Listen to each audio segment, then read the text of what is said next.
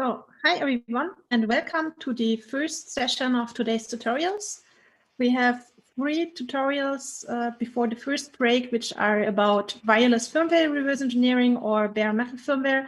The first one will be by Thomas or stack smashing about Ghidra, and then there will be another one about BaseSAFE fuzzing, and we end the first round with Avatar 2. And later on, we will also have further tutorials, which you can check out on the WiSec website. And with this, I'm handing over to Stack Smashing's first video. Let's see. Hey, and welcome to this quick firmware reverse engineering with Ghidra workshop. My name is Thomas Roth. I'm a security researcher and trainer. I also run a YouTube channel called Stack Smashing, where I talk about hardware hacking, reverse engineering, and all kinds of stuff. And if you want to follow along with what I'm showing you today, you can find all the binaries and so on stacksmashing.net/wisec21. Now, we will today look at bare metal firmware. If you look at a regular computer or a more sophisticated embedded system, your application will run on top of an operating system, and the operating system will then use drivers to talk to the hardware. On bare metal systems, such as the ones that we are looking at today, our application will run directly on the hardware without anything in between except maybe a couple of libraries or a very simple real-time operating system such as FreeRTOS or Zephyr. Now, the most popular architecture for embedded systems nowadays is ARM. And ARM has a couple of big families, Cortex-A, Cortex-R and Cortex-M. And Cortex-M is the microcontroller family of ARM. And so that's the one that we are looking at today, and that's the one where you will find most bare metal firmware nowadays. Now, Cortex-M doesn't have a memory management unit, so you can't even run a real operating system with like virtual memory and so on, even if you wanted to. And it runs from a couple of megahertz up to a couple of 100 megahertz, really. They also have a relatively small amount of flash and RAM, so we are talking about 500 kilobytes to a couple of megabytes of flash and RAM in most cases. They are also mostly single core, though nowadays even multi-core Cortex-Ms are really getting much more common. Now, as always with ARM, there are a ton of different versions, and the same is true for the Cortex-M family. And so we have a ton of different Cortex-M processors nowadays, so M0, M0 Plus, and so on. And the Wikipedia has this great comparison of all the different types. For us, it doesn't really matter. The main differences are instruction pipeline length, computer architecture, so von Neumann versus Harvard, and also whether there's, for example, floating point support and so on and so forth. But for a reverse engineer, it mostly doesn't matter. One important thing though about Cortex-M is the instruction set. The Cortex-M processors do not support the regular ARM instruction set, so not the regular 32-bit ARM instruction set. Instead, they only support thumb v1 and also a subset of thumb v2. This means that instructions will be mainly 16 bits wide, with a couple of 30-byte wide instructions in between. Now, the most common Cortex-M microcontroller that I see in the wild are STM32 microcontrollers from ST Microelectronics. These microcontrollers come in a ton of different sizes, a ton of different feature sets, and so for example, they might just have GPIO, serial, and I2C, or they can get much more complex. And so for example, if we look at the diagram of an STM32F446, we can see it has a ton of features. And so it has a camera interface, it has 4 SPI peripherals, a CAN bus, USB OTG, USB OTG, second one, SDMMC, HDMI CEC, and so on and so forth. And so without an operating system, you can imagine it's a bit more complicated to use a lot of these peripherals. Now, on the physical side, if we look at the chip on what's called the pinout diagram, we can see that the pins, the physical pins of the CPU are organized in what's called ports. And so, for example, we have port A, which has 16 pins, PA0, PA1, and so on and so forth. And onto these pins, we can connect external peripherals. So, for example, an LED, we could connect to a pin, and then if we set the pin to be in GPIO mode, which is general purpose input-output mode, we could turn it on and off. If we connect, let's say, a display, it might require a couple of more pins, a couple of more data lines basically to get working. In those cases, we would set the pins that are used to control the external peripheral into a different mode. And so this could be I2C mode, SPI mode, and so on and so forth. On this chip, we have multiple ports, and so we also have port B and we also have port C. And we also have a couple of pins that that can either be part of a port or that can have a special function depending on the exact configuration. Now, without an operating system, how do we talk to all of these peripherals that are integrated into the chip? This is done using something called memory mapped peripherals or memory mapped I/O.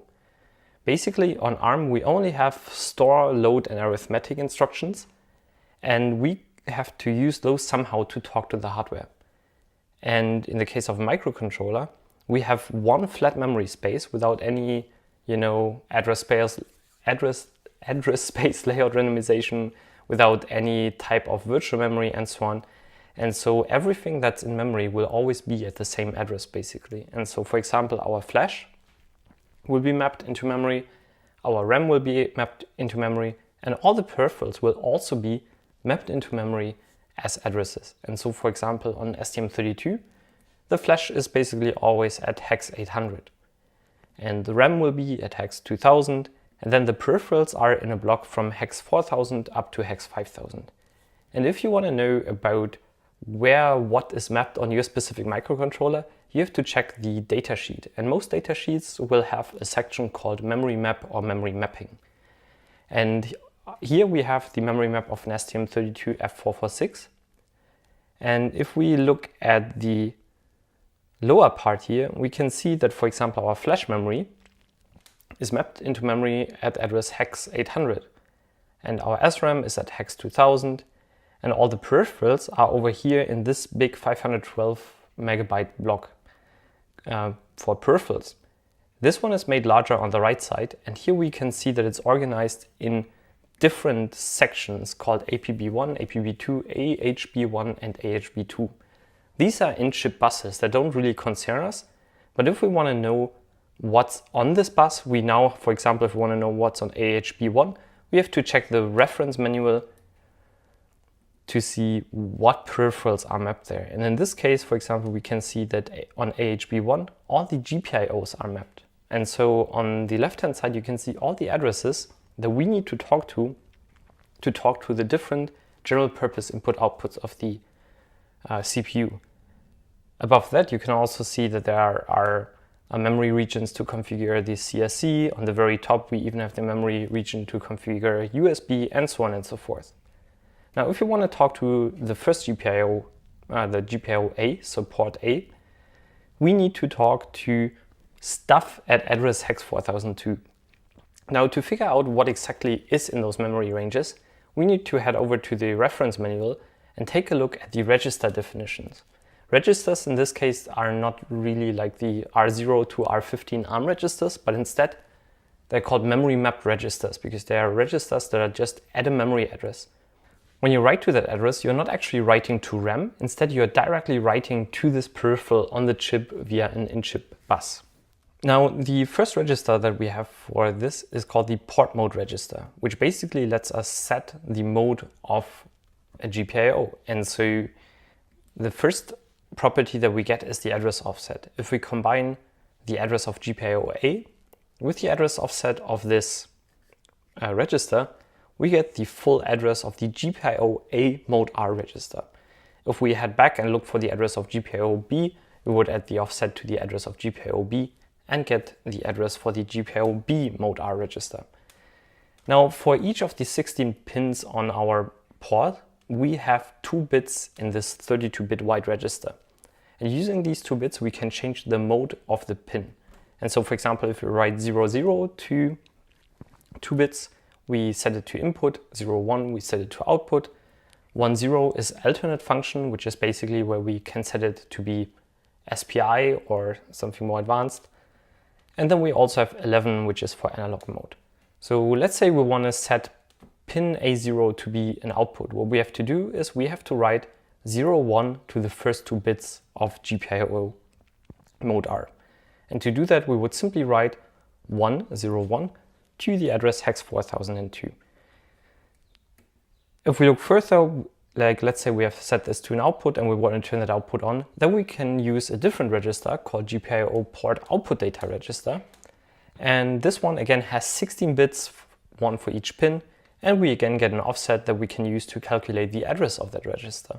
And so if we want to turn on pin A0 and pin A1, what we can do is we can simply write binary 11, which is 3 in hex, to the first 2 bits of the register, and then, for example, a connected LED would turn on, or we write 0 and it would turn off.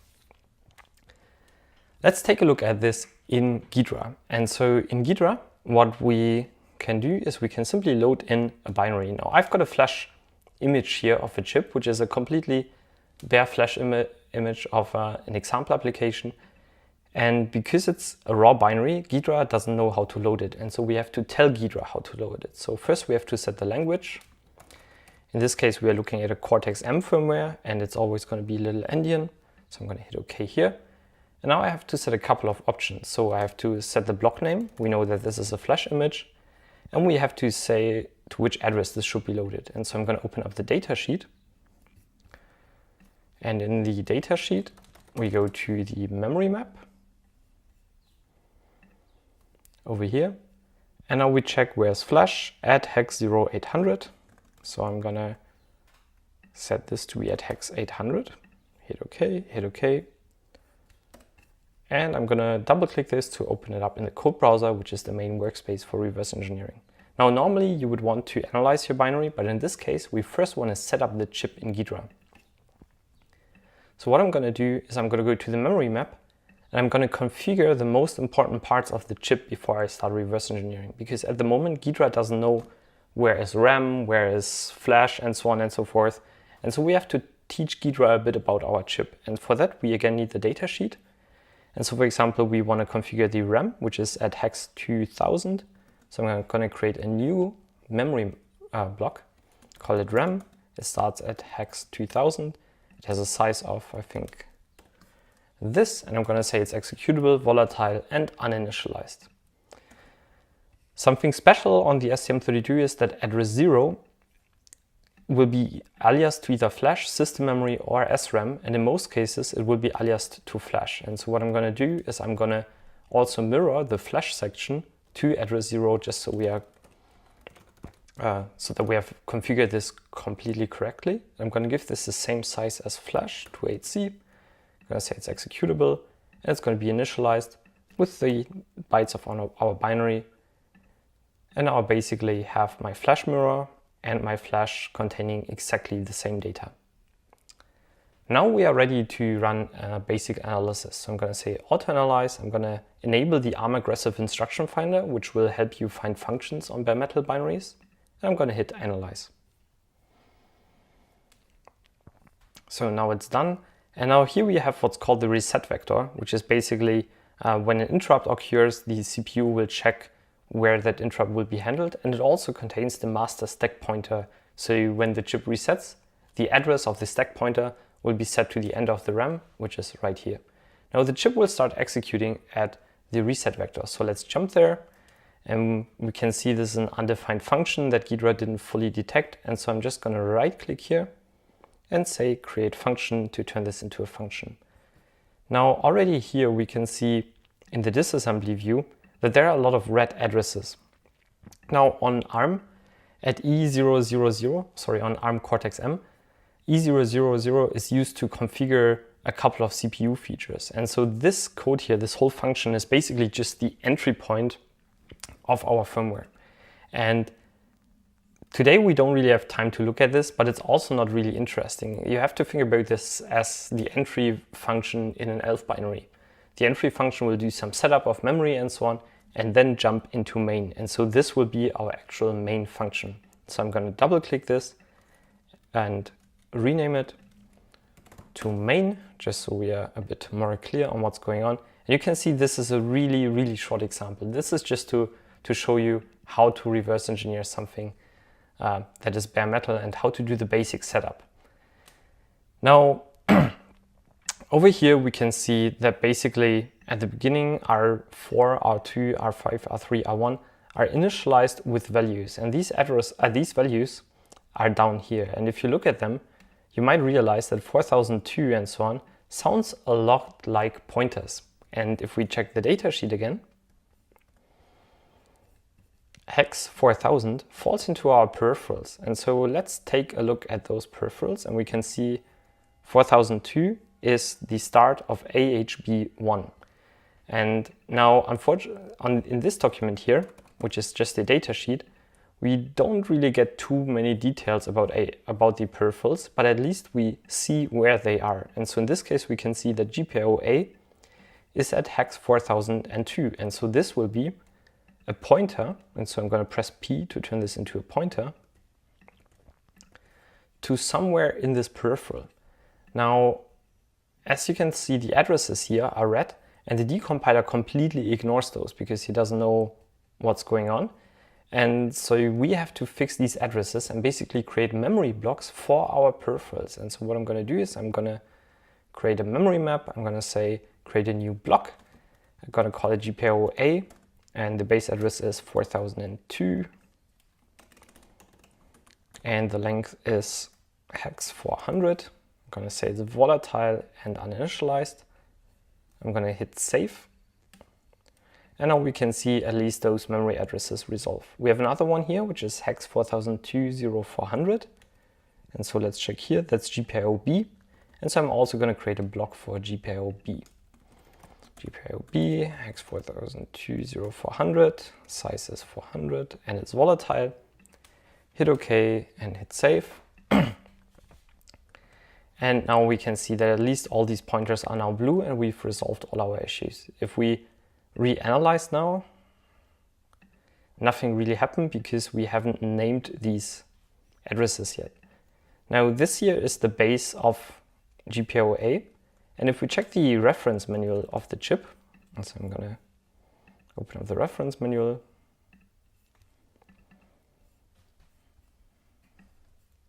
And we go to the part about GPIO registers, we can see GPIO mode R, X equals A to H, because we have GPIO A, B, C, D, E, and so on, is at address offset 0. And so we can name, this GPIO A mode R. And this one here, I will just skip it because we don't have so much time today, is GPIO A ODR, which is the output data register. And as we do that, we can see that our code becomes more and more clear the more we add here. And so, for example, if we do the same for 400, this will be GPIO B mode R register, and so on. And we slowly clean this up. Now, in this simple example, this is already like bothersome and a lot of work. And so luckily there are ways to make this all a bit easier and to automate this process of basically finding out what's going on here. But let's quickly look at this so we can see mode R is set. So something is set to be an output or an input, and then output data is written. And so, for example, an LED is turned on or turned off. Now, this is really not a lot of fun to do by hand, especially for large chips, because if we look, for example, at the reference manual, there are a ton of different peripherals that we would have to configure this way. And now this is a good candidate for a script. And I wrote a script that does exactly this. It's called SVD loader. And so it turns out that for debugging tools, there's something called SVD, system view description.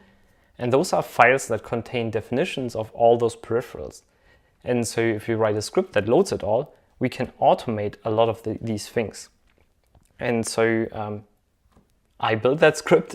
You can find it as SVD loader, and it basically turns the raw addresses into automatically created memory maps and structures and so on. That makes it all a bit easier. And so let's quickly apply it to see how this works. And so I'm going to load the same binary again.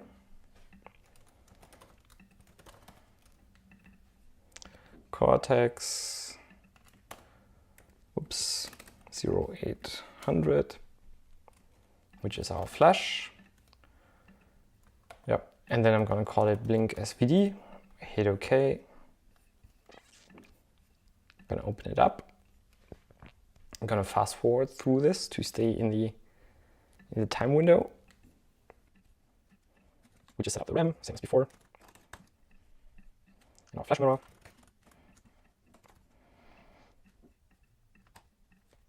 And now we are done. Now, before running analysis, I'm going to run the script. And so I'm going to search for SVD in my scripts that I've already got configured. I'm going to double click SVD loader. And now it will ask me to select an SVD. Now I've already got it selected here. So I'm just going to load the SVD for the STM32F446. And now it will run for a bit. And now you can see it created a ton of memory regions. And if we check the memory map, you can see there's a lot of new regions. And you can also see that there's a new namespace for peripherals where you can see all the different peripherals used by the chip and so on. Now, if we now analyze the binary after setting this all up, so I'm going to go to Analysis, Auto-Analyze, enable the aggressive instruction finder. Now, what happens now is that all the references to, for example, the GPIO-A will be automatically refound by Ghidra. And so, for example, if we check here and we convert a couple of remaining things to pointers, now we can see that all the annotation of those peripherals was automatically done. And so you can really just read GPIO-A, GPIO-B, and so on and so forth, which makes your life much, much easier. And this is really a big help when analyzing large firmwares. And so because now we can reverse engineer this, so we can see this 400. We know this is a bit mask, and so I'm going to convert it. Oops, I'm going to say right click, convert into binary. And so now we can count. We know that the mode R register has 2 bits per pin. So pin 0, 1, 2, 3, 4. So pin 5 is set to be an output. It's set to be 0, 1. And we saw earlier in the reference manual, if we go to GPIO X mode R. And so if we go to GPIO X mode R, we can see that writing 0, 1 to this will turn it into an output.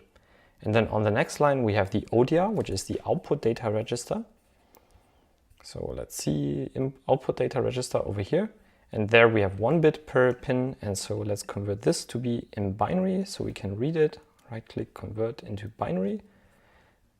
0, 1, 2, 3, 4, 5. And so this will turn on pin 5. Next, we can see GPIO-B set to 0. So this just says GPIO-B because GPIO-B has the same address as the mode R register. And so we don't see the struct lookup basically. But basically it's setting it all to 0 and zeros for mode R. If we go up, are inputs, and so it's setting everything on GPIO-B to be an input. It also sets some POPDR, which is pull up and pull down. And then it keeps reading the input data register of GPIO-B, and it basically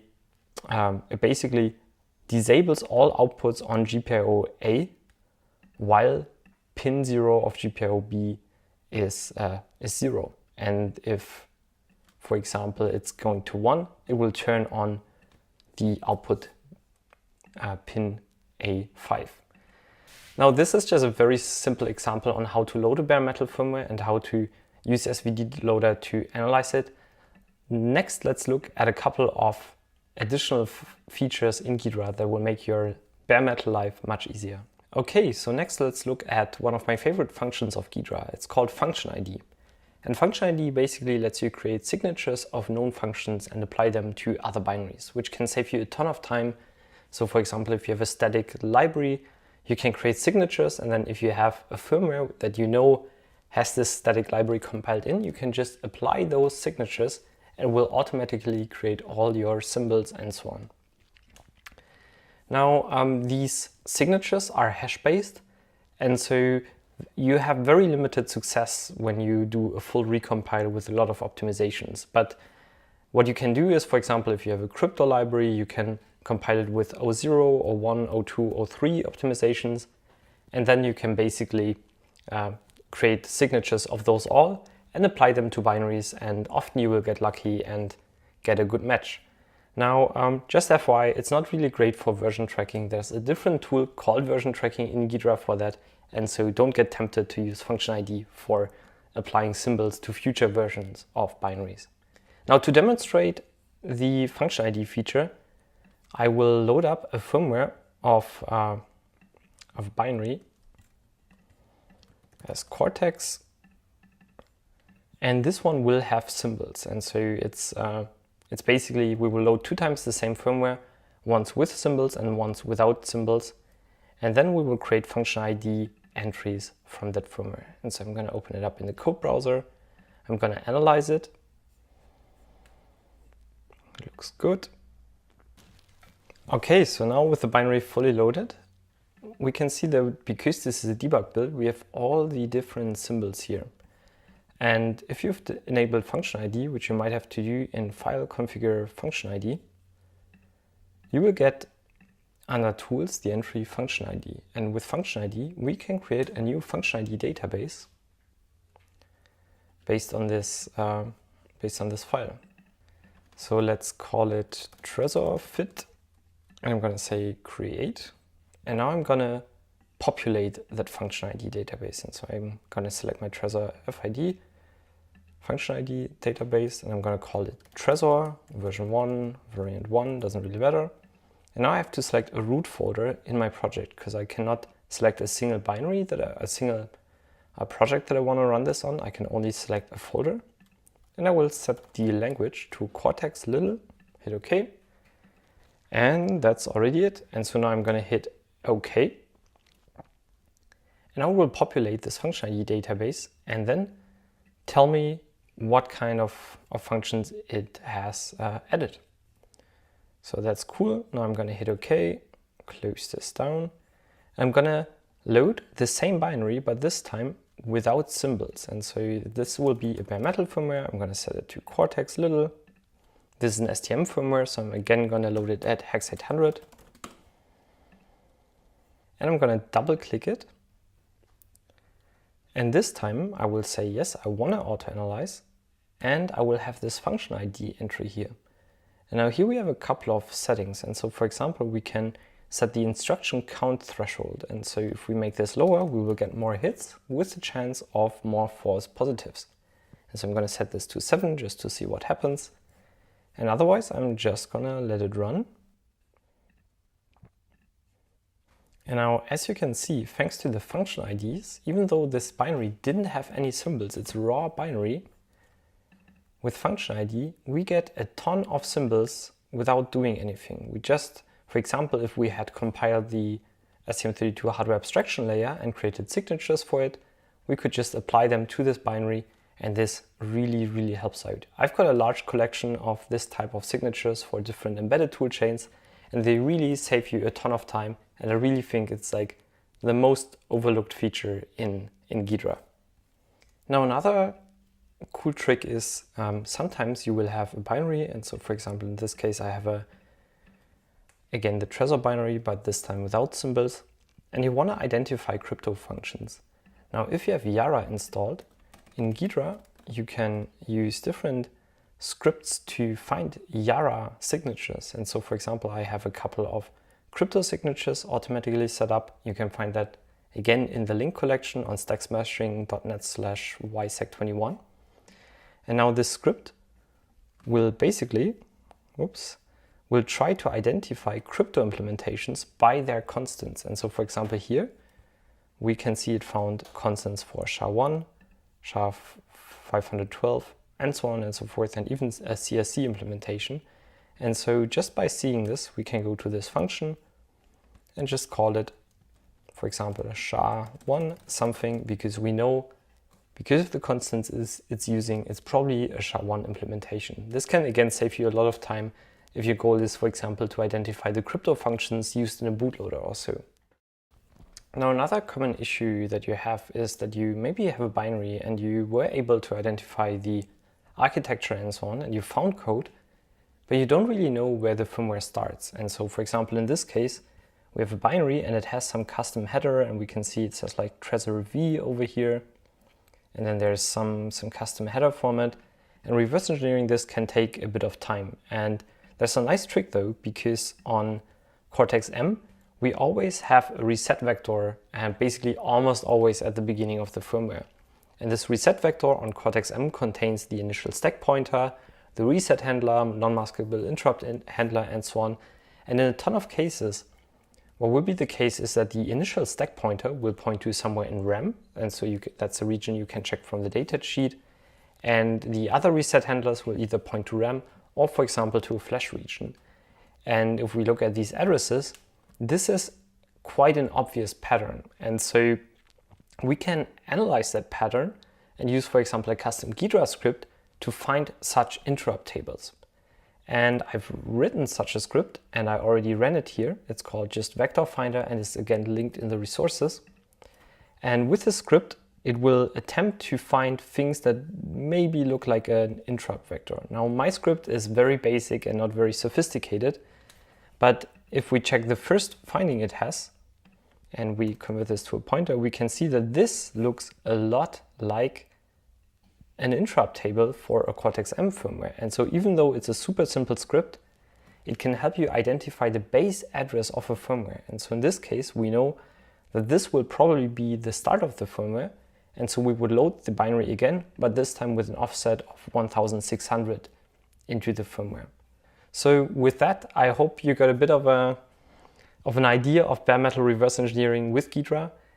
You can again find a couple of more resources on my YouTube channel, or feel free to drop me a DM on Twitter or so, and I'm happy to help. Thank you for coming and hopefully see you soon.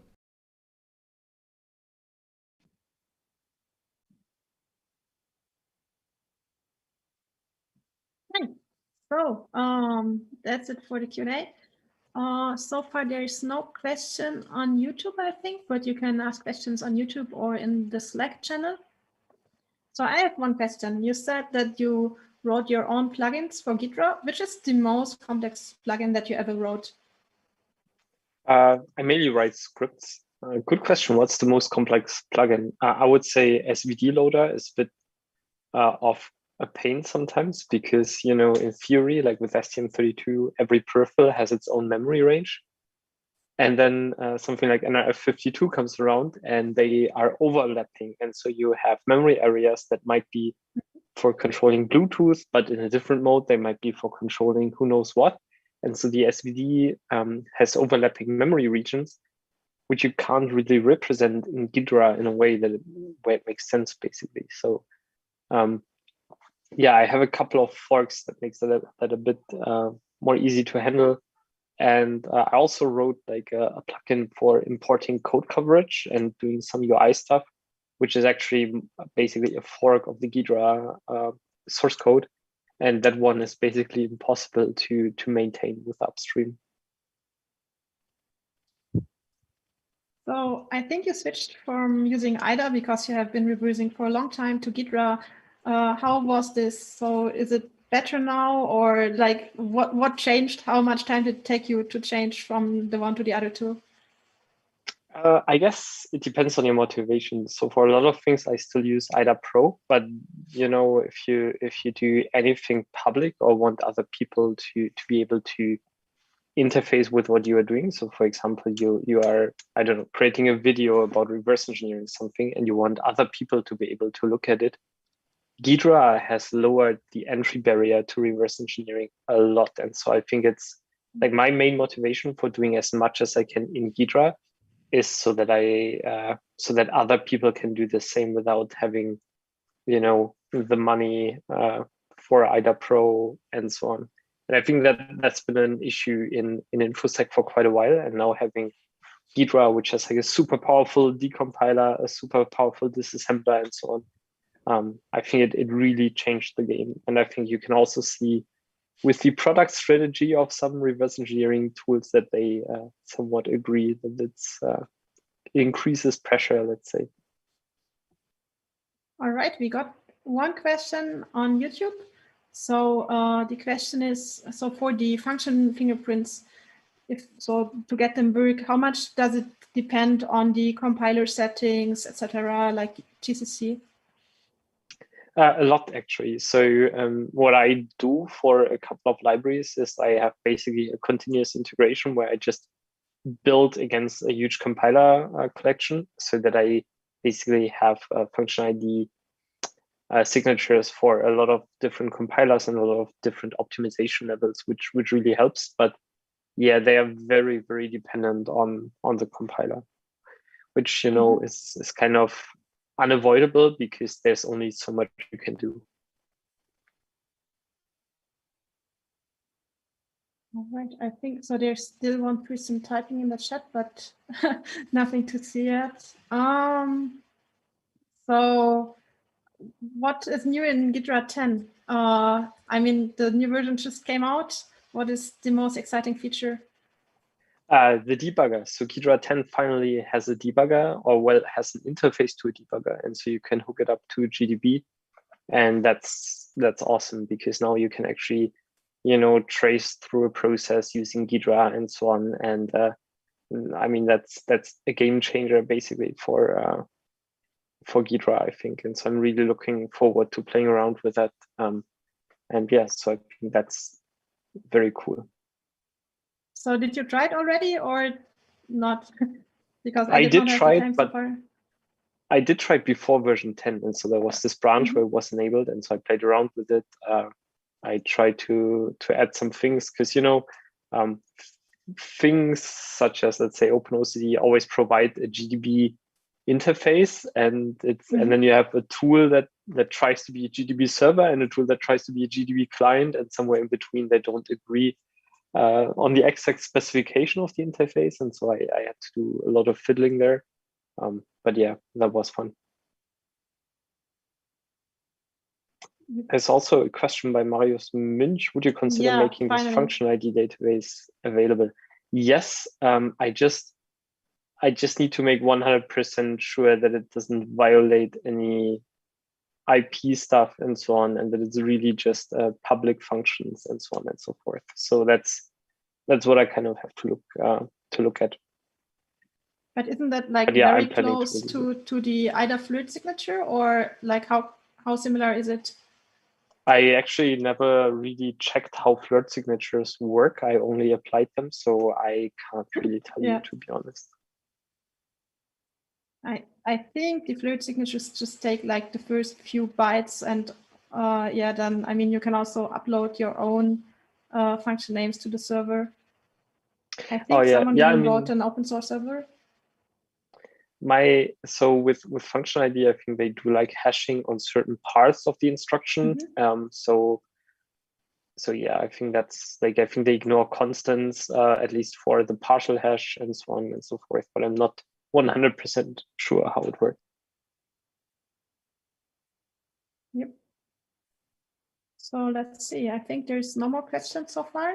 But the next tutorial is also scheduled to start in 2 minutes. Is there still something that you want to add to the stuff that you said, to the tutorial, etc.?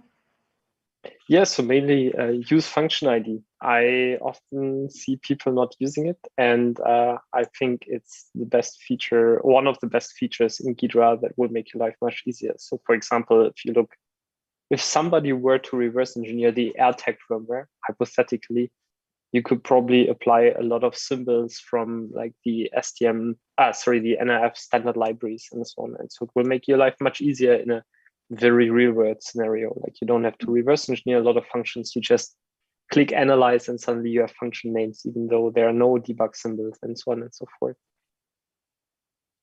Someone else just asked if you know if it's possible to use bindiff in Ghidra to match similar functions like the function ID feature.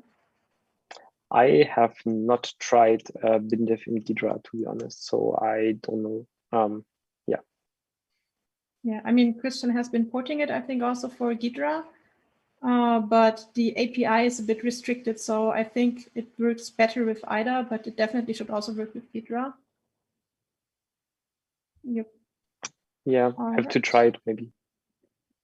Yeah. So with this, I'm handing over to the next tutorial, which is by Dominik, and it's going to be about fuzzing with BaseSAFE.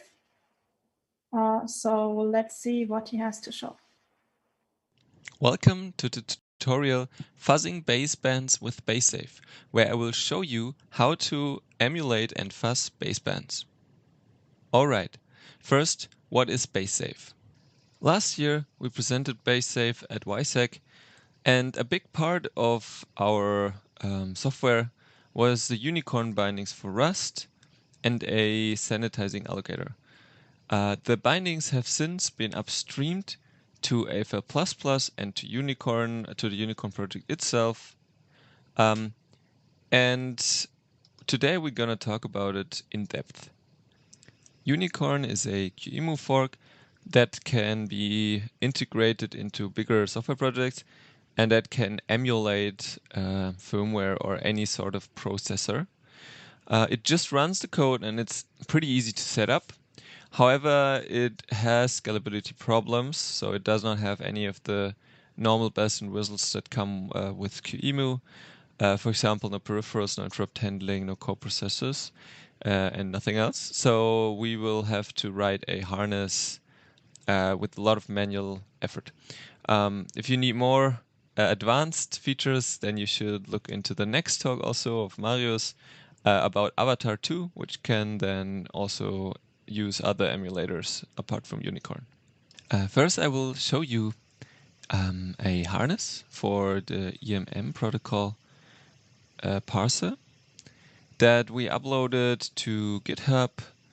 Everything I'm talking about today can be found at our GitHub page over at fg-sect/BaseSAFE. Let's get into it. Here you can see a harness. You don't have to look into it too deeply at the moment, but you can see that there are a lot of hooks, and the hooks we had to place either because the baseband tries to access something that state that doesn't have been set up properly, or we added hooks to get memory sanitization by swapping out the allocator of the baseband. For example, this is the init hook, and this hook writes memory into its proper position according to how the baseband is set up.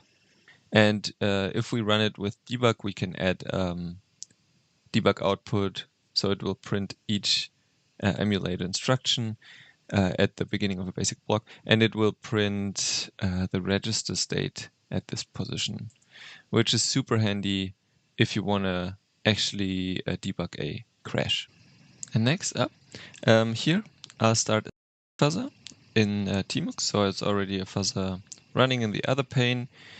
Here, this one's running too now, and they will, do all the normal AFL stuff. They sync their test cases over the normal out there.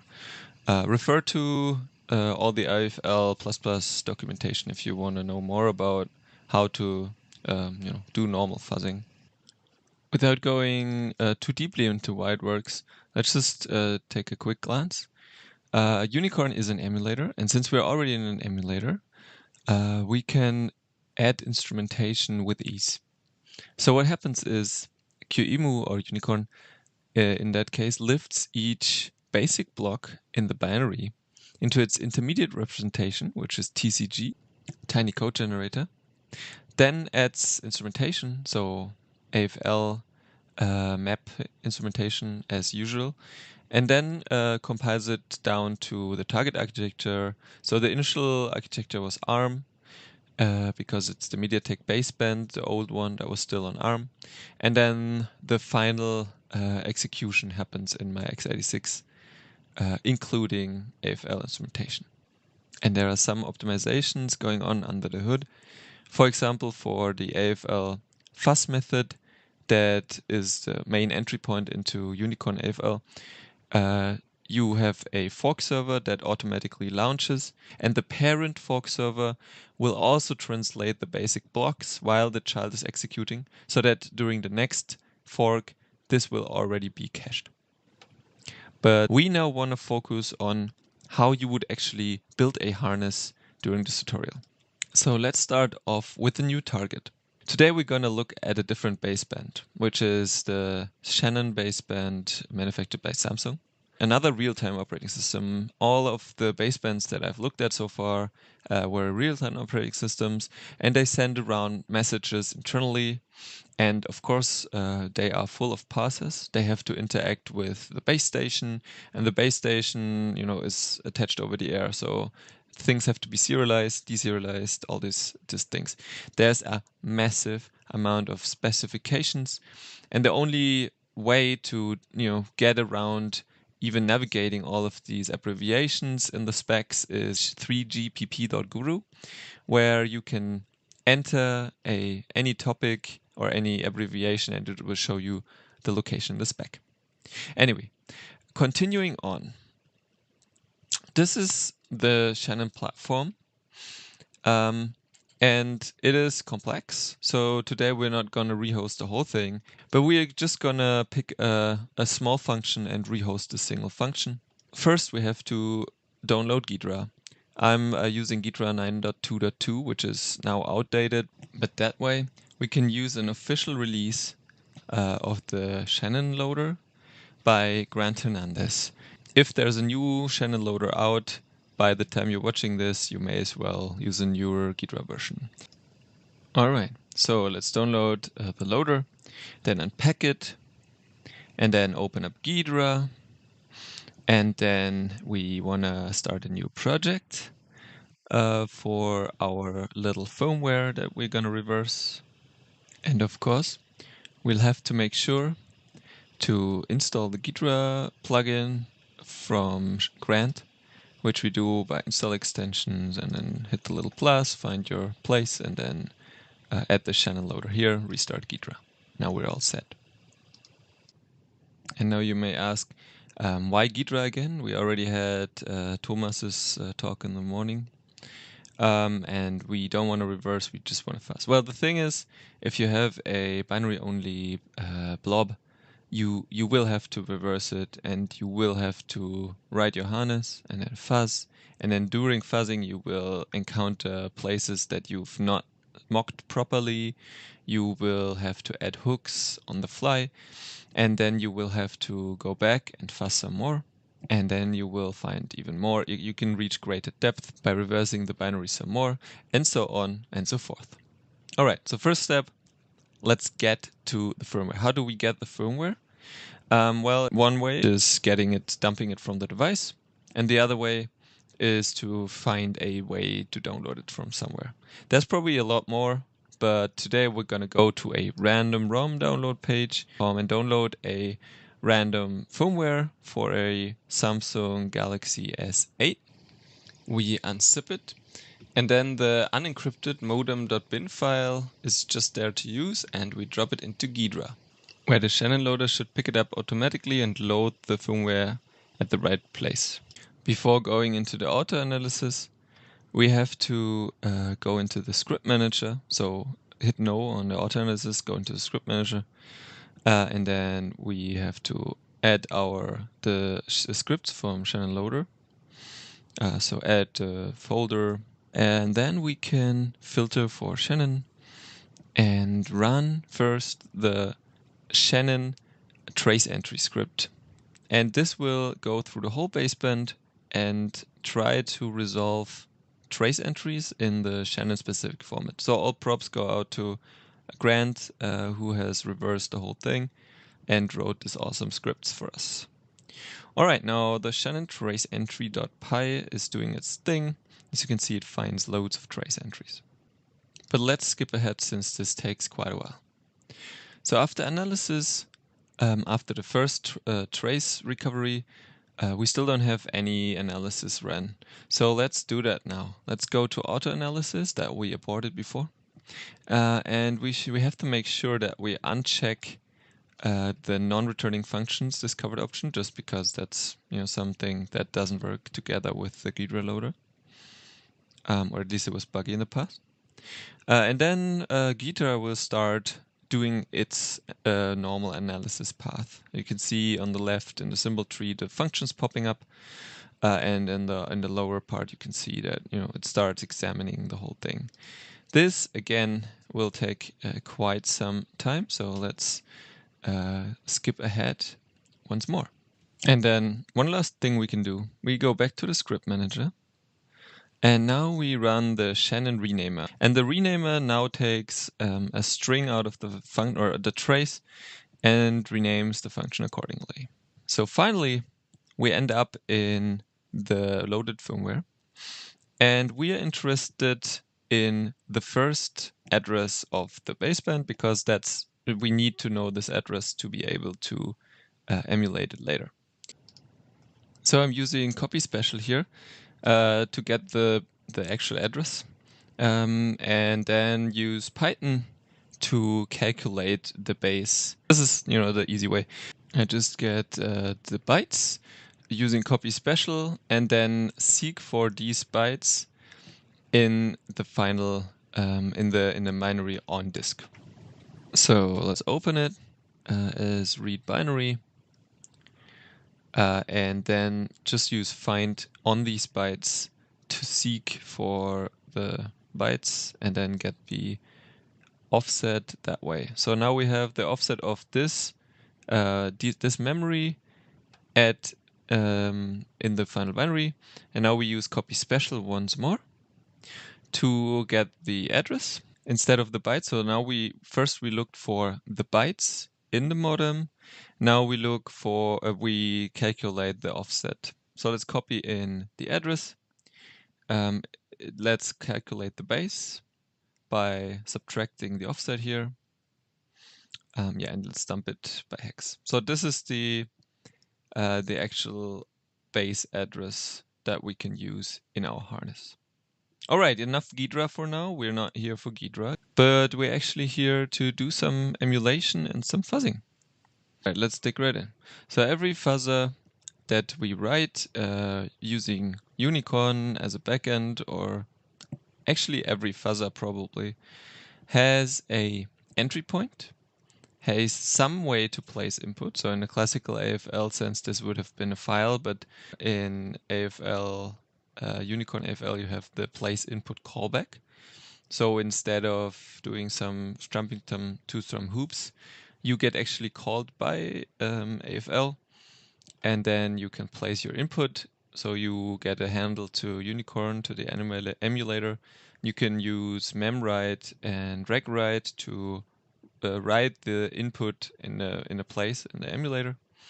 And then there's a validate crash callback, which gets called after the execution. And then there, apart from the entry point, there are n amount of exit points where you can finish the execution. Right, so that makes sense. In the beginning, entry point, that's where the fuzzing starts. Before that, you can already set up your state. Then there's, for each iteration of the fuzzer, there's a place input callback that gets called.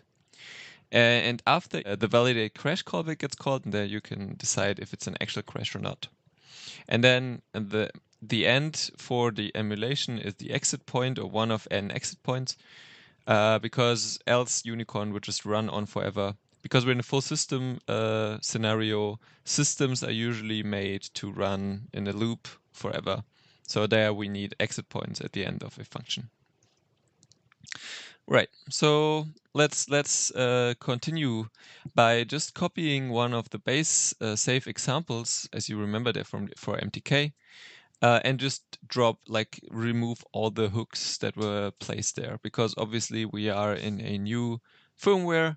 We don't need any of the old hooks. None of the addresses will match up. I said that it's an iterative process and we have to reverse along the way. And now we need to find something cool to reverse or to fuzz. So my go-to thing, at least in older firmware, is to first look for ASN 1 parsers. ASN now is mostly auto-generated, so the newer parsers aren't that interesting anymore, but let's see.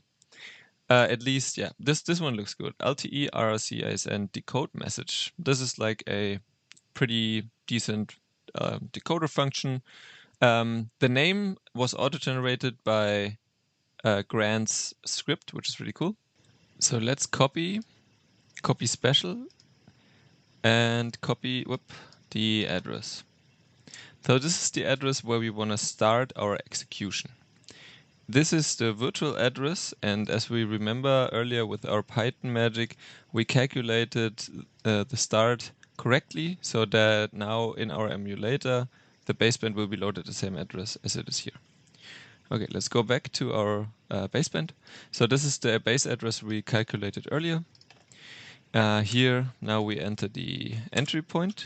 And there's one more thing apart from the 0x here that we have to be aware of. And that is that actually this address here or this assembly code, ARM assembly code, is only 2 bytes, and that means it's thumb.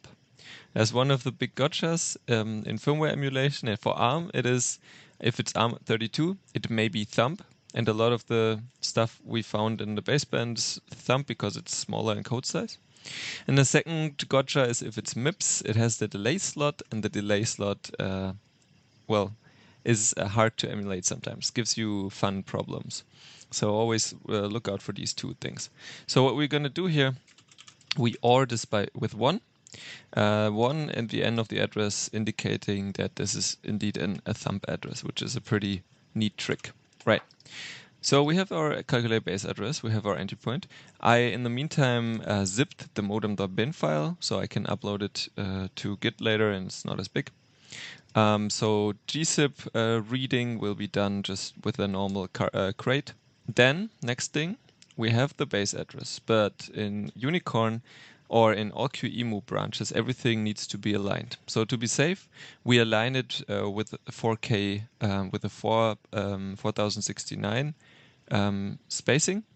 So everything before the start of this page, we just consider header, and we just cut it off by aligning the start address here.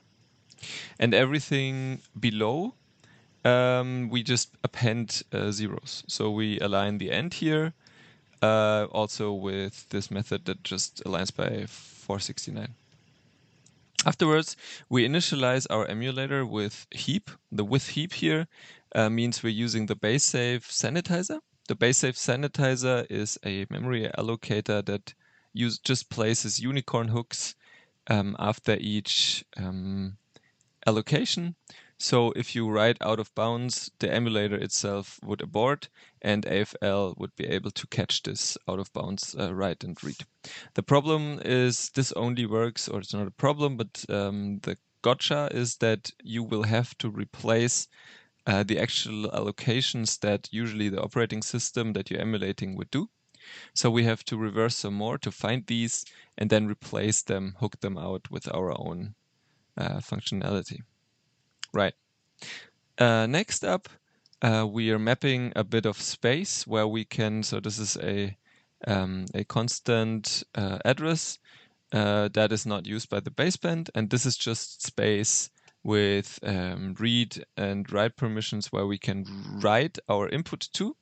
Next, we set up a stack so that it has air to breathe, and we map read-write stack for this. We don't need executable stack here in this baseband, I think, at least in our little example.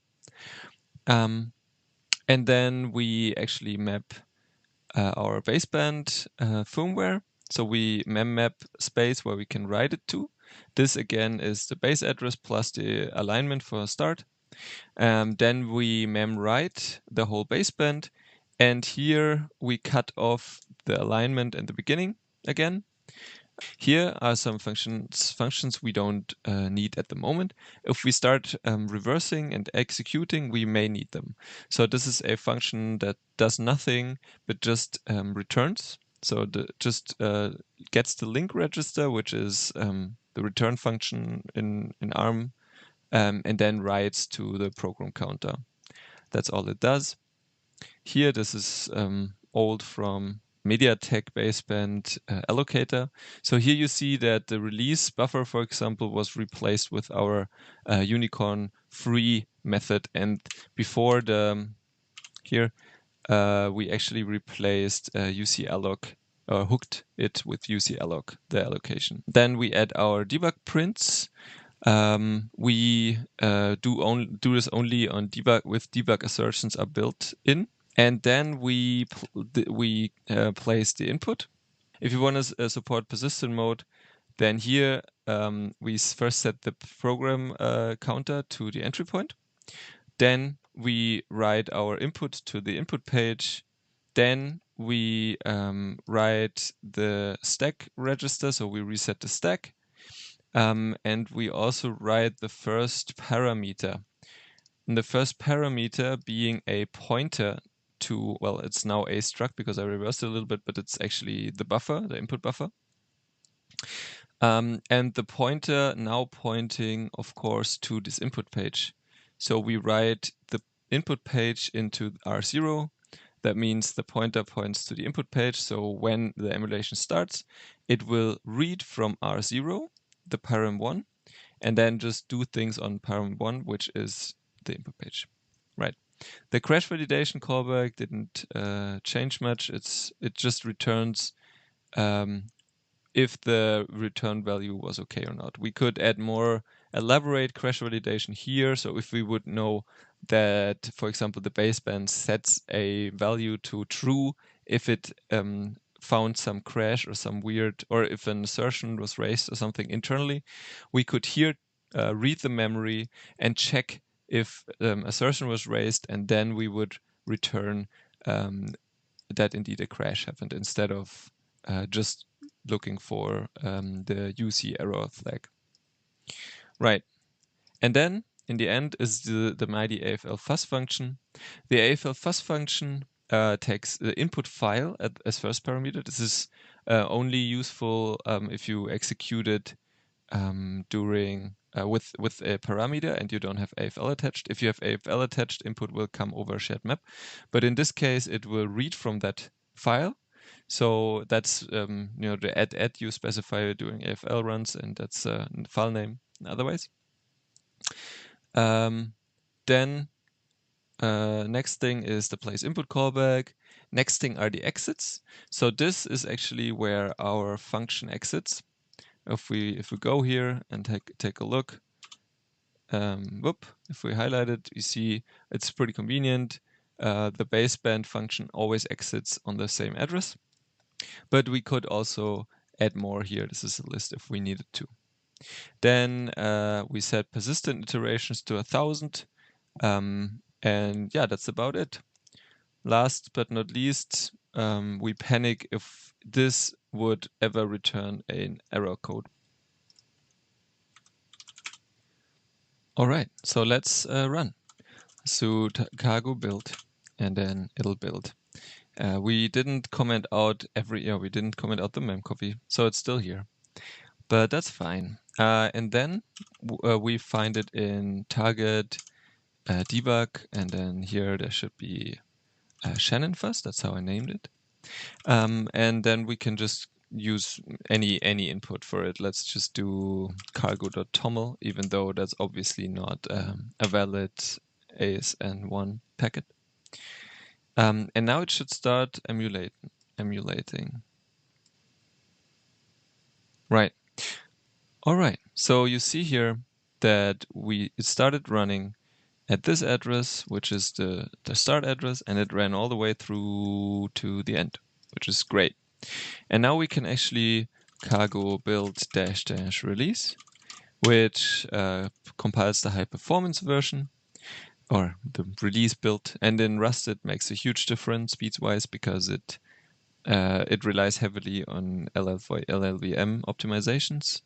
Yeah, it takes a bit to build because of Capstone, for example, which we rely on for the disassembly here. And then it built. So let's continue. Now we have a release mode. So if we go to target release Shannon fuzz and run it with the same, what did I use, cargo.toml, it should go A, a lot faster, and B, it just immediately exited. So it didn't print any of the disassembly, which is good because we want speed. And now what we can do is we do AFL fuzz, which is AFL++, and then we do an in folder, let's use data here, and an out folder, let's use out. And then we can do exactly this, target release Shannon fuzz. And now what we have to do, we have to replace the input file with add. So add tells AFL, this is the command line, just replace this with the input. Under the hood, actually, AFL++ doesn't actually use it anymore, but it will deliver the input via shared map. It's a different thing. All right, we forgot spaces. Okay, let's do it again. Right, now, yeah, it runs and it found a few test cases already. So probably we don't explore the binary deep enough yet. So now the tedious part of emulation starts. Now we have to look into where it crashes. So what we do is, so this is probably very likely a false positive and not a real crash. So to triage this, we go to target, debug, because now we want the debug output, Shannon fuzz, and then we go to out default, because we're the main node and we didn't specify name, so the main node will always be default in AFL++. And then, so if we would spawn a secondary, it would be -s and then name of the secondary node. So out default crashes, and then just name of the crash. And now we execute it, and it will print us every single basic block, the beginning of the basic block and the register state at this block, and it will also print why it aborted. So it returned with an invalid memory fetch at this location with these registers. Now we could go into, I mean, we don't even need to, but we can go into Ghidra here.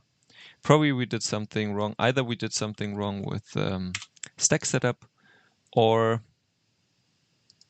we went to a very different place in the binary. Yeah, well, where did we go? Yeah, we went way off track, which is probably good. This means that we actually went pretty far in our emulation. Anyway, now we would need to start and dig deeper into the target and find out what crashed or what didn't work. And this is left as a task to the fellow listener at home. You can always check out the already existing baseband harnesses for MTK. There we already hooked pretty much every function that we needed to hook. And this is a new baseband, so there's a lot of new challenges that await. Sweet. Now we have seen how to build or how to load and emulate baseband that we first decompiled using, or we never decompile, that we first reverse engineered using Ghidra, and then emulated it just as we did in BaseSAFE. Now, for full system emulation, this is not ideal. We just rehosted a single function, but as I noted in the beginning, Unicorn lacks hardware, peripherals, and memory map devices, as well as interrupt controllers and everything else. So for full system, I would always advise to go with, for example, Panda, or some other way to use a full-blown QEMU. There are also other emulators around for different, if you have a very specific architecture. If you just need a single function, but your architecture is very odd, always look at Ghidra, because Ghidra actually can emulate P-code-based firmware, or P-code is the intermediate language of Ghidra, and can actually be used for emulation. As you can see in this Airbus blog post, they actually used it and hooked AFL up to Ghidra to fuzz a different architecture. All right, with that said, if you want to do full system, watch out for the next talk by Marius. Thank you so much for your attention. You will find all of today's resources under fgzect/basesafe on GitHub in the example repository. And also keep an eye on to the Unicorn AFL, AFL++ branch, and in the future to libAFL. Now I'm open for questions.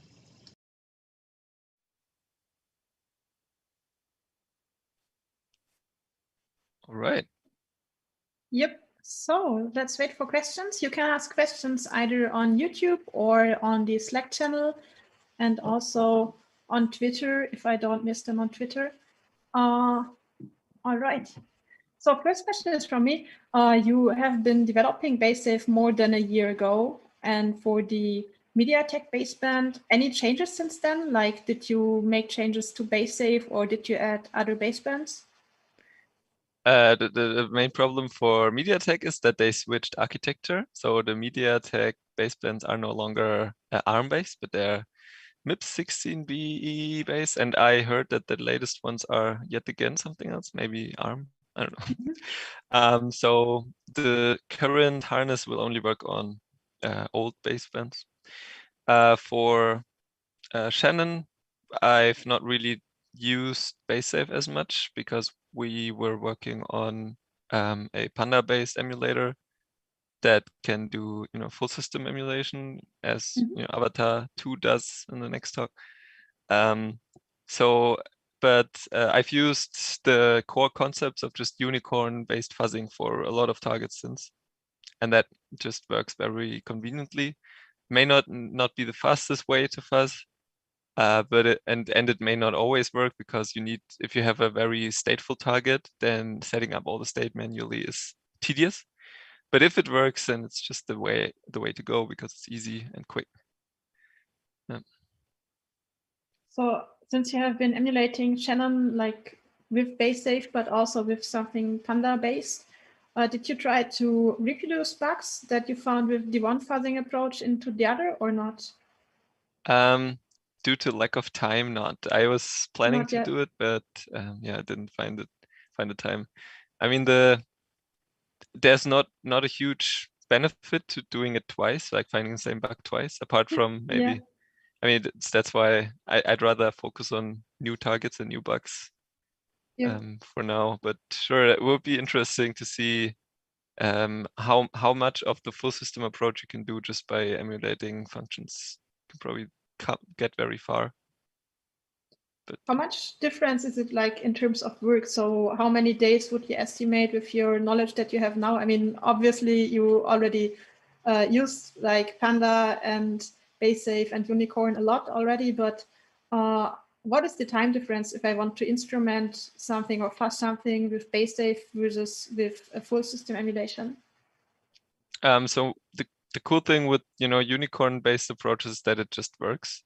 Panda is hard to answer because if you go for a full system, so booting up the operating system from the ground up to a place where it's actually up and you can interact with the RTOS or something, it takes a lot of time and needs a lot of reverse engineering.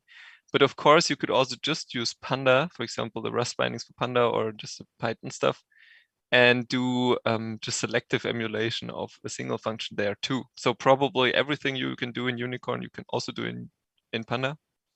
You just have to first add the fuzzer binding somehow or instrumentation for QEMU, which is which doesn't come out of the box yet, but who knows? Let's wait for the future. So how much time would it take to boot a baseband firmware, or like how much work is it? Because it's just that a lot longer, but it's still hard to estimate. It's really hard to estimate because I mean, for the ones where we know how to do it, it's pretty quick now that we have the tool readily available. But for a new target, you basically have to start from the beginning and reverse every roadblock. And I mean, just a long time. But yeah, actually, that's probably a question also you can ask Marius later. So it's also the right guy to ask about this. All right. Do you know of anyone who used BaseSAFE already for their projects? So any overlap or any advances from publishing it? Apart from maybe your student that I've talked to once, that's probably the only person who approached me. But the underlying unicorn bindings, I know that people do use it in the field or in practice. So the actual fuzzer bindings that came out of this are actively used for sure. But I don't know how many people use it for baseband emulation at this point. Or I mean, baseband emulation is very niche, I guess. So there's only a few people who do firmware security, and then wireless is like super special again. Yeah, it's also pretty. It's a fun field though. I mean, the baseband firmware has everything. It has TCP stack, has higher level stacks for voice communication. It has so many stacks, you can definitely still find a lot of things in there. It's just also quite some work to get into. How big is such a baseband firmware? Like how many megabytes, how many functions? Big. Let me think. I think the gzip thing that I uploaded for Shannon was 16 megabytes, and the whole thing is, I think, unpacked 44 megabytes or something. That one. So that's the the raw byte heftiness, and then oh my god, so many functions. I would need to open Ghidra and count. I don't know. Yeah.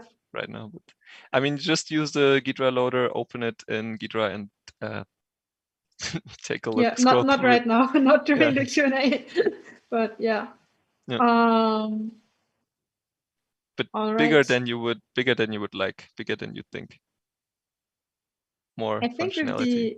with the MediaTek version of BaseSAFE, I think you found some bugs, didn't you? Did you report them? How did that go with MediaTek? Were they thankful? Did they react? Not really. No. Not really. No. So, the main stuff that we replayed a bug already presented at OffensiveCon, so that was not too interesting, I guess. And other things they would not really react. So I don't know. Maybe I just had the wrong contact or something. No, I think similar from my experience. But yeah, I think that the Shannon baseband, I guess the report went a bit more smooth. Yeah, Shannon. Actually, I'm not sure about the latest, but yeah, for sure. All right, then I won't ask. Yeah, I mean that's always an issue, right? So you said that MediaTek switched architectures, right? So moving BaseSAFE, moving BaseSAFE to another architecture, how much work would it be? Well, it's just so Unicorn, whatever supported by Unicorn works.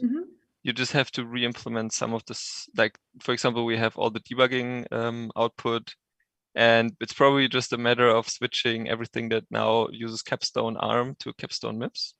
But then again, it's MIPS 16BE or something, and that could just not be supported by Unicorn because maybe nobody really knows that architecture. I don't know. It's probably has some weird.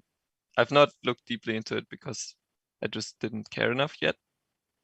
But there's probably some instructions you have to code into the old QEMU version or backport from newer QEMUs or something. So the relationship is Unicorn is basically just QEMU without everything around it. So all the attached devices and I don't know, everything basically just got stripped out and it's just the raw processor left. And yeah, you can probably backport everything from future QEMU versions because it's stuck on a very old version. However, they are planning to come out with a Unicorn 2. So maybe. Wow, when is that? Soon, but it has been soon for half a year now. Okay, yeah. I don't know. Yeah. So Harrison has one question on YouTube. So what techniques do you use for discovering functions in the baseband? That's a pretty good question. Well, but this, I mean, mainly drop it into the Ghidra loader and Grant just spend a lot of time.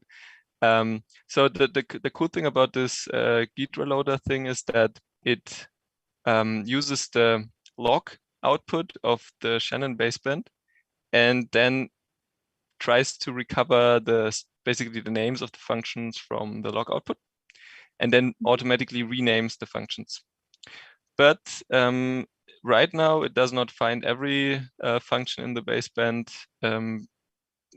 like indirect calls, and there's like a huge task table that it would find at the moment not find, and those you would just go in and reverse manually and like try to guess what our functions pointers and where they are, and it's just I don't know, it's tedious work. Yep, as always. All right, with this we already have the 10 minutes of Q&A. So thank you for the talk again.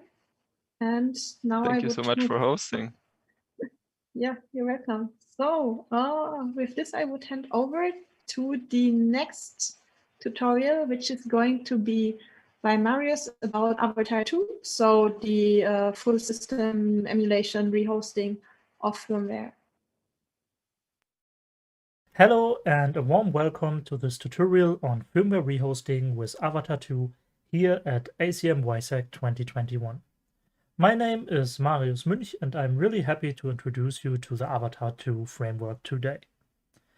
Let's dive right in and discuss a little bit what Avatar 2 is all about. If you watched the teaser, you probably saw a graphic which looks similar to what we have here. And this is really good because it's a good visual summary of what Avatar 2 is about. In a nutshell, Avatar 2 is a multi-target orchestration system which is designed to interconnect different emulators, debuggers, and physical embedded devices, with the ultimate goal to ease firmware rehosting and firmware emulation. And this may sound a bit abstract right now, but don't worry, it will get all more clear, hopefully, during this tutorial. The tutorial is really designed as a hands-on, step-by-step hacking session on how to get started with Avatar 2. So we will first look into how to actually install the framework.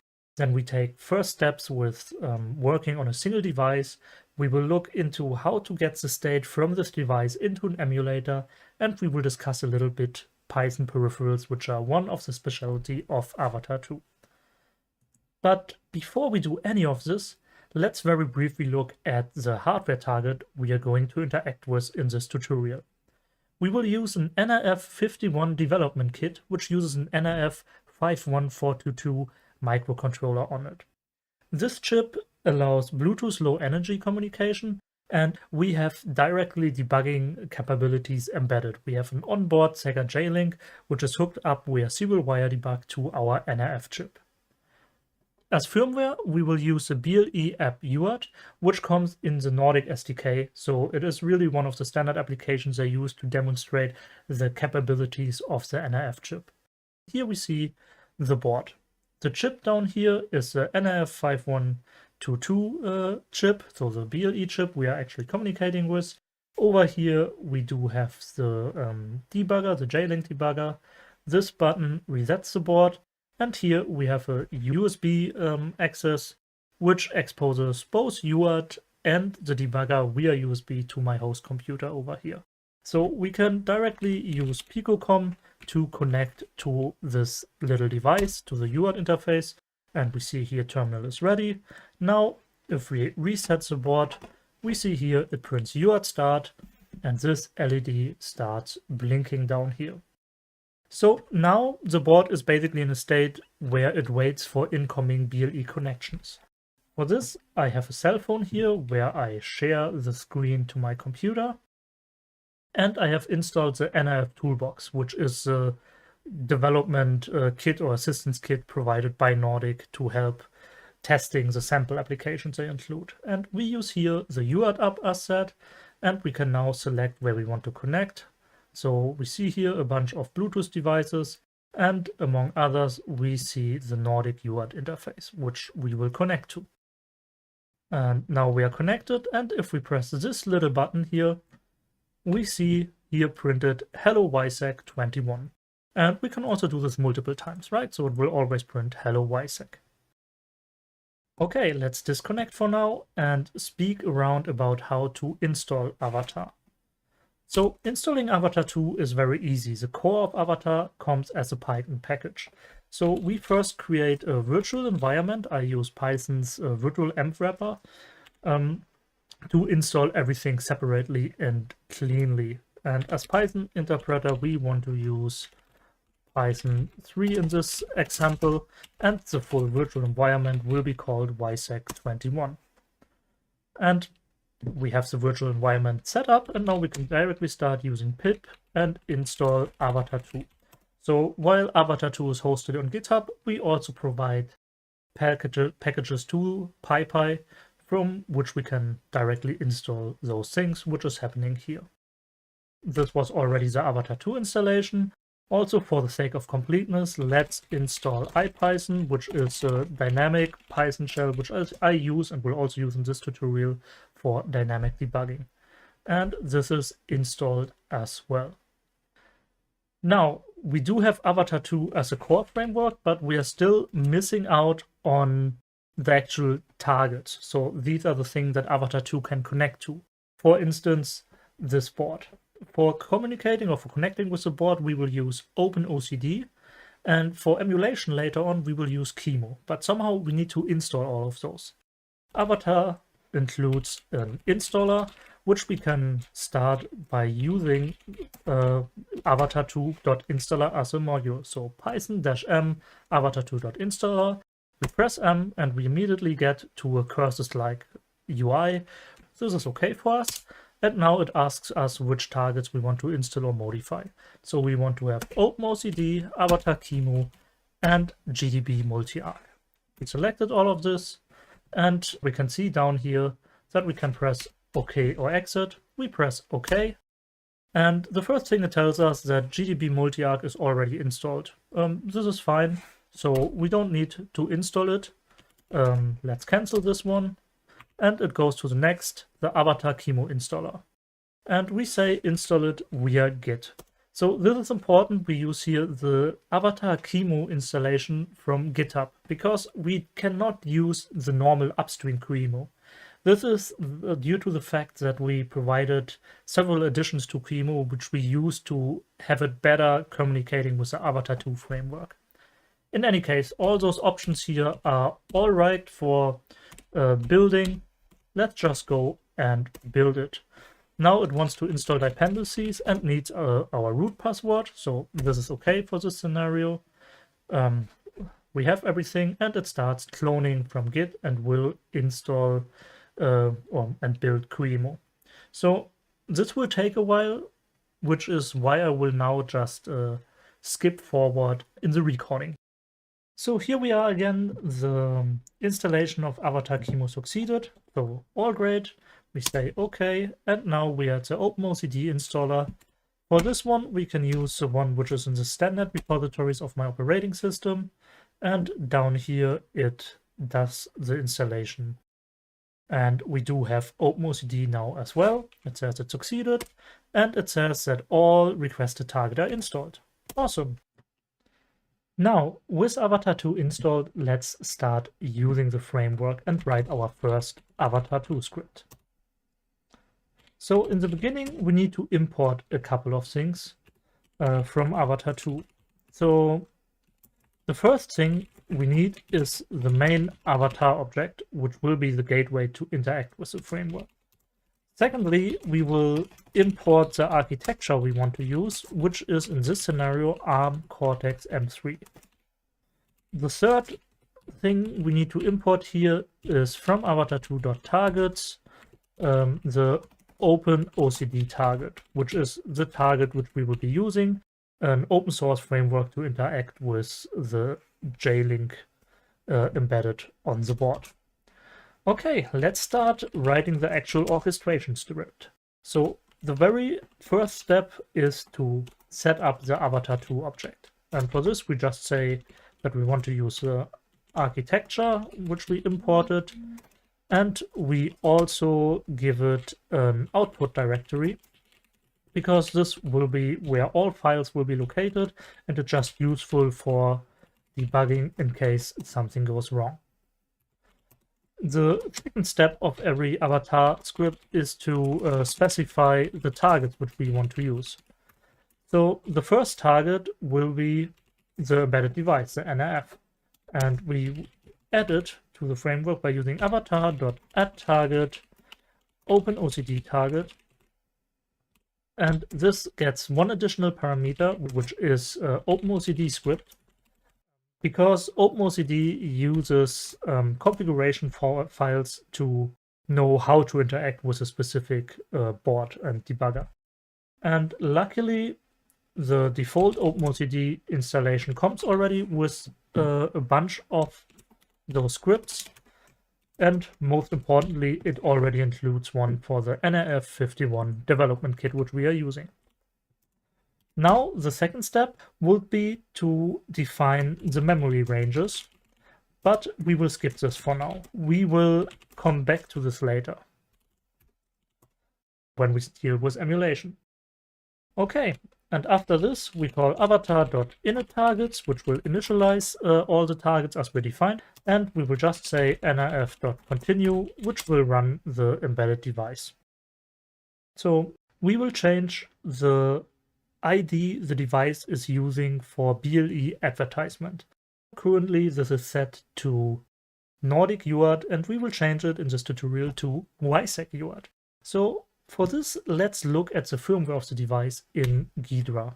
I already loaded it into Ghidra using the SVD loader, or also use the SVD loader, which was discussed before in the tutorial. And as we see, here's a lot of information. This is basically because in this particular example, as it is from a development kit, we do have the ELF file with symbols and debug information. So let's scroll around in this main function in the decompilation. And here we already see the string Nordic UART. So basically that is where the device information is set up. It's passed to a function called sdble gap device name set. Let's have a look at it. It basically takes as a second parameter the device name. Let's break at this function over here. So we copy the address and say for after the targets are initted, nrf.set breakpoint at this particular address. And after we set this breakpoint, we say nrf.wait. So after continuing, we wait to make sure that this breakpoint is actually reached, so that our script here only continues after we reach the breakpoint. And what we want to do here is we want to import IPython and call ipython.embed to have an interactive shell to interact with the device. So let's go again, just reset to stay fresh. Oops, we want picocom over here. Okay, perfect, UART start. And then here we want to run first.py. Okay, we are connected, running, and we see here the breakpoint is hit and our interactive IPython shell is spawned. So what are we doing with this shell? Well, the first thing is, as we recall, the second parameter to this function where we are at is the device name. So let's have a look at this. If we do nrf.regs for register.r1, which is register1 in ARM, which is the second parameter to the function, we get an address over here, and this one does not look too good yet. Let's print this as hex, and it's 212DC. Let's go over here to 212D, and indeed the string is Nordic UART. So how can we change this? Basically, as this is in flash memory, we cannot just overwrite it. What we will do instead is we change dynamic memory in the RAM region with our content, and then change R1 to point to this memory instead of to the Nordic UART. So I looked before already where we can do it. So we do nrf.write memory at OX2000. We want to write 20 bytes just to be on the safe side, and the byte string with WiSec UART. And really important here, we want to specify that this write access is raw, so that it basically writes this as a byte string and does not try to write this as integer value. Okay, this worked. Avatar is just complaining that there's no memory range specified at this address, which makes sense because we skipped the step in the beginning. However, this is not further important for now. We will need it later on when we deal with emulation. Okay, so we have set the string. Now let's adjust the R1 register to OX2000, and let's say we want to continue. Okay, it's running, and we see indeed the LED here is blinking, indicating that it's ready for getting an incoming connection. So let's get our phone back here and press connect. And indeed, we see the device WiSec UART. So this was a full success with a little bit of dynamic debugging. And scripting via avatar, we changed the ID the device is using for advertisement. And now we are here connected to WiSec UART, can press the button all as usual. Now, the next step will be to bring emulation in the loop. As very first thing for emulation, we will need the firmware of the device, which we can luckily just dump from the device as we still have a Python shell open here. So we say nif.stop so that it basically stops execution. We also see the LED went off and now we are just in a halted state.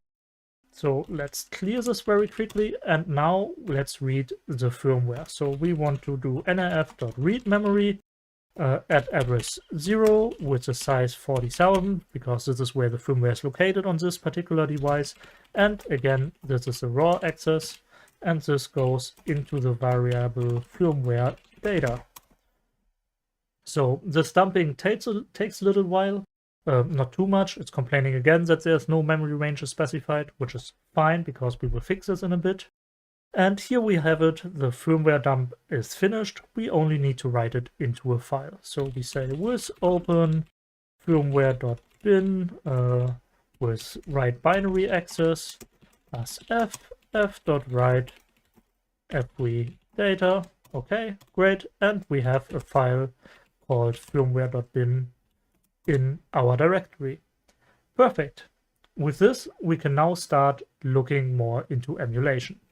So over here, let's take the script and copy it over to second.py just to make sure that we have actual different scripts for the different steps of this tutorial. And now for emulating, the first thing we need to do is we need to add our additional target, which in this case is the QEMU target. So we import it and we just add it as we did before with the open OCD target. So this is now the QEMU target, which takes one additional argument as well, which is the GDB port, to basically tell QEMU on which port it should export GDB, which is then used by Avatar 2 for communication. Now, as we have an emulator, we need to add actually memory ranges. Otherwise, QEMU does not know how the memory layout of our target looks like. So I prepared some beforehand. Let's just copy them in here very quick. And we basically have 4 different ranges. The first one is the range for the firmware, which we just dumped at exactly the location and exactly the size, backed up by the file firmware.bin. The second range is our RAM range, which is the range where we just wrote WiSec UART2. And the range, of course, is a little bit bigger than just what we wrote. Then it gets interesting. This is the MMIO range. MMIO is short for memory mapped I/O, and this is basically a way how embedded devices interact with their peripherals.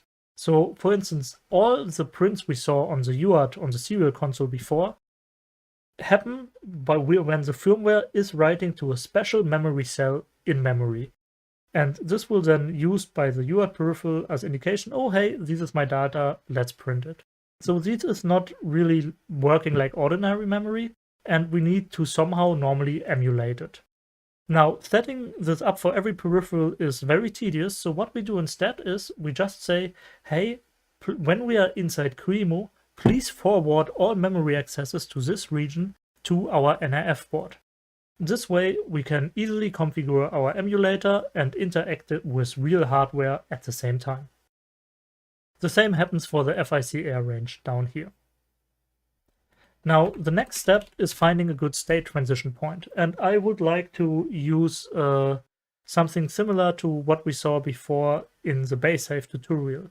So to take an interesting function and do the transition point over there. And as interesting function, I decided that we want to look at the NUS data handler. So this function is called every time the board over here receives a string via Bluetooth. So when we send hello WiSec21, the NUS data handler function is called with a p data pointer, and this p data pointer is then fed into UART put. Okay, now that we have this target, let's copy the address and use this as breakpoint for the NIF. And once we are there, we want to say avatar.transfer state from NIF to QEMU, And we also want to say that the RAM region is synchronized. So this basically means that all memory contents from RAM are dynamically written from the NRF to QEMU when the state transition is hit. We only need to sync the RAM range because the firmware is read-only and already present in the emulator, and both other ranges are forwarded to the device anyhow. So once we did this, let's just call QEMU.continue and sleep a bit to see what happens when we have a state transitioned like this. Okay, great. So let's go here in PicoCom again. Let's reset the device. Yes, it's operatable. And let's run second.py. So the script is starting. Let's already get the phone ready over here in the meantime. And basically now the NF is running. It started again. And here with our phone app, we can connect to Nordic UART. Okay, and we can press our favorite button again.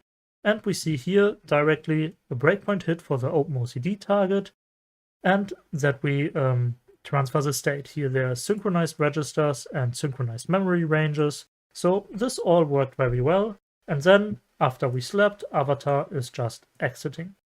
In the meantime, something very interesting happened here on the right-hand side of the screen.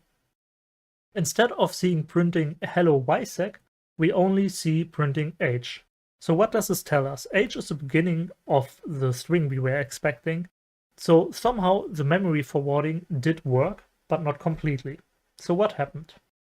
Well, I believe that the reason for this is that the BLE firmware here, when it has an active connection, is very timing sensitive. And as we are in this weird state where the core is halted, but we are still interacting with the peripherals, the full firmware locks up and stops continuation.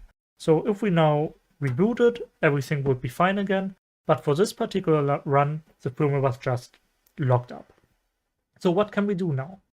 Well, here we can use Avatar's Python peripherals as a rescue. So in this scenario, we want to look at the UART peripheral. So let's have a look on the firmware side when we put something via UART.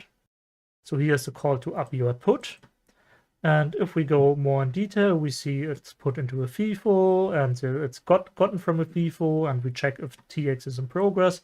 And eventually we call NRF driver UART transmit. And this function is very interesting because we see multiple things here.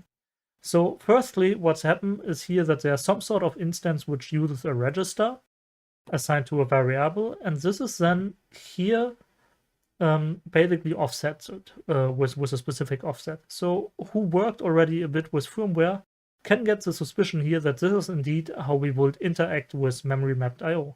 And indeed, that is happening here. We interact here with the UART peripheral. And there are a couple of interesting things here.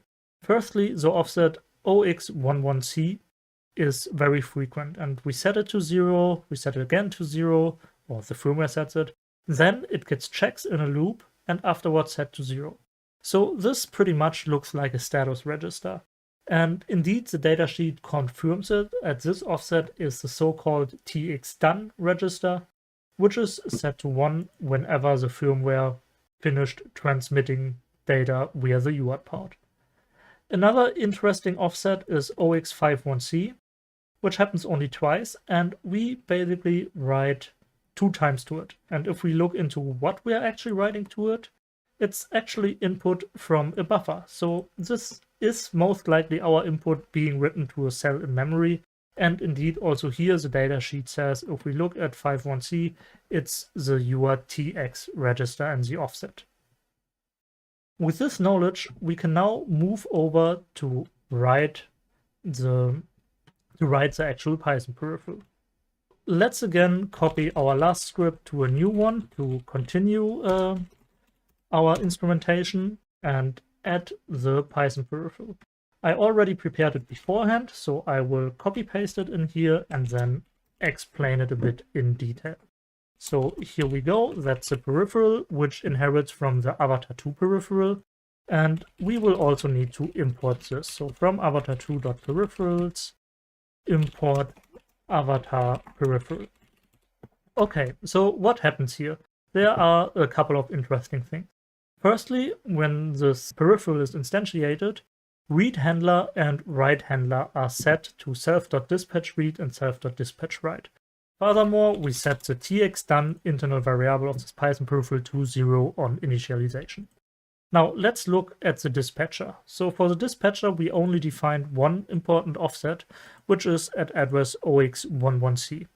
And this is, as we said, the address of txDone. So if we read from it, we basically just return the current value of txDone.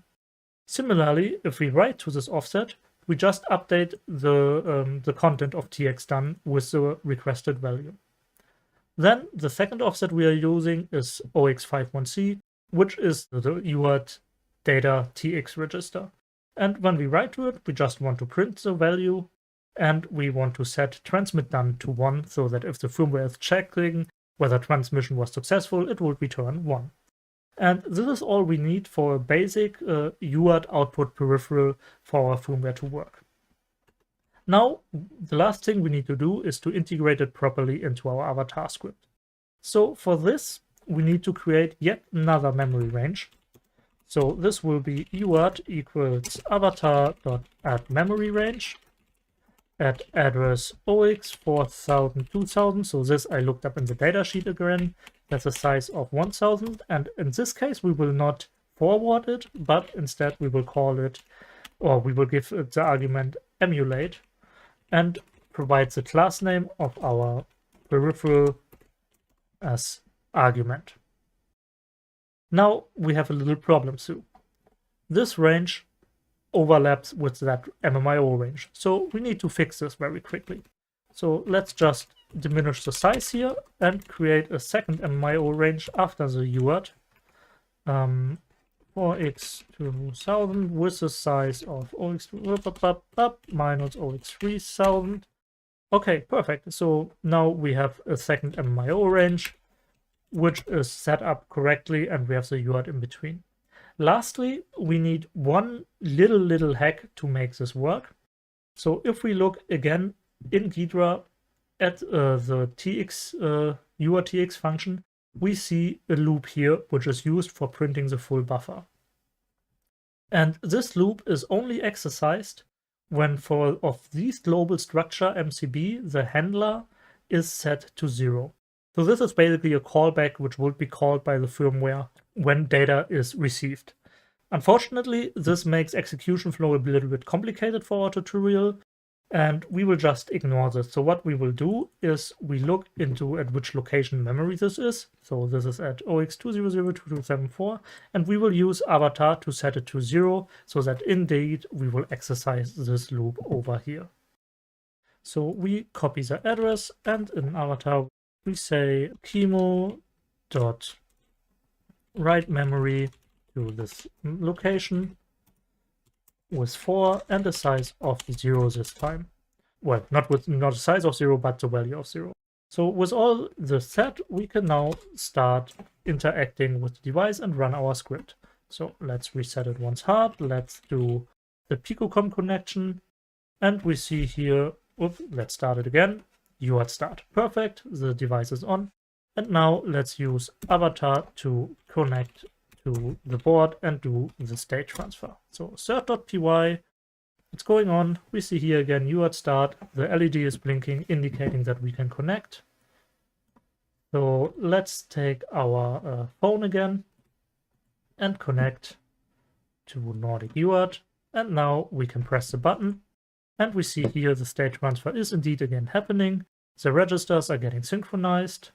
And we see what we wanted to see. We see hello WiSec printed out with a new line afterwards. So this is perfect. Just with a couple of lines of Python peripheral code, we got from the state that we could only print a single character on the UART to a state where we can get the output via avatar on our avatar orchestration shell. This already concludes our tutorial, and I hope you had fun so far. The important bit is all of what we did here today, you can do it as well as home. The Avatar 2 framework is completely open source and available at github.com/avatar2/avatar2. And all the example scripts we designed here during the tutorial can also be seen in our Avatar 2 examples repository. So please feel free and play around a bit with the framework. Lastly, if you have any questions, you can now ask them to me in the WiSec Q&A session, or you contact me via Twitter or emails with the contact details below here in the slide. I hope you enjoyed learning about Avatar 2, and I wish you a wonderful day. Goodbye.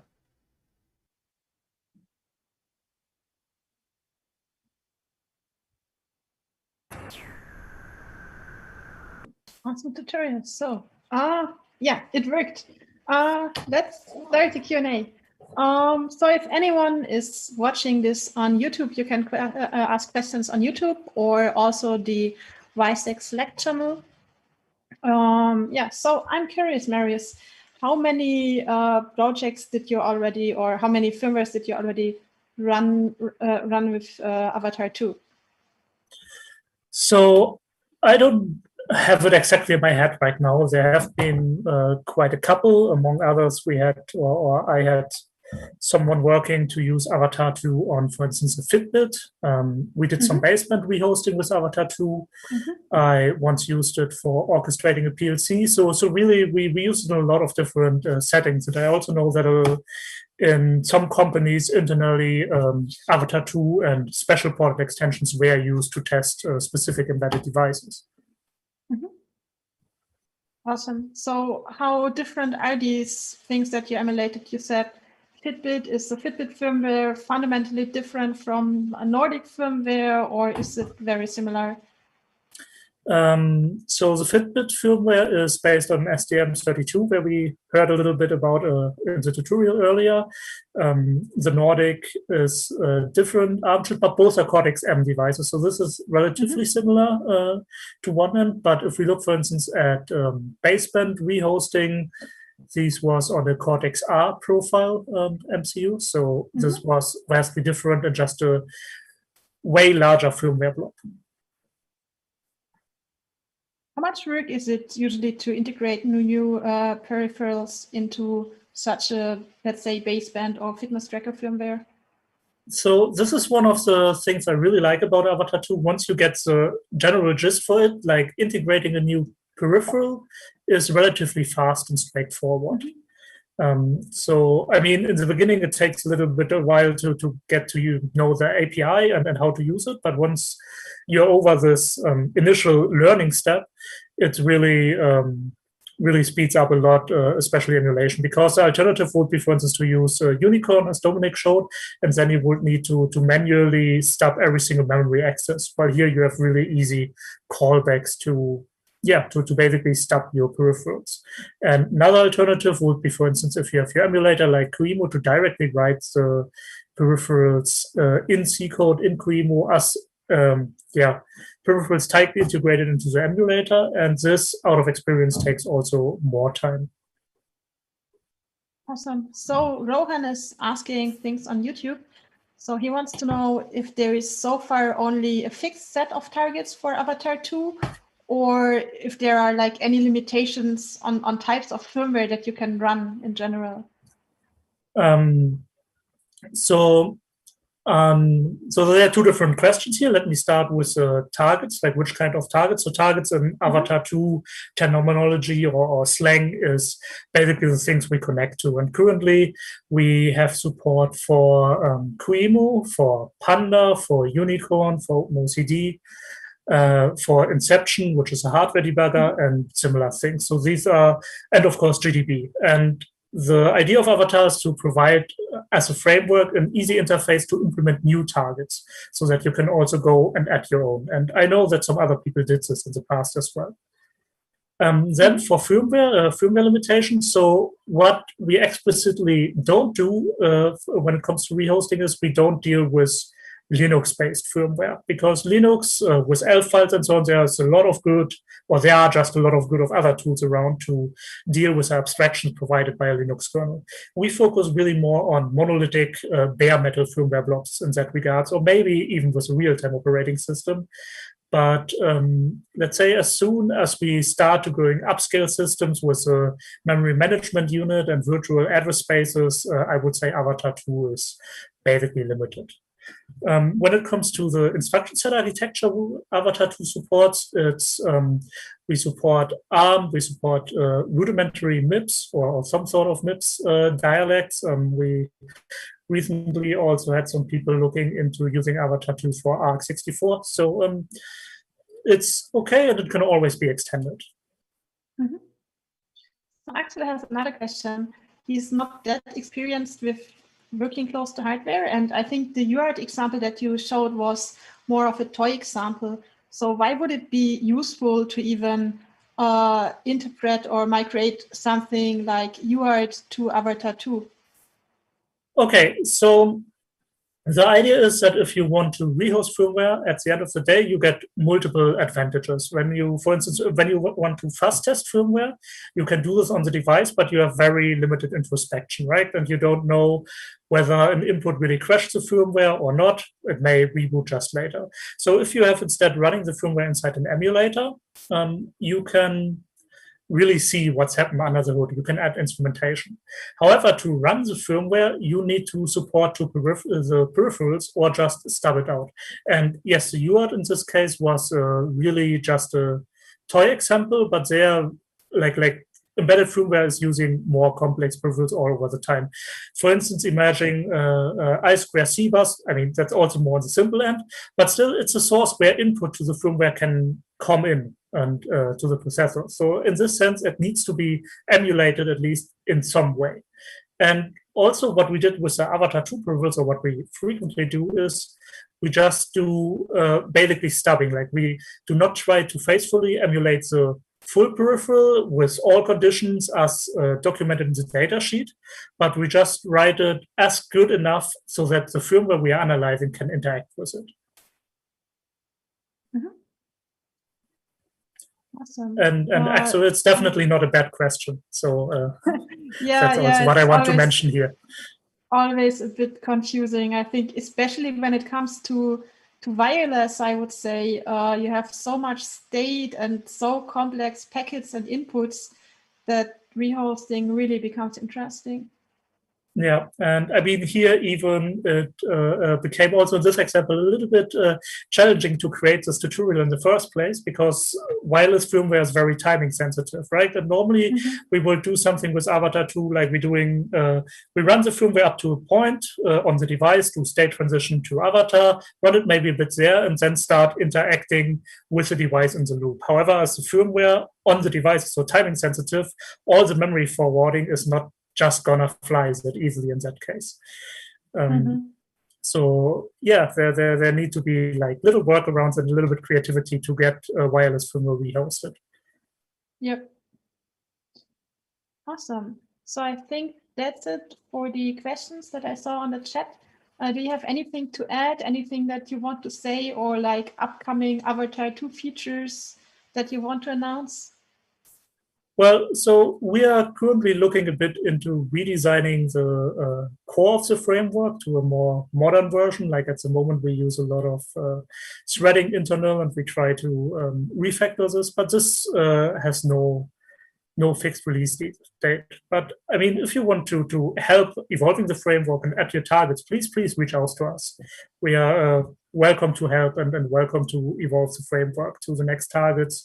And yeah, all the firmwares you can imagine. Awesome. So yeah, thank you for answering all the questions and the great tutorial. I think Avatar is like really, really complex, and probably the most complex tutorial that we had here. But nice to have just a 30-minute introduction to this.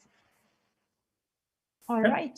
And with this, I'm finishing this session, but let me just show you.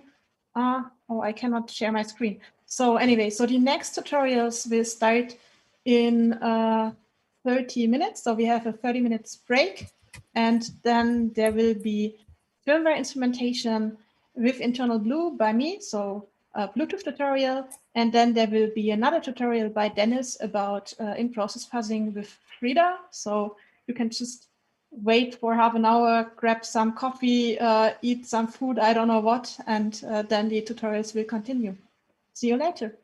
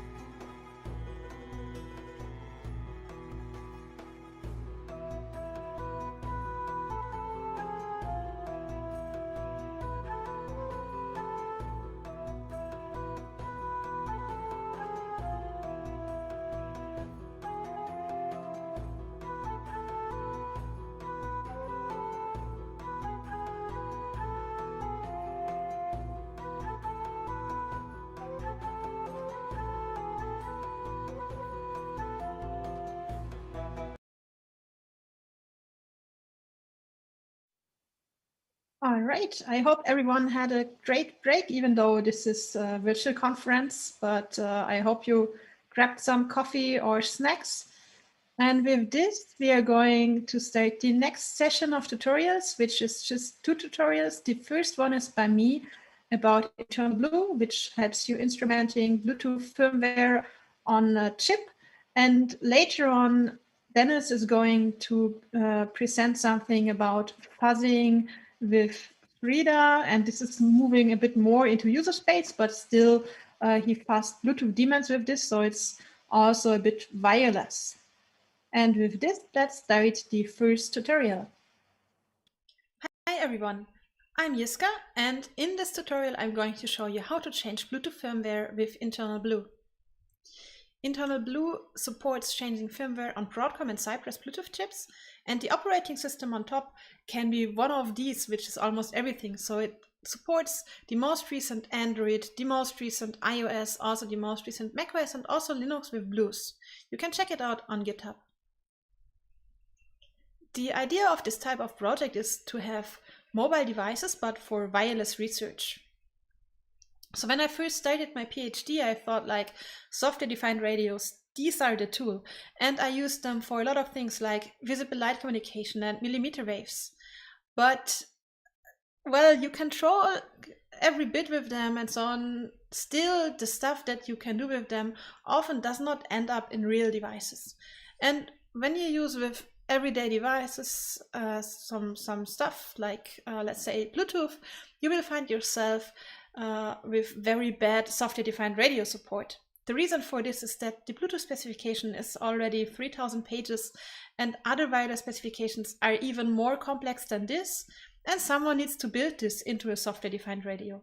This often does not happen, at least not as open source tool, and because of this, you will only find the most recent implementation, including some performance optimizations by the vendors, in commercial devices, because industry just develops faster. They have more people developing this, so it's just closed source stuff that has the most recent features and that works well. So wouldn't it be nice if we somehow could use existing chips by industry that are well maintained with the most recent Bluetooth specification, for example, and then modify them in a way that's similar to software-defined radio? Well, first of all, we need to find a device that has a recent chip, and this is the case, for example, for smartphones. So they are the most commonly available ones that have recent chips in contrast to development kits, and they also have a full stack integration, so they have a Bluetooth daemon and everything that just works well. And now the only question that remains is, can we somehow do this part here? So the critical part now is, can we modify the firmware that's running on a chip in a smartphone, on a wireless chip? And for this, we need to go through a framework creation process. So first of all, we need a rooted Android phone or a jailbroken iPhone. And then we need to extract the wireless firmware somehow. So it might be encrypted, for example. Then we need to reverse engineer the firmware and analyze how it communicates with the operating system, how the firmware updates are applied.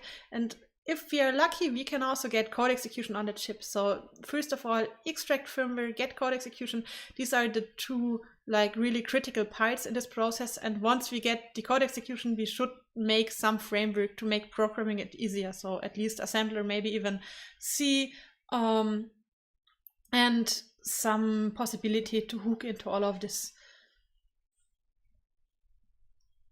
Quite often I get the question, why does InternalBlue only support Broadcom and Cypress chips? Why not the Nordic chips? Why not the Qualcomm chips? But the answer to this is actually adding another Bluetooth chip is almost as much work as just adding a different wireless technology, because you need to somehow reverse engineer the firmware, somehow get code execution, and this is so much work for yet another Bluetooth chip. You could also just do something completely different. So there is another project that colleagues of mine have been working on, which is called Nexmon. It basically does the same for Wi-Fi, Then there's InternalBlue. Both of them work on the most recent Broadcom and Cypress chips. And basically, this is stuff that you find in the latest Samsung Galaxy S series, the iPhones, the MacBook, the Raspberry Pi, etc. So there's a ton of hardware that supports this. Then recently, I've also been looking into LTE chips by Intel, and I have an RC3 talk about this. You can take some preview of what you might expect to be there, even though it was mainly security research, but we also looked a bit more into this. So there will be some updates soon. And I've also been looking into ultra-wideband together with a colleague.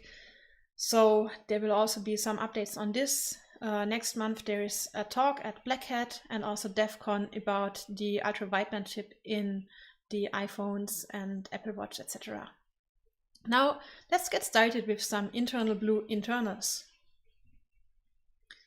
First of all, to understand what happens in Bluetooth and between the host and the chip, you need to understand the host controller interface. So in Bluetooth terminology, the host is the operating system. So for example, it could be Android or iOS, and the controller is the chip that runs the firmware.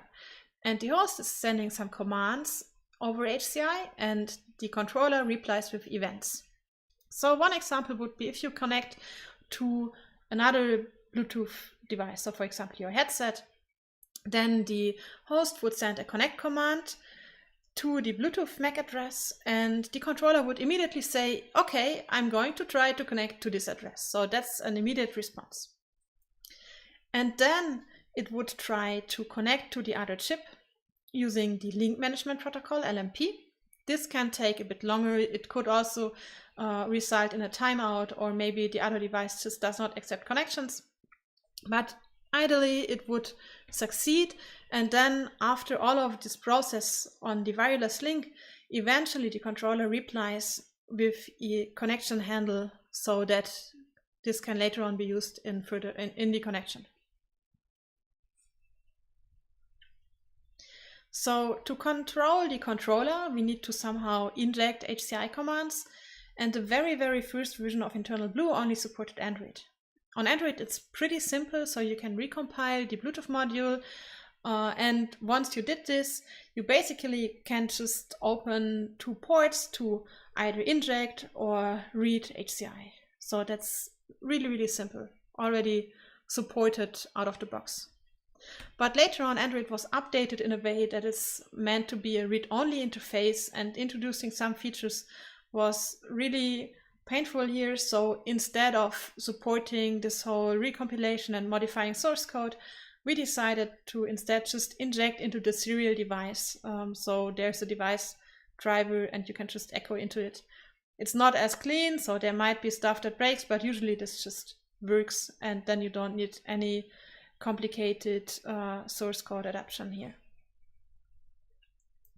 On Linux, the Bluetooth stack just has HCI sockets, so you can just directly use them as they are. Then there is macOS, and on macOS you have so-called private frameworks. So private frameworks are frameworks that are not documented, but actually the IO Bluetooth framework has been the same for years, at least the part that supports HCI, and you can easily do the same stuff as on the other operating systems. The iOS support is a bit different. So on iOS, we just detach the original Bluetooth daemon and instead attach InternalBlue over the UART or PCI Express interface.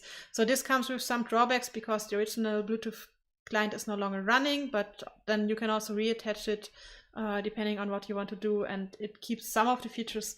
So it just depends on what you want to do, and the way how InternalBlue is hooking into different operating systems also changes some of the behavior. Now the question is, what if we want to replace some events and commands? What happens? So this cannot be done just with the hooks that I showed previously, but you need to have something different. So with Frida, you can dynamically rewrite functions and control them, and also the arguments that they receive. And with Frida, I have yet another tool that I just published to change the bits and bytes that are exchanged over HCI. So for example, you can now simulate some behavior by the controller and check what the operating system would be doing, or you can also do this in the opposite direction. You can also do this for fuzzing, and we have another Bluetooth fuzzing project that goes into this direction that is called Toothpicker. Now that we can inject HCI commands or even modify existing commands and events, the next question is, how do we even control the chip? Because the Bluetooth specification only specifies stuff like creating a connection, nothing to directly modify firmware.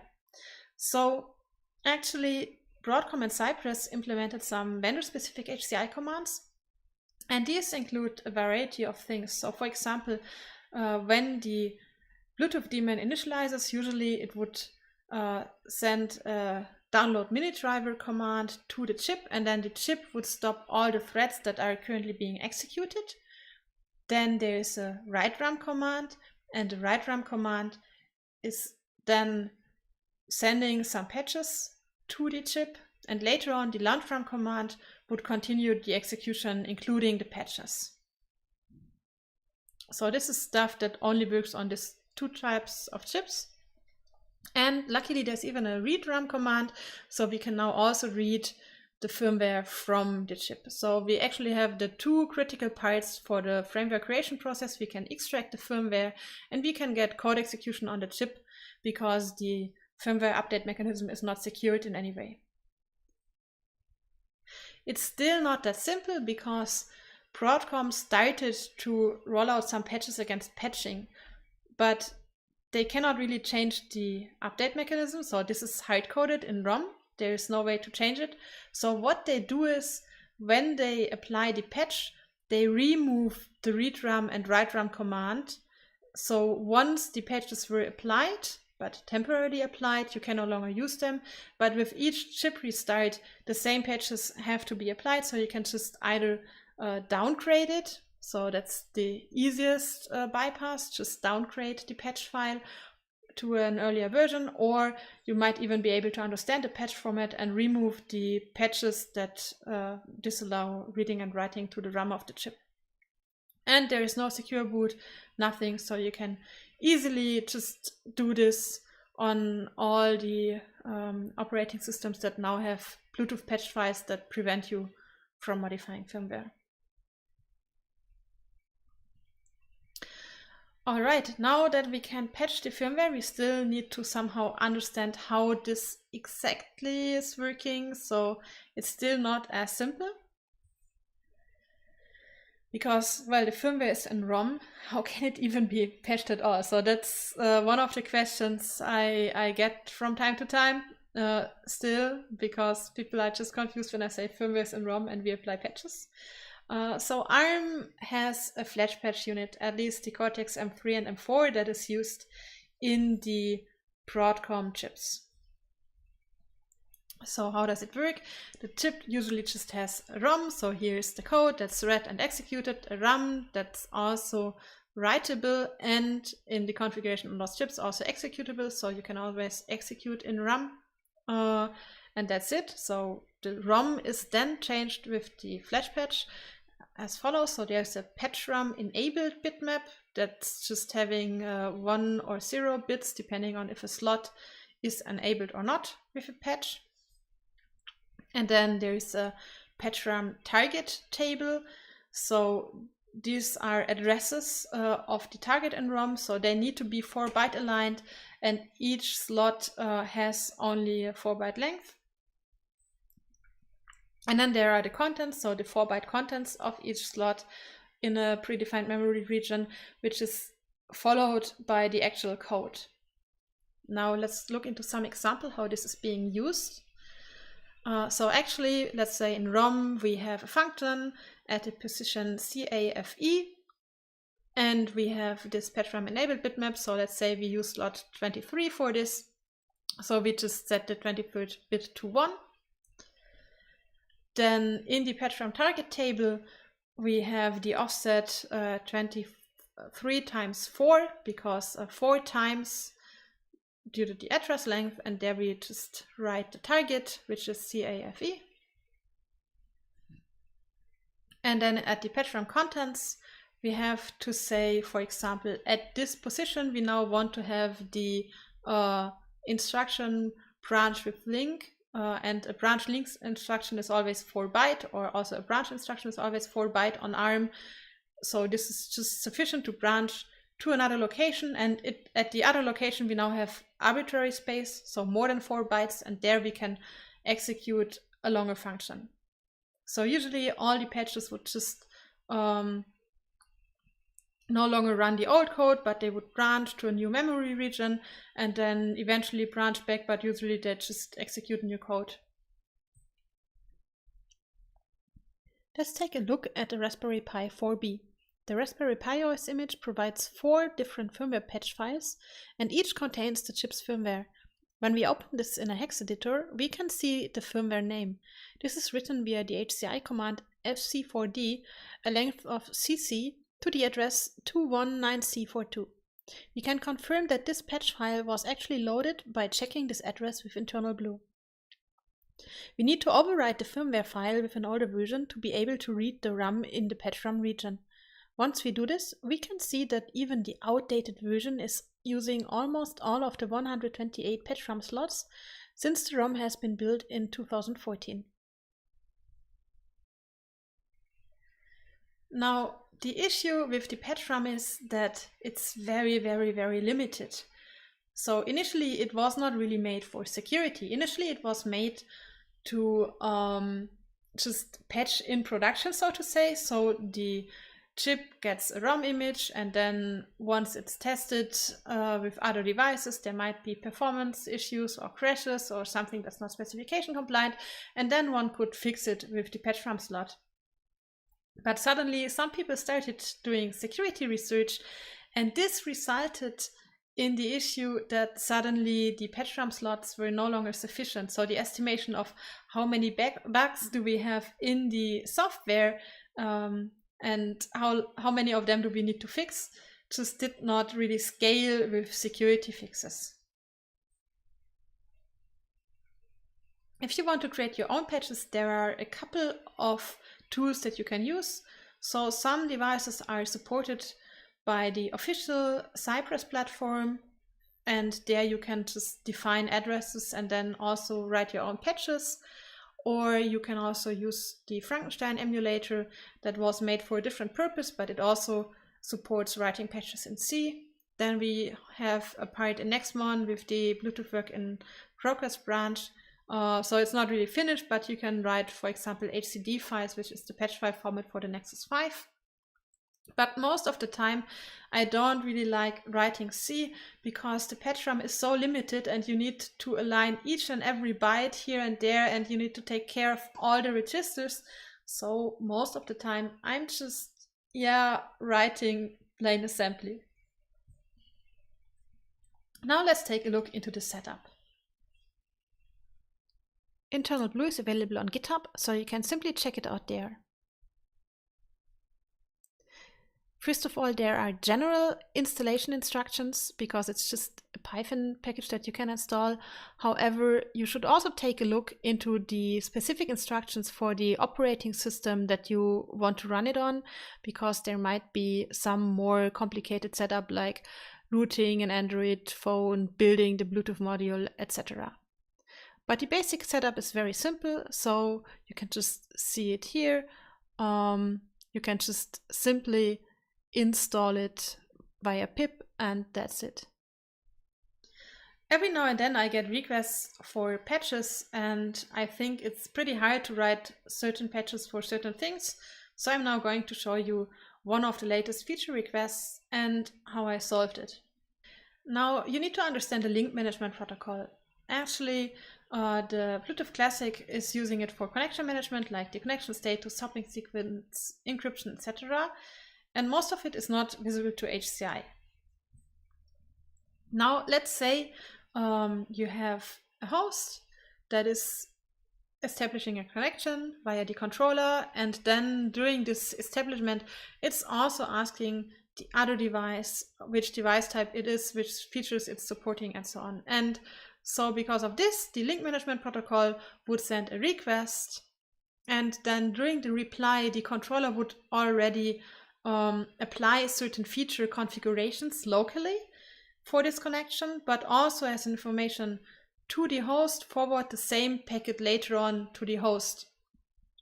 So if you would just replace some of this information here in the event, then you would have the issue that the controller would have asynchronous information. And this is an issue for many experiments. So for example, if you would just change the hopping sequence that the controller sends to the other device, but not the one that is then also applied to the controller, you might also get out of sync. So this leads to various issues. Just be aware of this, that the state of all of this is not only in one packet, but also in the packet reply and in the state of the controller and the host. Here you can see a read remote support features command. The remote controller replies with a list of supported features, which are FF, FF, 8F, FE, and so on. The patch that we are going to write in the following changes these features.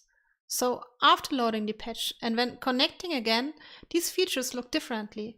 You can see that these are now BE, BA, FE, CA, 0D, etc. So actually, we need to reverse engineer packet handlers. So it starts with the link manager handle events, which is a large stage machine, and the state machine is also handling LMP, but also different stuff of the link manager. So for LMP PDUs, the function LM handle LMP message is called, which gets the first element from the LMP message list. And then there is the link manager that handles the LMP baseband acknowledgement. So there are some packets that are just acknowledged and not further processed, but there are also PDUs that require an action, and these are then either replied with a non-acknowledgement or processed via a function. For this, the type of the PDU needs to be looked up in a table, and there are two LMP types. Either it's the standard type or it's the extended type that starts with 127. And depending on this, the table lookup would return a function, and this is the function that is now being called. And in our case, we need the link manager handle LMP features result PDU. The Bluetooth specification defines the format of LMP PDUs and how to handle them. Most LMP PDUs are defined by a 1-byte opcode, but there are also extended opcodes that start with 127 and have a subcode in the next byte.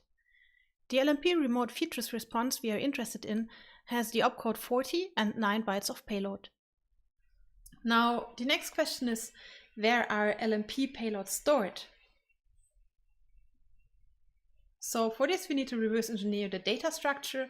The lm current command is a data structure that first of all contains 4 bytes that don't matter for our purpose, but the next 4 bytes are a pointer to the actual payload. And the actual payload now contains up to 17 bytes of payload, because this is the maximum length in LMP.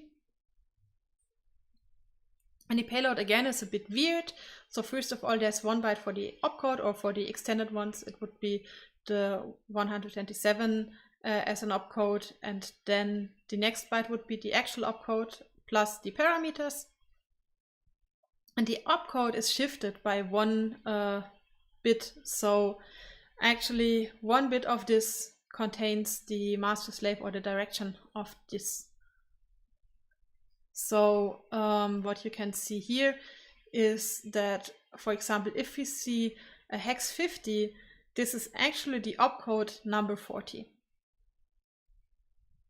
If we further follow the LMP message handler, we can see the function that gets the pointer to the current command to handle the PDU. First, this function looks up the function that is going to be called for the specific LMP type. Remember, the LMP packet payload starts with the opcode that determines the type at offset C. Now there is a wrapper that does not seem to have any functionality. However, in the assembly view, we can see that it calls an optional hook called LMP message patch filter. We could use that later on, and I tried that, but in my case it was crashing the firmware. So finally we do the table lookup, and our LMP PDU has the opcode 40 and each table entry has 8 bytes. The PDU payload length is 9 bytes, which is a part of this entry. The function handle LMP features result PDU is the one that we modify with the patch.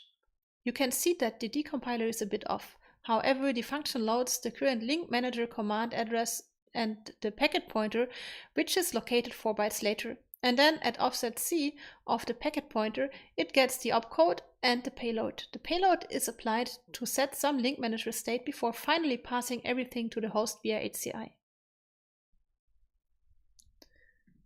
In InternalBlue, you can use the watch command to see how memory contents change over time. In the lmcur command pointer, we can see that byte 4 to 8 contain a memory address in reverse byte order that changes. However, when manually checking the contents at this address, these are already empty. A better way to observe memory is setting a breakpoint. When we set a breakpoint, the internal fault handler will be called and provides us with a memory dump.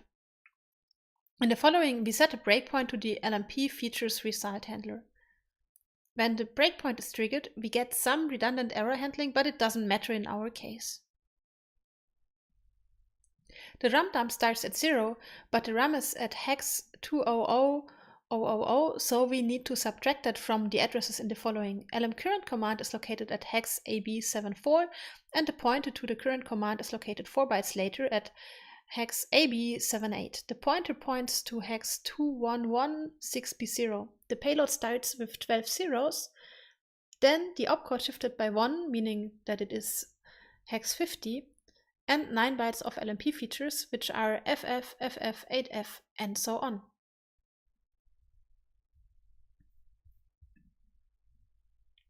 When creating a patch, we can always start with a breakpoint in assembly. We write our own patch to RAM. In our case, there is unused memory at hex 218000. The handler that we want to overwrite is in the ROM at hex 632EA. The command pointer is at hex 20AB74, and the addresses have to be applied to ROM and RAM, as you can see below. But InternalBlue has according functions to patch the ROM that makes it a bit easier.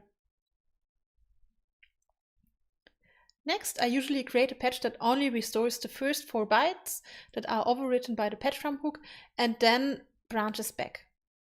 This is to check if I made any mistakes with the register state. In IDA, you can double check which instructions correspond to 4 bytes.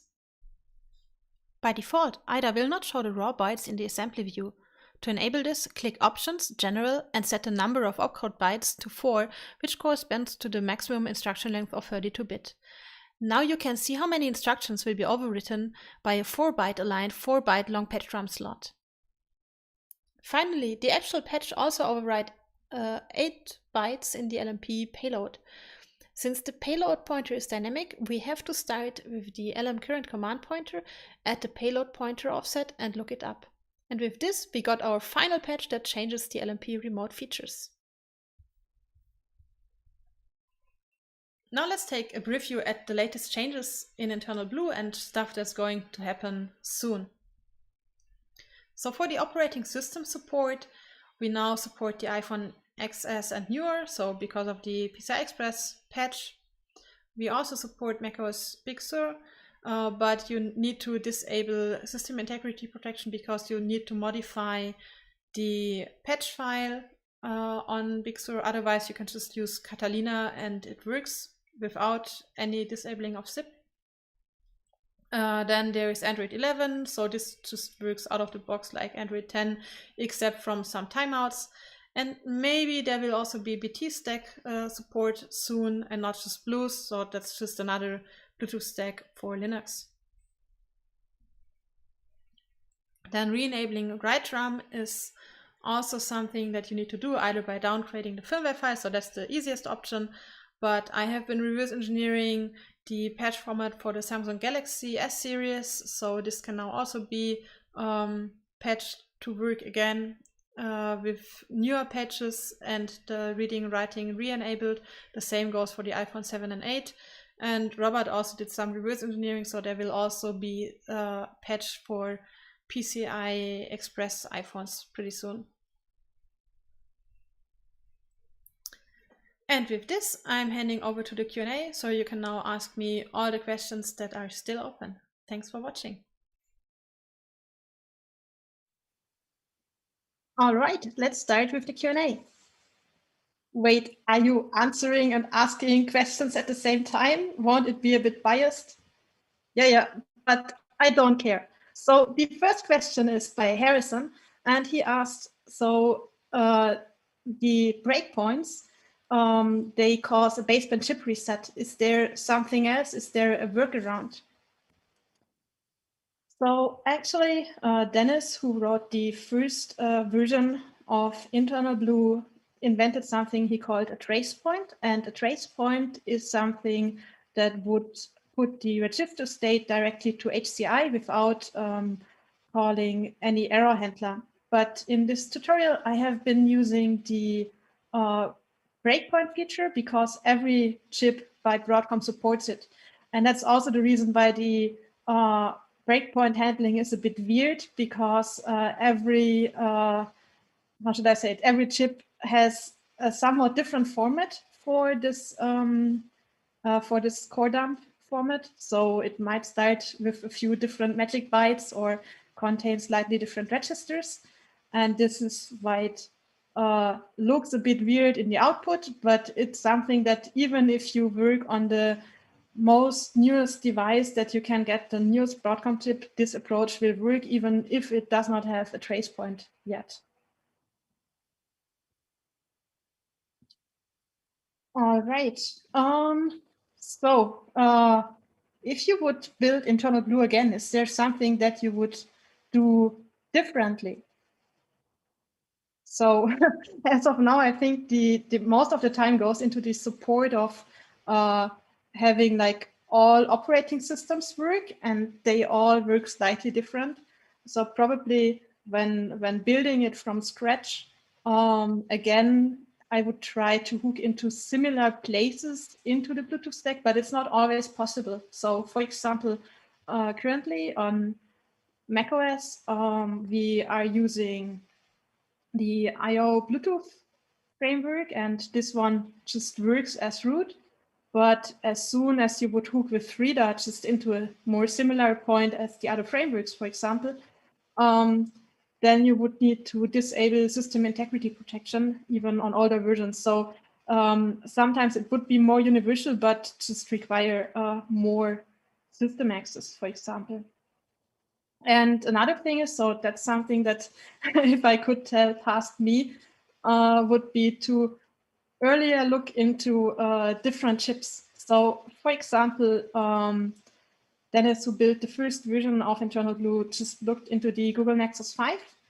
And for this firmware, there are no symbols and nothing, and also almost no debug prints. And since the iPhone 11 firmware, there are actually some debug prints, which makes it much easier to reverse engineer the firmware, even though there is no symbol leak. And for some of the evaluation boards, there are symbol leaks. So try to look into different firmwares earlier. Maybe some of them have like a few cool surprises in them. So you just mentioned the first version of Dennis. So how long is their InternalBlue? So the first version of InternalBlue was published in September 2018. So yeah, it's been around for quite a while by now.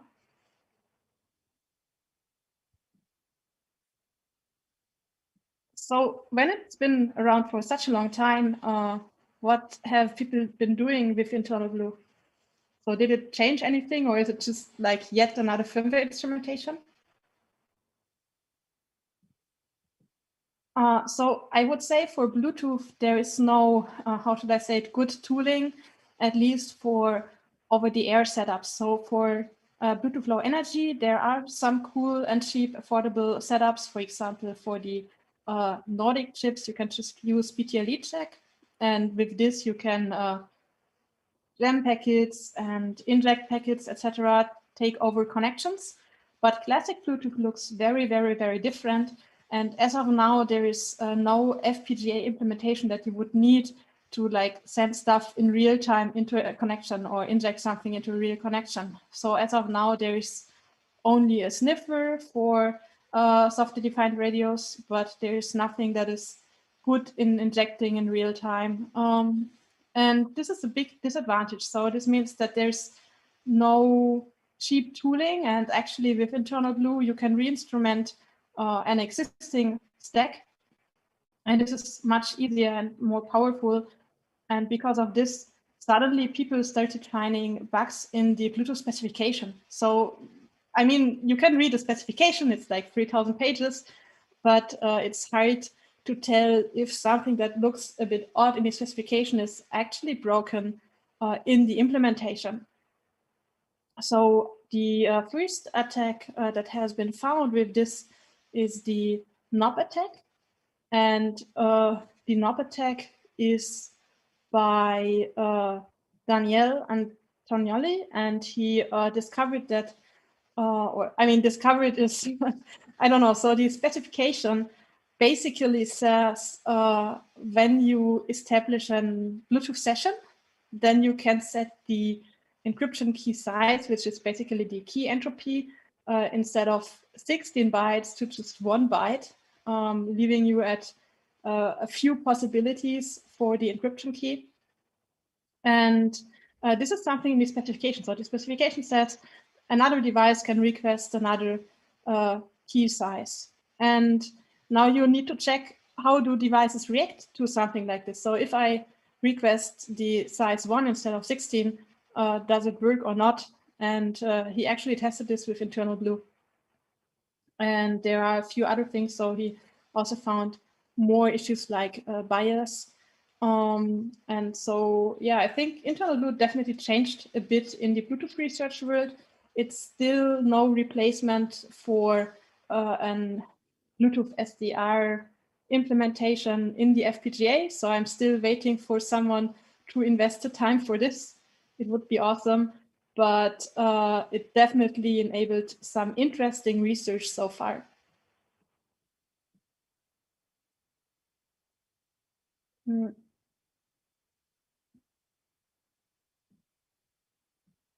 All right, so does anyone still have questions? Feel free to ask them on YouTube. So I'm still reading YouTube, or also the Slack channel if you want to.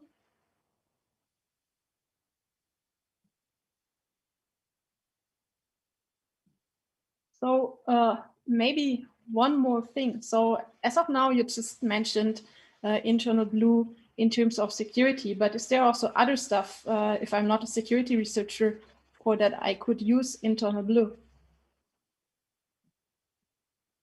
So actually, InternalBlue is more of a firmware instrumentation framework.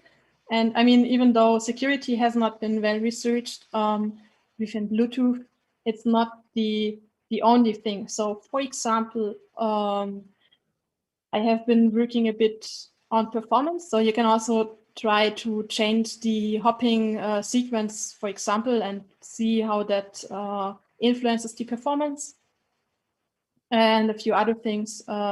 So for example, Romain just at this WiSec also published a tool. So he's basically now able to transmit Zigbee over a Bluetooth chip in a Samsung Galaxy S20.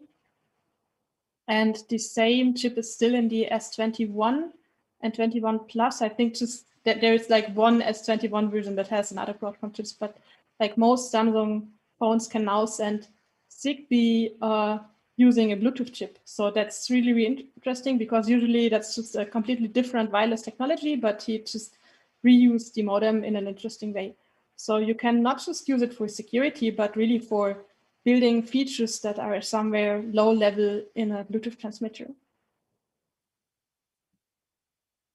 All right, awesome. So that's it for the Q&A. And the next tutorial will be by Dennis, and the tutorial is going to be about fuzzing with Frida. He mainly used it for Bluetooth, but he will also have a few more basic examples that are not just related to Bluetooth, but if you just have a very simple example, and then he will dive a bit deeper. So let's dive with the next tutorial. Hi, I'm Dennis, and today I'm going to talk about in-process fuzzing with Frida. We're especially going to look into how in-process fuzzing with Frida can be a useful technique for wireless protocol fuzzing. And as an example, we will look into fuzzing Bluetooth protocols in the iOS Bluetooth stack. At Simo, we have worked on iOS Bluetooth fuzzing in the past and released a tool called Toothpicker. Toothpicker is a Frida-based in-process fuzzer that is especially tailored towards fuzzing Bluetooth protocols on iOS. And this year I took this approach and combined it with AFL++ to create a more universal fuzzer, fpicker. It is basically a bridge or proxy between AFL++ and Frida. During the course of this tutorial, we're going to take a look at some of Frida's features and how they can be useful for fuzzing. I'm then going to show how we use some of these features to enable Bluetooth protocol fuzzing on iOS. The approach might be useful for wireless protocol fuzzing in general, especially for cases where the environment is similarly restricted as Bluetooth on iOS. So let's start with Frida. In general, Frida as a tool has a lot of similar features as a debugger. However, it brings a few features that are extremely useful for inspecting and manipulating running software. It's very popular for analysis, especially security analysis on mobile devices. Frida is advertised as a dynamic instrumentation toolkit, and what this means is that it allows you to spawn and attach to a running process and, for example, inject code or override and patch functions. It supports a lot of operating systems, and in many cases you can just install it via pip. If you want to use it on a mobile operating system, you need to install the Frida server first. Let's imagine the following function signature. Let's assume that we're analyzing a piece of software that handles and parses protocol messages.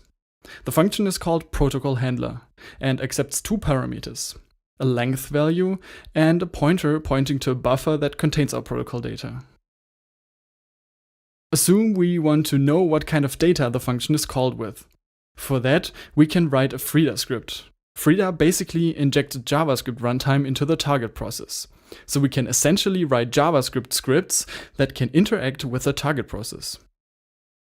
A script that logs the parameters each time the function is called might look like the following. We use interceptor to intercept the function. As a first argument, the attach function takes the target function's address. Frida can resolve the function symbol for us using the getExportByName function. We just give it the function's name and it returns its address. We can then specify an onEnter function that is called whenever our intercepted function is called. There's also an onLeave callback, which is triggered when the target function returns, but we don't need that here. The onEnter function receives one argument, which is an array of function parameters. So it should contain our length and data parameters. We can print the length parameter, and the data parameter is a buffer, so we first need to read the data inside the buffer from memory. We can do this using the readByteArray function. We give it the address of the buffer and its length, and the console.log will print our buffer in a hexdump format. In the following, you can see how this script looks like in action. First, we're starting Frida and attaching to the target process called protocol handler here.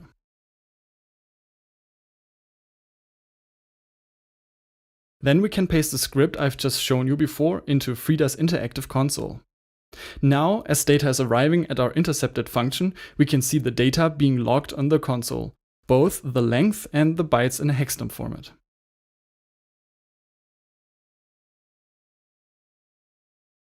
We can also use Frida to manipulate parameters of functions. Inside the onEnter callback, we can manipulate, for example, the contents of the data buffer. Here, we're using the writeByteArray function to write data to memory.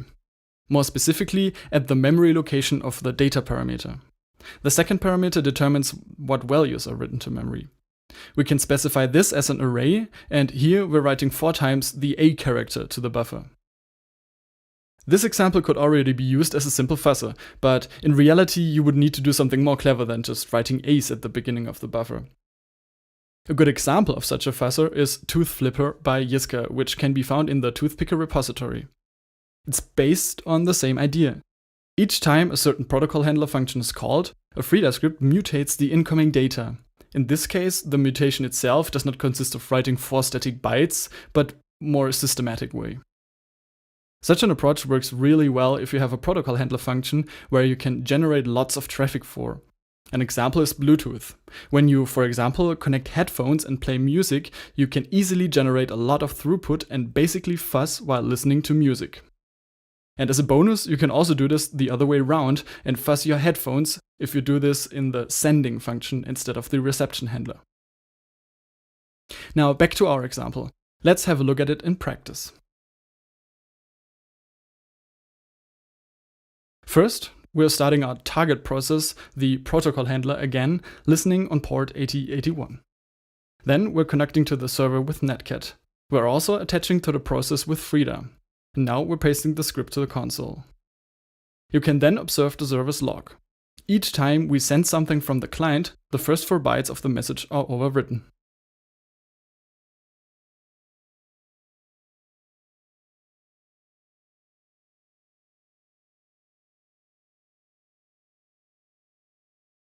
What we can also do with Frida is calling functions with arbitrary arguments.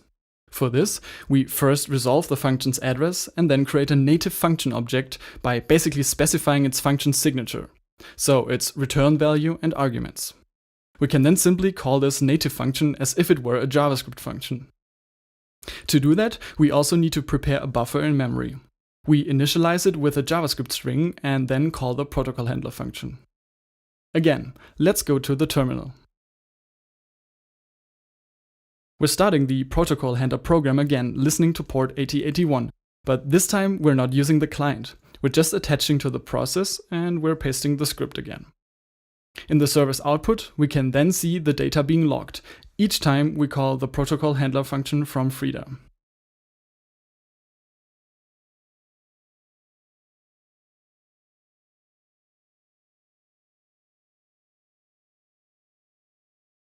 Now, this was only a very quick overview over Frida's capabilities. I really recommend to check it out. I tend to use it a lot and it's become pretty much my main debugging tool for analyzing binary targets. So with what we've seen until now, we can basically start building an in-process fuzzer. While I don't want to go too deep into fuzzing theory and different techniques, I quickly want to explain what I mean by in-process fuzzing. So in fuzzing, we generally want to test a software's behavior by feeding it many different types of input.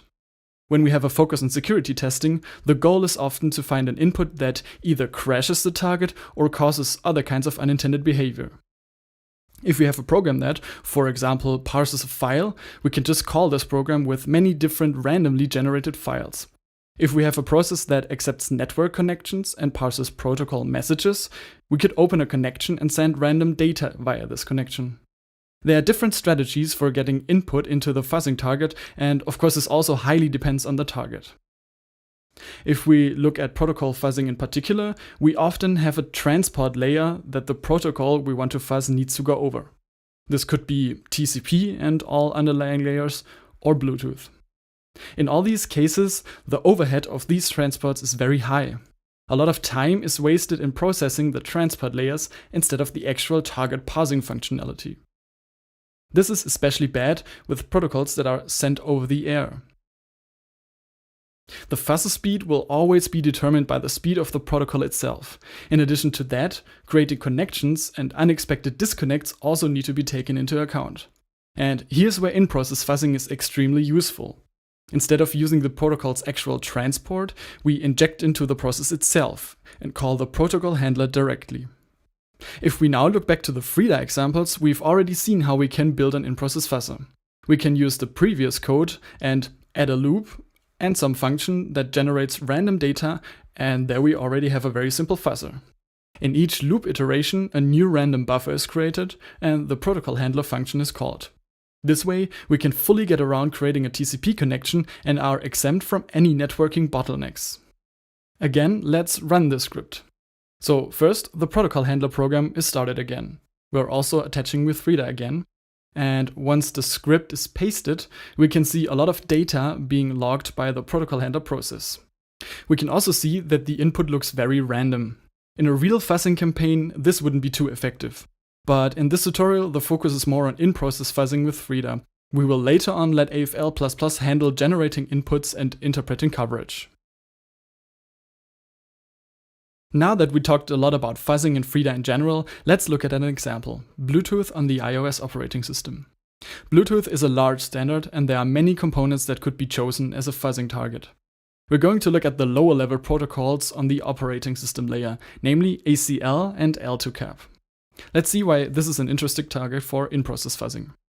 For those that are not familiar with iOS, iOS is Apple's mobile operating system that, for example, runs on the iPhone. In general, it's a pretty locked down system, and only few parts of the operating system are open source. Bluetooth is not one of them. We're facing a huge stack of proprietary binaries, both on the operating system side as well as on the Bluetooth hardware itself.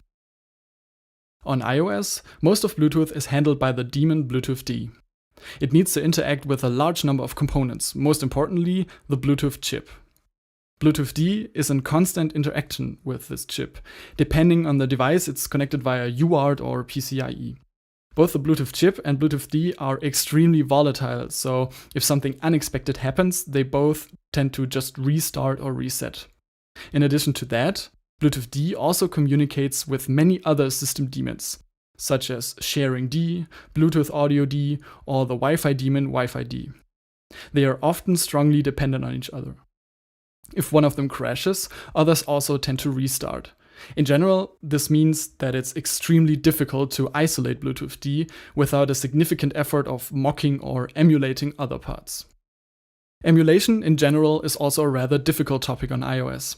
There have been quite a few advances in the past years, but as of now, it's not really possible to reliably emulate iOS in such a state that Bluetooth D is running stable and could be fuzzed.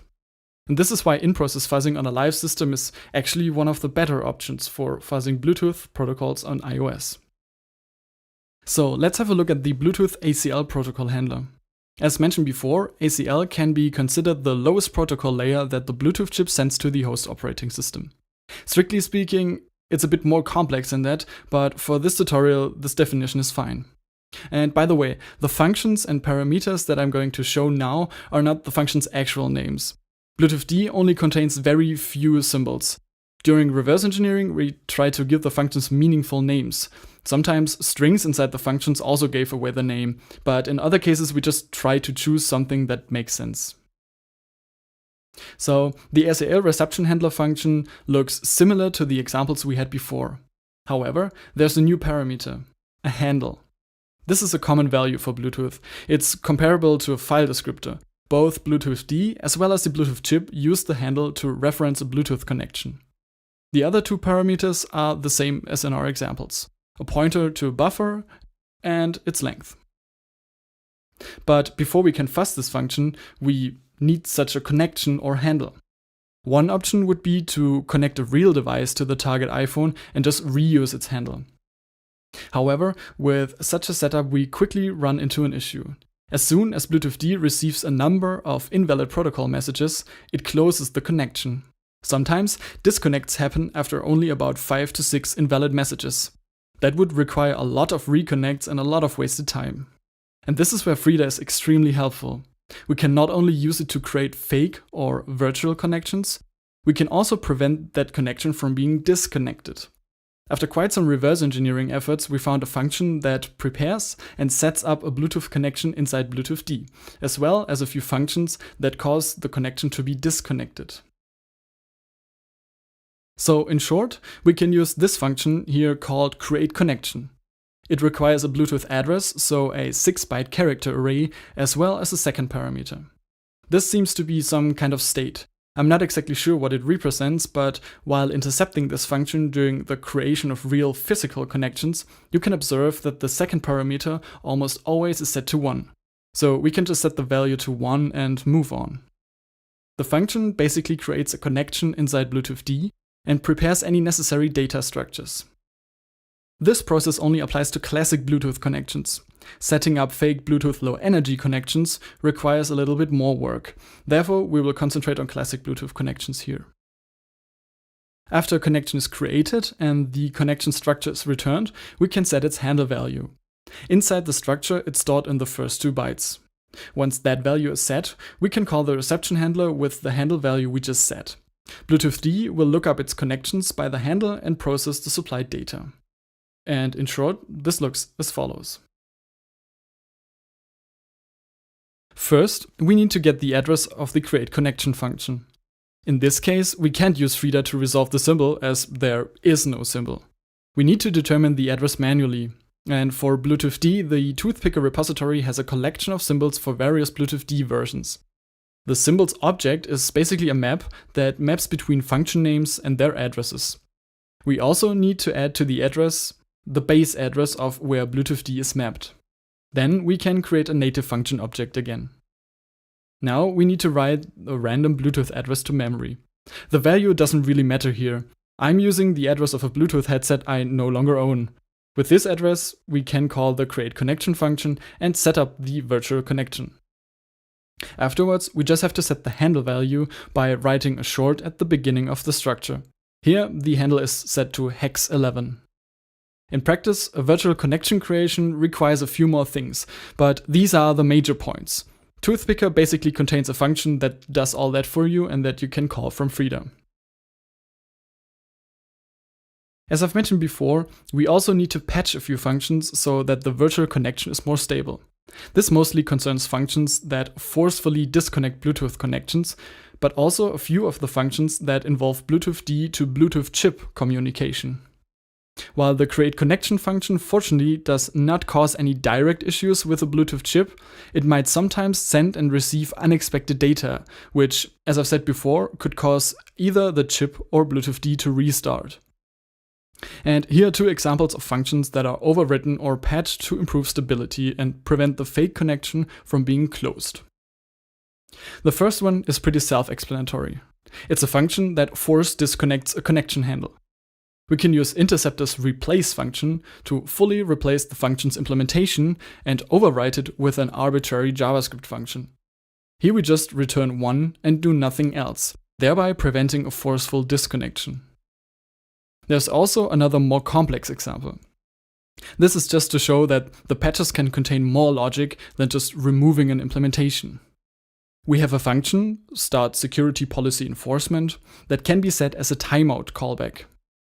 If this function is set as a callback, for some reason it influences the stability of a connection, especially in Bluetooth Low Energy connections.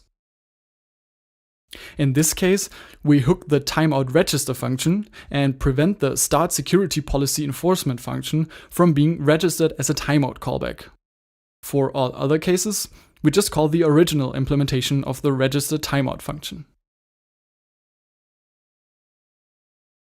If you'd like to know more about Bluetooth D and what other functions and workarounds needed to be implemented, you can either have a look at the Toothpicker repository or our paper from last year about fuzzing iOS Bluetooth. Toothpicker contains many additional scripts, for example to create Bluetooth Low Energy virtual connections or even establish virtual L2CAP channels, which are required for some of the more higher level Bluetooth protocols. So let's put all this together and actually fuzz Bluetooth D on iOS. At this point, you could implement your own fuzzer with the things we've seen in the past few minutes. In fact, I actually recommend to play around and implement all kinds of fuzzers and tools with Frida. Even if you throw them away afterwards, it's really a great learning experience. But still, things like input generation, coverage collection, and many fuzzer-related things would currently still be missing. For that reason, I put together a tool called fpicker. In short, it's basically a proxy or a bridge between Frida and the fuzzing tool AFL++. With fpicker, you can use AFL++ to fuzz binary-only targets in process. You can build a Frida script that defines which function you want to target, and you also have the possibility to specify and insert all these patches and modifications that I've just shown. It does have a few other features, but the important one for this tutorial is its proxying functionality. A short note on AFL++. AFL++ is a pretty well-known coverage-guided fuzzing suite. It is basically an advanced version of AFL with a large number of modes, different input generation mechanisms, and lots of other improvements. It's an extremely powerful tool, and what I'm using it for here is not even barely scratching the surface of it. I do also want to mention here that as of a recent update, AFL++ introduced its own Frida support. However, its architecture is a bit different than FPicker's. For example, it does not use Frida's JavaScript API. While I don't want to go too deep into the architecture, I quickly want to show how FPicker implements its proxying functionality on a high level. AFL is run against FPicker. FPicker then either spawns or attaches to the target process. It establishes shared memory for communicating the fuzzing payload and other information. This is picked up by the injected Frida script inside the target. The script can then read this data and execute the target function. In addition to that, a component we did not yet talk about, Frida's stalker, is used to collect coverage. FPicker basically collects this information as AFL++ expects it. In the end, AFL++ handles interpreting the coverage and generating new inputs, while FPicker acts as a proxy between it and the target process. If you want to know more about the implementation details of FPicker and some of its ideas and concepts, you can have a look at its repository. Or you can read the blog post.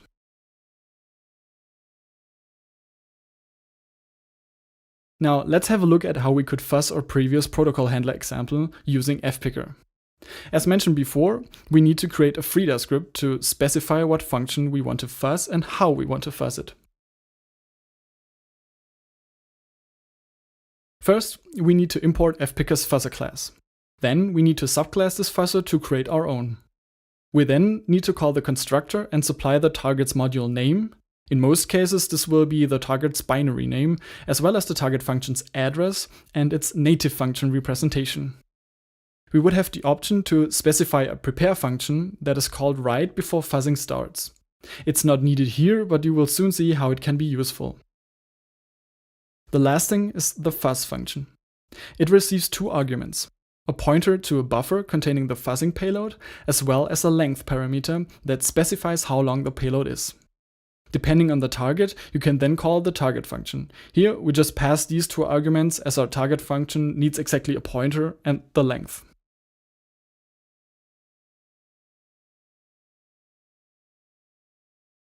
To fuzz BluetoothD's ACL reception handler, the basic script contains a bit more code. This time, we're including a BluetoothD.js script. This is what I've mentioned before. It's a script you can find in the Toothpicker repository. It contains the various function symbols as well as the function to create a virtual connection. The constructor looks the same as before. We're creating a native function with the ACL reception handler. At the end, we're also creating a buffer for later use. This time, the prepare function is actually used, and in this case we need it because we have to create the virtual connection. Again, BluetoothD.js contains a function which just does that. There's also something else going on here. We're calling the target function here before we're actually starting to fuzz. This is a fun little workaround. Initially, when a connection is created, the maximum transmission unit is small. However, if we send a specific AltoCAP packet, in this case a magic pairing ping, BluetoothD will increase its MTU, which is good because then we can potentially send longer packets. And in the fuzz function, we can call the ACL reception handler. The handler value, hex 11, that we set during the virtual connection creation, needs to be brought into a special format, and then we can just pass the buffer and its length.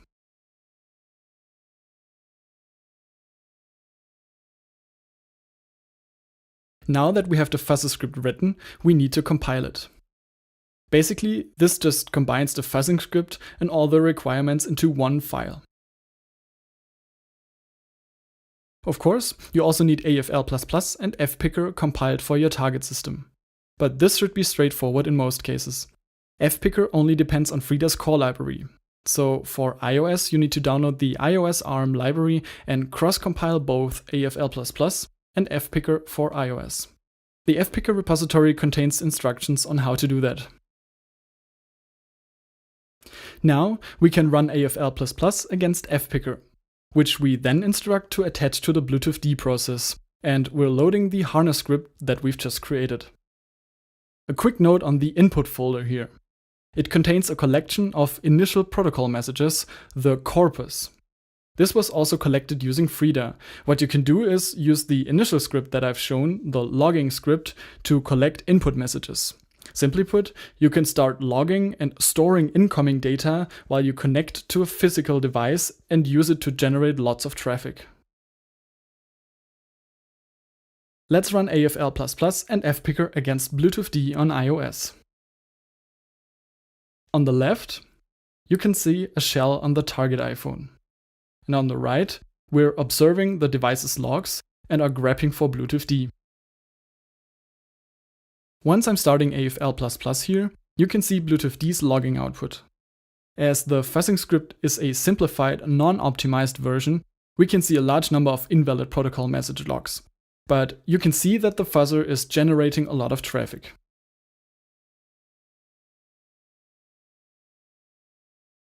So that concludes this tutorial about in-process fuzzing with Frida. If you like, you can play around with fpicker. You can find it on GitHub. In some of the code snippets today, I showed simplified versions for better readability.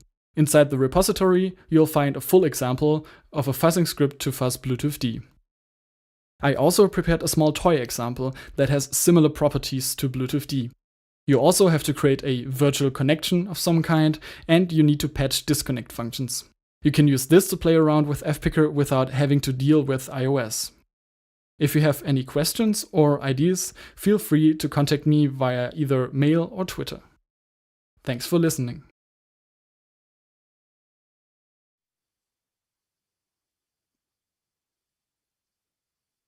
Awesome talk. So you just created fpicker in a more general way or more generic than the initial toothpicker. Does it only work against iOS targets or also Android, Windows, Linux, like the other Frida platforms?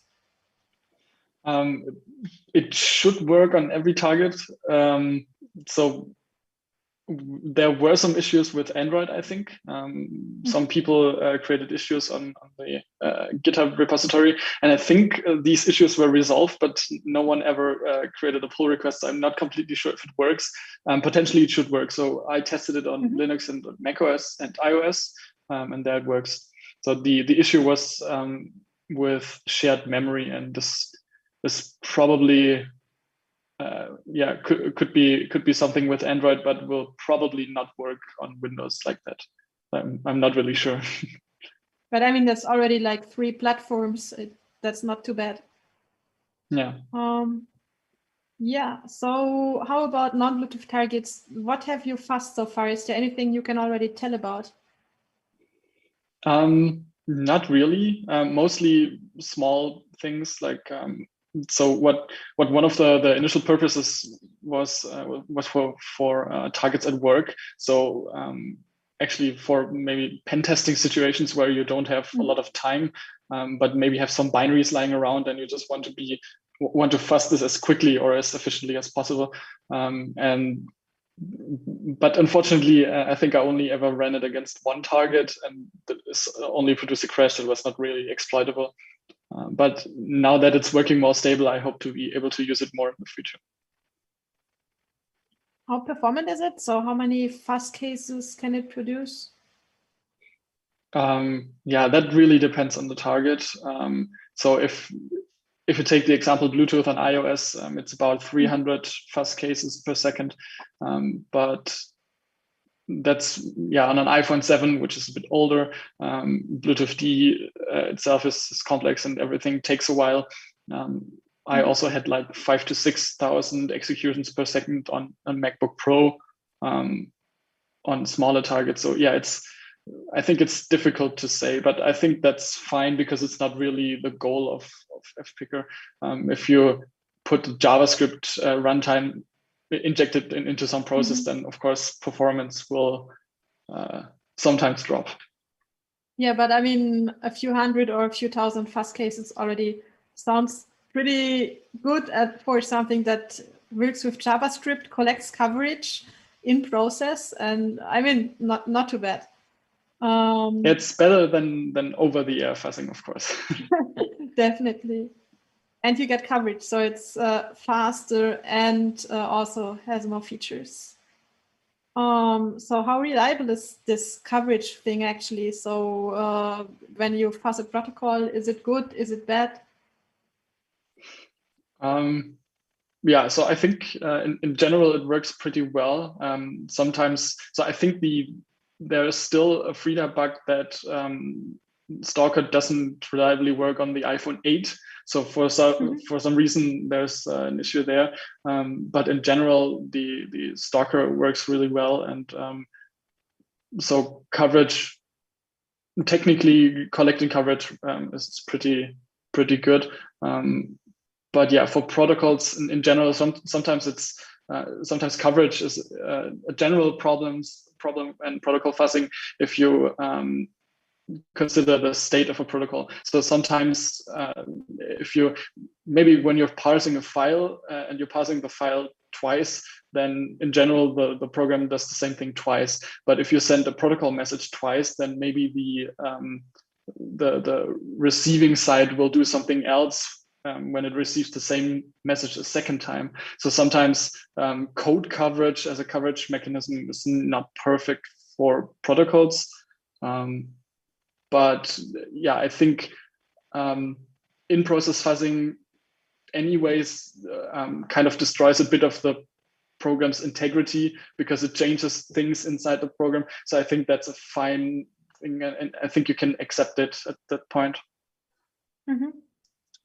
So overall, the setup looks like super easy. You just provide some data input handler and then you start fuzzing. But I wondered, so how do I even find such a handler? So if I didn't know where the ACL handler in Bluetooth D is, how easy is it to find, or how would I find such a thing in, let's say, the Wi-Fi daemon? Yeah, so in theory, it's very simple, but in practice, it sometimes it requires a lot of reverse engineering for difficult targets. So again, Bluetooth D here it only works so easy because a lot of reverse engineering time is spent in that daemon. So the virtual connection creation is something that only works because we knew how these connections are set up. Maybe if you have a more easy example with a binary with symbols, for example, and then there's a function that is called process input, and it receives only these two arguments, then of course it's simple. But I think if you look at real targets, the bigger work will probably be reverse engineering, understanding which function is interesting to fuzz and which is stable enough to fuzz, and also how to get the preconditions in such a way that you can start fuzzing. When you say stable enough, does it mean that you get a lot of false positives, or like how realistic are the crashes that you get? Yeah, that also really depends on the target, I think. So if the patching that I've mentioned for Bluetooth D also influences the daemon a lot. So one patch I did without thinking about it is patching the free function, because sometimes buffers were freed that shouldn't be freed. But of course, that would fully eliminate all use after free vulnerabilities and cause other issues after on when buffers are not freed. So you really have to consider what you override or what you influence. But yeah, again, you always, for every crash you find in process fuzzing, you will have to somehow confirm it if it's actually something that crashes, if it goes through the real path into the process. Yeah, I think for Bluetooth you even built some replay scripts, right? So that you could like replay over the air what your fuzzer has found.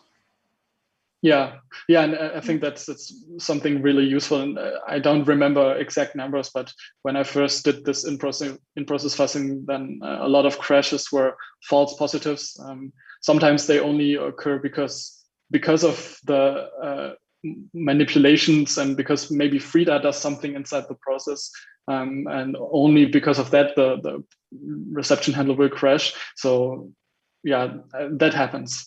But I think, yeah, if you consider the speed of in-process fuzzing versus over-the-air fuzzing, I think it's fine, because checking, I don't know, tens or hundreds of inputs, if they're actually crashing, is easier than fuzzing with 1 or 2 messages per second. Yep. And I mean, all of this now sounds a bit negative, but I think you were mentioned multiple times in the iOS and macOS release notes for the Bluetooth daemon, right? So how many CVEs did you get for this? Yeah, I think it's 2. Unfortunately, none of them were really cool or easy to exploit. But yeah, there was actually I think there was a lot of attack surface that wasn't really fuzzed before, just because it's such a weird target, I think. Yeah, but I mean, 2 CVEs, that's still a lot for, I mean, people said like Bluetooth is insecure and built their over-the-air Bluetooth tooling. I think, at least for testing some automotive stuff, there have been, like, I mean, I'm not sure if they were public, but there were fuzzers before. So still finding something in the recent iOS release in Bluetooth D is definitely shows that it has a lot of potential. Yeah, and I think there's still, in some parts, there's probably still potential. Some of the, let's say, deeper parts where you have to do more manipulations inside the binary, I think just because it's such a huge target and such a complex target, if you spend some more time, there's probably much more to find. Yep, awesome. So I did not see any more questions on the Slack or YouTube. So this is your last chance to ask questions. Do you have any closing remarks? Anything that you want to say, or features that you will add to FPicker? Not really. I just want to encourage people to play around with this stuff, and also with Frida. I mean, it's FPicker is something that appeared out of another tool of Toothpicker that I first wrote, and a lot of these things are just basically experiments that I put together and that do something. But while building that and while doing that, I certainly learned a lot. So playing around with Frida is something I encourage. Yeah, definitely. I also love Frida a lot, so I also work with it a lot. I think, yeah, so, I mean, shame on me, I use IDA, but I also use Frida a lot for all the scripting. Instead of debuggers, I just prefer it to have everything in some JavaScript. It's really awesome. Yeah, I don't even know how to use a debugger anymore, because yeah, exactly, I think I'm doing too much with Frida, but yeah. All right, so thanks for the Q&A. We will now have another break of 30 minutes. And so you can grab a coffee and some snacks or something. And then we will continue in half an hour with a 5G tutorial about a 5G testbed. And then later on, we will also have a tutorial which is about publishing open source tools by someone who has been like really successful, including a GitHub project which has, I think, more than 4,000 stars. So stay tuned for this, and see you later.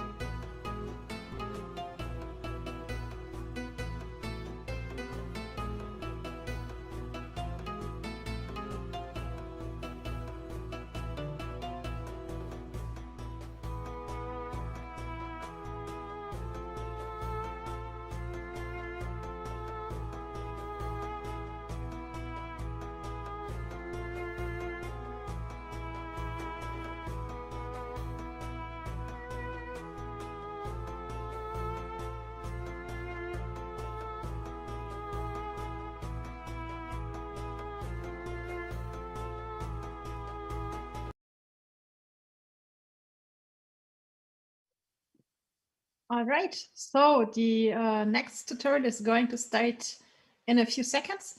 So this tutorial will be about a 5G testbed, which is run by Theodressen, and Jennifer and Andreas are going to show it to you. So if you are interested in working with 5G, like a real world testbed, you can also contact them. And yeah, so just look out for all the features that they have. It might be really, really interesting for you if you want to work with 5G. Welcome everybody to our tutorial, a real-world 5G campus network as a testbed. We will want to show you around in our testbed and show you some of our tools. Hi, I am Andreas Ingo Grohmann. I'm PhD researcher at the Deutsche Telekom Chair for Communication Networks in TU Dresden, and I'm mainly focusing on 5G campus networks for Industry 4.0.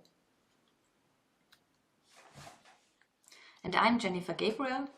I'm a PhD student at the Comnet's chair since 2020. And I also work mostly on 5G campus networks and wireless network security. My main focus in my research is always security. And yeah, besides that, I go climbing. So now let us take you out with us.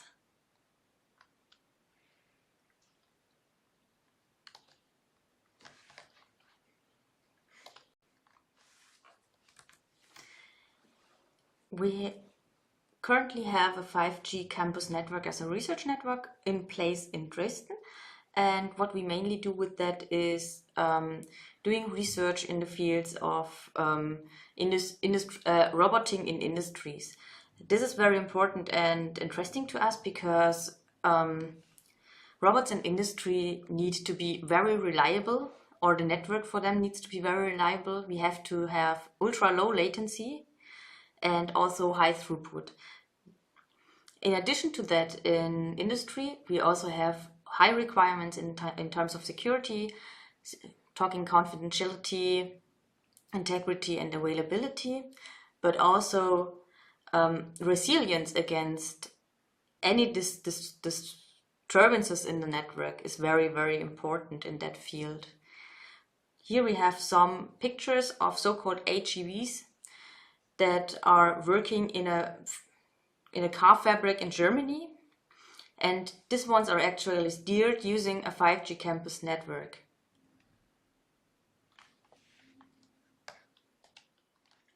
To enable those use cases, we need a wireless network.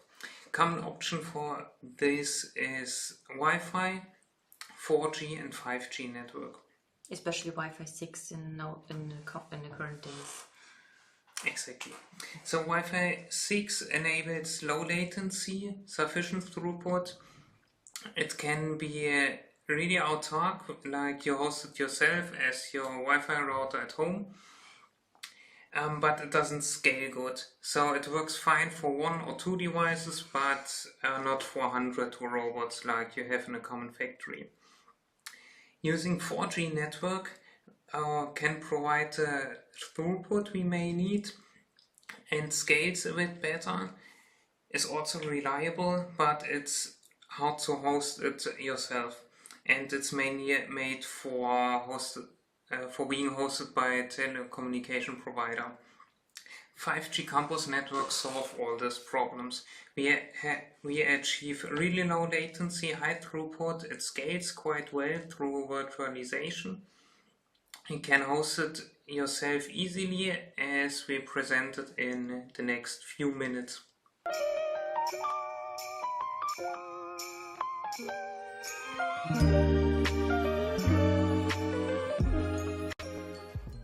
Last slide we mentioned 4G and 5G cellular technologies, and and those options are not that strictly separated. So as we see in this slide, we can have an evolved packet core connected to an LTE RAN, which is our regular LTE network, and in this slide called option 1. If this evolved packet core is 5G enabled, we can connect a G node B using new radio NR to the existing E node B which provides an LTE network and achieve 5G NSA connectivity. In this case, the user equipment connects to the LTE network, and in case of much data transmission, it switches to the G node B in order to achieve throughput and latency, which is enabled by 5G. In case we have access to a 5G core, we can also use the other options, which is like connecting the G node B directly to the 5G core in order to achieve regular 5G network. But we can also use option 5 as we connect LTE to the 5GC. Also, those options in the middle are possible where we have a new radio attached to an LTE network which goes to the core. It's kind of similar to a 5G NSA, but the difference is we use a 5G core with all new virtualized functionality. And it also works the other way around in case that is needed. Not every user equipment supports every option, but that's up to the use case manufacturer. And especially to clarify the user equipment is everything a user can use in the 5G network. For example, your common well-known smartphone, or for example, in our cases, very often robots.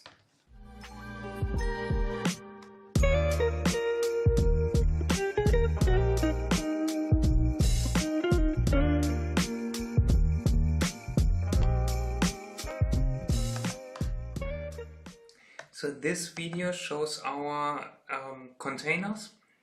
We have two of them. The left one is a little bit larger.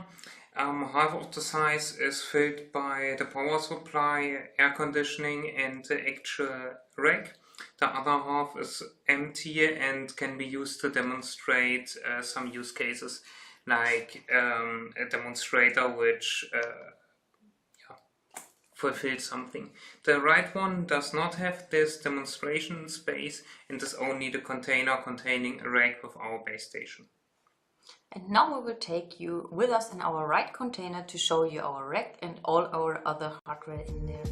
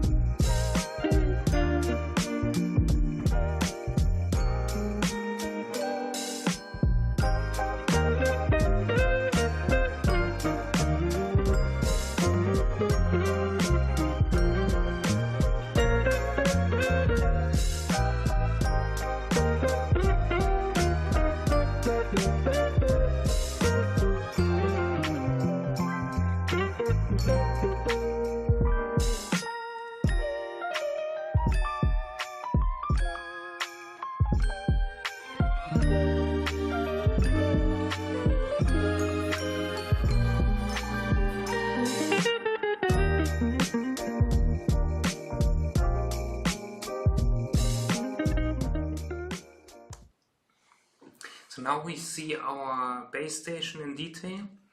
Starting from the bottom, the first one is our power supply, where we have one fuse for every entity we use above.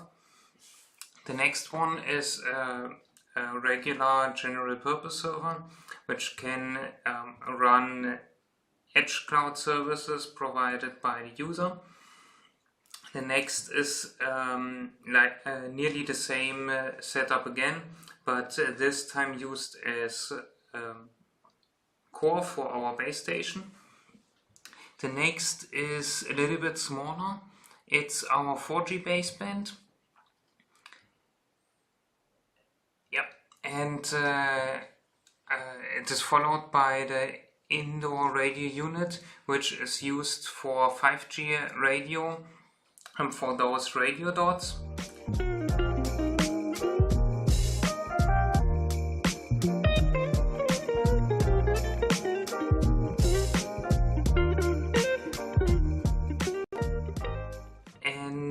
This is followed by the 5G baseband in addition to the 4G baseband in order to provide the G-Node B.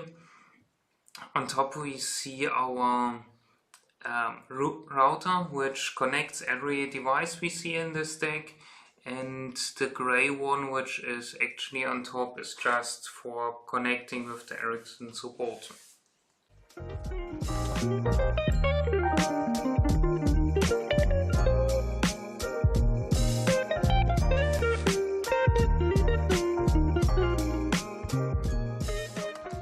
I'm taking you with me to the backside of our rack, and on the way to that we see our Nokia Fastmile, some general purpose PCs, a 4G antenna, and also the air condition of the container we have.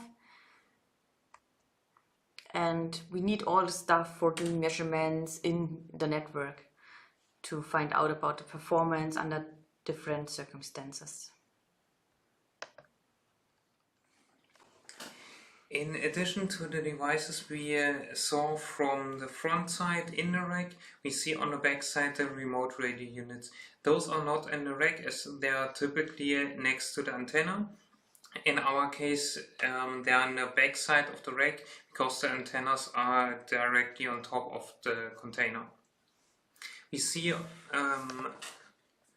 as first one the 5G radio unit, which is positioned higher, and a second one 4G radio unit, which comes now at the bottom. They both look the same, only one is turned 180 degrees.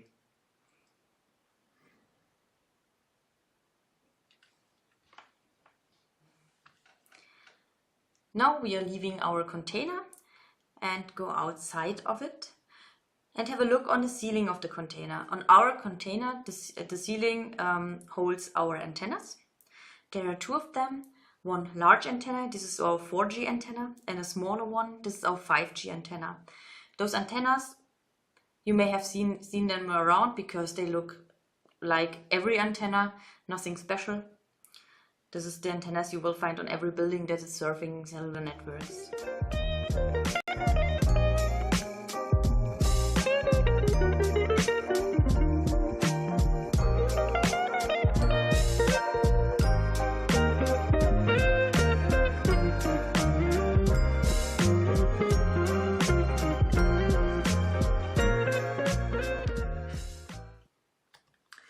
Using the setup we just showed, we can connect a UE like this smartphone to our network and execute some basic ping measurements against hardware in the network. We see on this device that the first few ping measurements are kind of slow because the device is in this state only connected to the 4G network, and on later pings the UE switches automatically from 4G to new radio, which enables latencies around 5 to 10 milliseconds.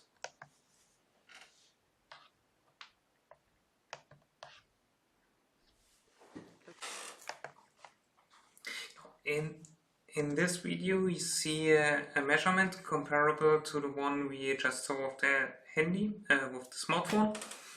But that one is running on a NUC, which is behind a Nokia CPE, which is connected via 5G to the base station. And the server the speed test goes against is in the content server running.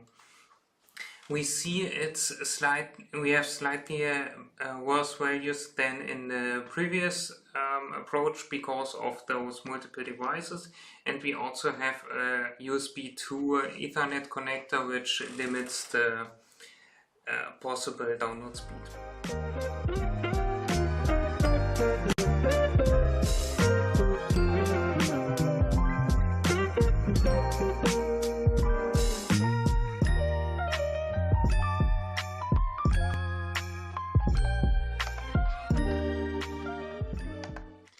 And here you can see a speed test done with a simple ping with a standard tool. It's similar to the speed test before, but without all the overhead from the proprietary HTML pages we used for that.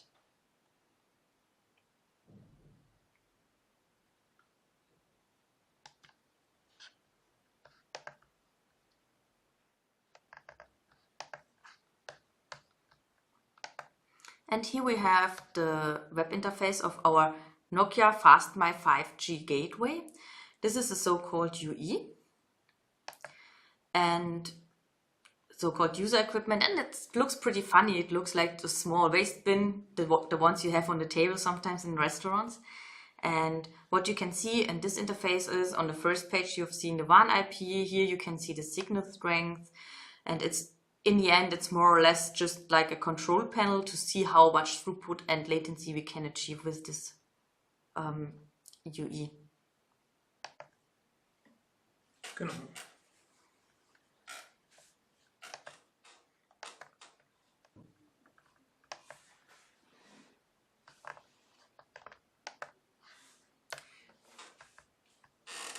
In order to manage the basebands we just have seen physically, we have a web interface called EMGUI, and we see as first a small overview of what components we have, starting with the core baseband on the left side. We see some details on the right.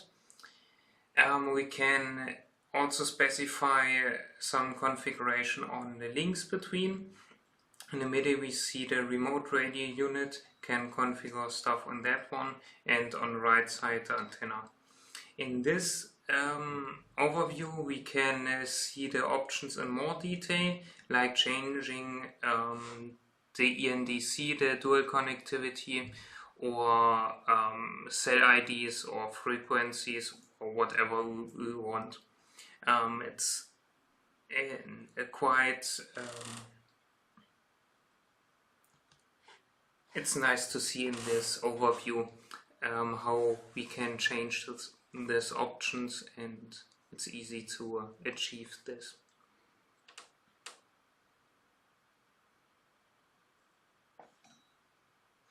Now coming to the next baseband, which is our 5G baseband. This structure is kind of the same.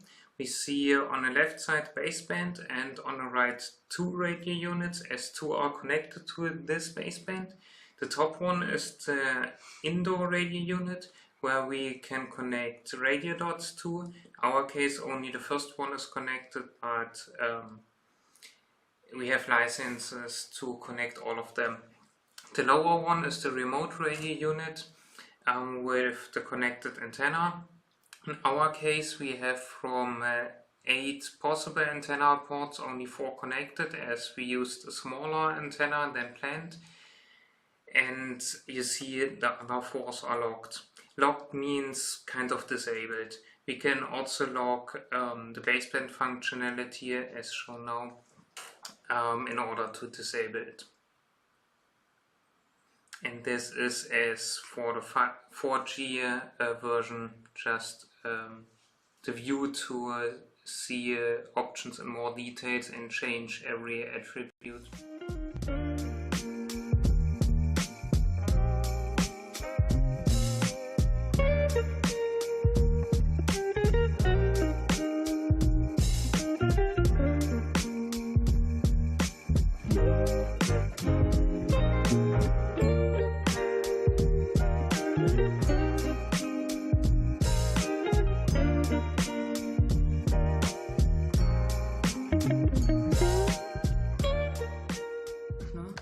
Using the interface we just presented, we can configure the cells or simply shut one off, as we see in this example.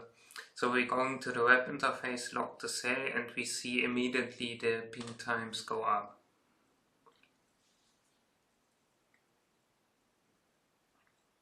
It's not possible to unlock the cell from the web interface.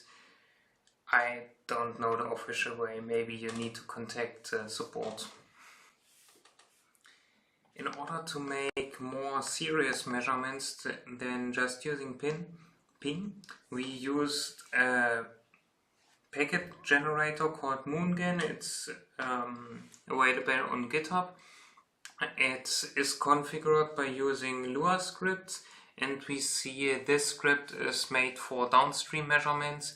We have two network interfaces connected, one to the core and one to the UE.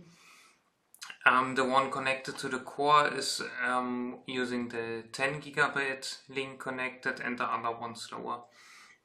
And we see in the results that we are sending packets with a certain packet rate and receiving it with another packet rate. In case we have losses and those are different, usually they should be the same. And now we see like the same just for upstream. Of course, the achievable data rates in upstream and downstream are different because of different modulation schemes and so on. In future, we are looking forward to use this tool to measure one-way latency, throughput, cross-traffic, different setups, and so on. And here on the end, we see how such a Lua script looks like.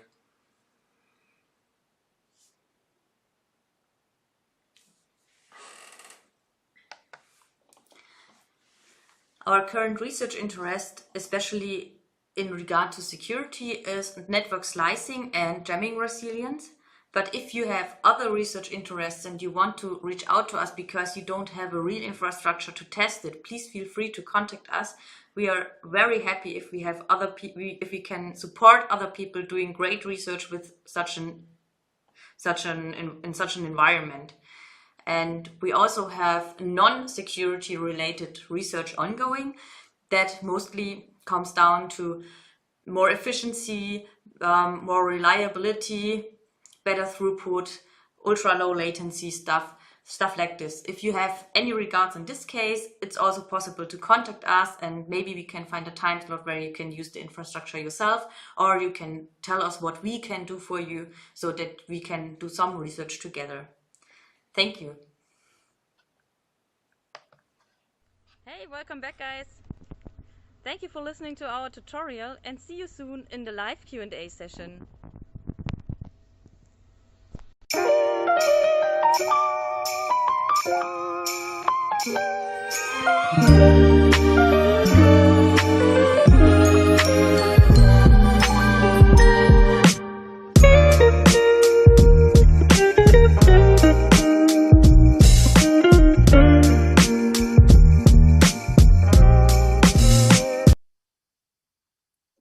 All right.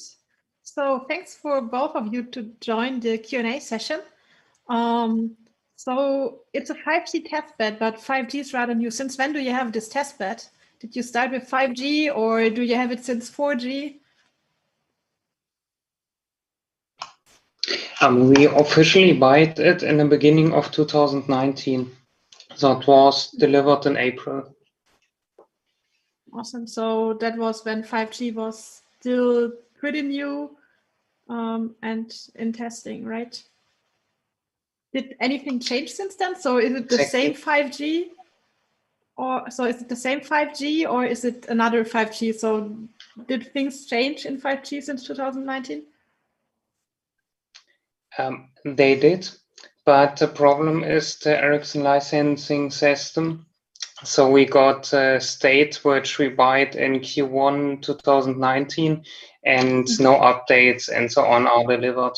We are about to buy a new version as we have right now only a 5G enabled evolved packet core, which supports non-standalone, but in order to do standalone in the future, currently we are trying to buy a standalone option. But this is quite hard as there's a hardware shortcut everywhere. Okay. So right now you just have the same issues as everyone who's working with hardware because of the shortage. But But the 5G phones that one can buy, I mean, only a few phones have 5G so far. I think the Google Pixel 5, a few Samsungs, and the iPhone maybe. So do they all work with your 5G base station? There's also some Nokias and some Motorola's that do, but in our experience, not every phone worked in the past. But Andreas, I think you know a little bit more about that than I do. In general, most phones work. The problem is some are branded to a special operator, and we are not allowed to send the identifier of the operator. Ah, all right. So you cannot do like reprogram the USIM to another operator and label the base station to, I don't know, German Telekom. Yeah. At least we are not allowed to. Yeah, obviously. The problem is, for example, really big by using Samsung smartphones. You can decide if they should work with Deutsche Telekom or Vodafone and nothing more. Ah, yeah, okay. And you have to spawn your network as testbed, and then it doesn't work. Yeah. Such a pity. But maybe, I don't know, maybe some firmware modification of the Shannon baseband would make this possible. Who knows? I mean, the tutorials this morning, so the second tutorial actually was a bit about the Shannon baseband. Who knows? Yeah. How long did it take you to get all the equipment that you have right now? So the base station, so you just bought everything all at once in 2019, or did you buy updates in between? We bought everything in 2019. It was in January and got delivered in 3 months. So it was quite straightforward. Ericsson took about 4 or 5 months more to configure everything and get it running. But the hardware was there already. So if there was like no hardware shortage right now and you had like unlimited amount of money, what would you buy?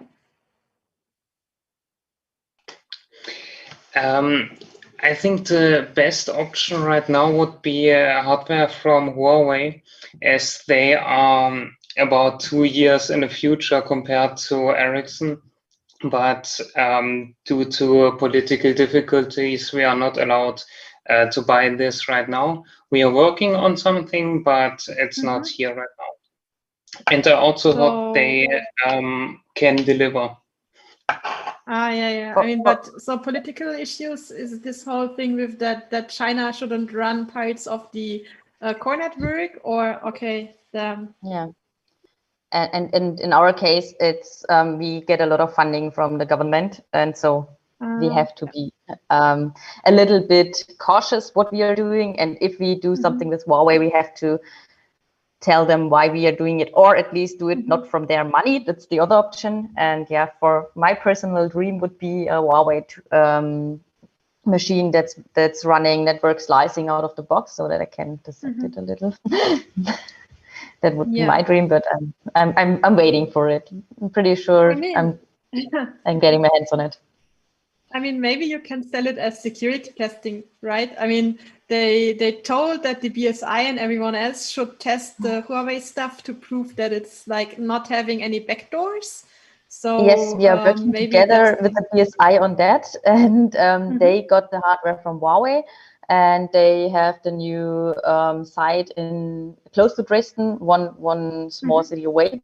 It's only 10 kilometers, so we have a cooperation since 1 or 2 months, and they want us to work with their Huawei testbed and see what's going on in there, and so maybe I get my hands on that. And on the other hand, due to our research, we got in contact with Huawei directly, so maybe this is also an option to get some hardware from them. So let's see what the future will bring. I mean, from a political standpoint, maybe they just want to prove that they don't have backdoors, and then they send you a base station for security testing. So this would also be really, really awesome. This is something we hope for. Cool. So as of now, so the network slicing, etc., that's all about performance, right? So you didn't do any security testing so far? Sorry, you're still muted. I unmuted myself. Ah, Again? now No? it works. Okay. It works. Okay. No, nice. The problem with network slicing we have currently is missing definition of what network slicing is in technical terms. We all have the big picture for what we will use it for, separating streams and reserving bandwidth and so on and so forth, and everything is clear. But how to do it in technical terms, do it like VLAN tagging or something, that's something that is not absolutely clear how people will implement it later in the networks itself. So this is one thing we are looking into, what people did in the past and what the IETF is doing currently. That's very interesting. They started some standardization in these terms. So it's a lot going on, and it's no fixed state, so that we have it easy to say, yeah, this is how it's defined, so let's implement it and try it out. That would be nice, but that's not the case. So this is a little bit of a difficult research task, and that difficult, yeah, more or less to keep on track and to see what others are doing and what is working and what not, and in which direction in the end the industry is going. So this is also one reason why I really want to see how Huawei is doing it, because the way they are doing is maybe most probably the way the others may have to do it later on too. Yeah, so you're basically reverse engineering the most advanced implementation to figure out where technology is moving, because like specification lag behind, is that true? So IETF, yeah, something like that. Something like that. That would be nice, but the standardization lag is the problem for us currently. But we try to get our hands as close as it gets. Yeah, awesome. So yeah, a real world test bed with all real world difficulties. So do you have anything else that you want to add before I hand over to the next session? No? Thank you for having us. Yeah, it was nice to have you here, and I hope that other people who were watching this are going to collaborate with you or have interest in testing something with your test bed. Because yeah, it would be very nice, really... or especially in the terms of network slicing or security research, just reach out to us. But also for performance tests, just write an email, and maybe if we have the capabilities, you can do it with us together. That would be really nice. Awesome. All right. So with this, I'm handing over to the next tutorial. And the next tutorial will be by Milan about open source publishing and testing, etc. So continuous integration and other topics like this, and replicability. And Milan is someone who published OpenDrop a while ago on GitHub, and it got, I think, more than 4,000 stars. So he's really, really successful in publishing his scientific work. So I can recommend you to just watch this tutorial and also think about how to publish your research. Hello, my name is Milan. I'm a postdoc at TU Darmstadt. And welcome to my tutorial on how to publish open research tools for reproducibility. If you have ever read a good paper and wanted to use the author's software, your experience might have been painful because you were unable to build or even find the tool. So if you want to publish tools and create a pleasant experience for your users at the same time, then this tutorial is for you. But before I start, I have a short disclaimer. First of all, I like to write code, but I would not consider myself a professional software developer. But that's okay, since we're not actually discussing any code in this tutorial. Second, I got many of the ideas presented in this tutorial from different sources that I list at the end of this tutorial. And finally, this tutorial is my take on the topic. It's based on these sources and also my personal experience. So I focus on things that I find important. And this also means that I might have missed some important aspect. Okay, with that out of the way, let's discuss why we should care about reproducible research. First of all, Putting your tools out there will allow others to compare their solutions to yours. And if they can use your code, they can cite your research. So it's a win-win. Second, it lets others build upon your work. And this includes the future you. If you have ever wanted to conduct an extended evaluation for a journal paper submission, you know how hard it can be to get your own couple of month-old code back up and running again. And finally, artifact review is likely to become a mandatory part of the paper review process in the future.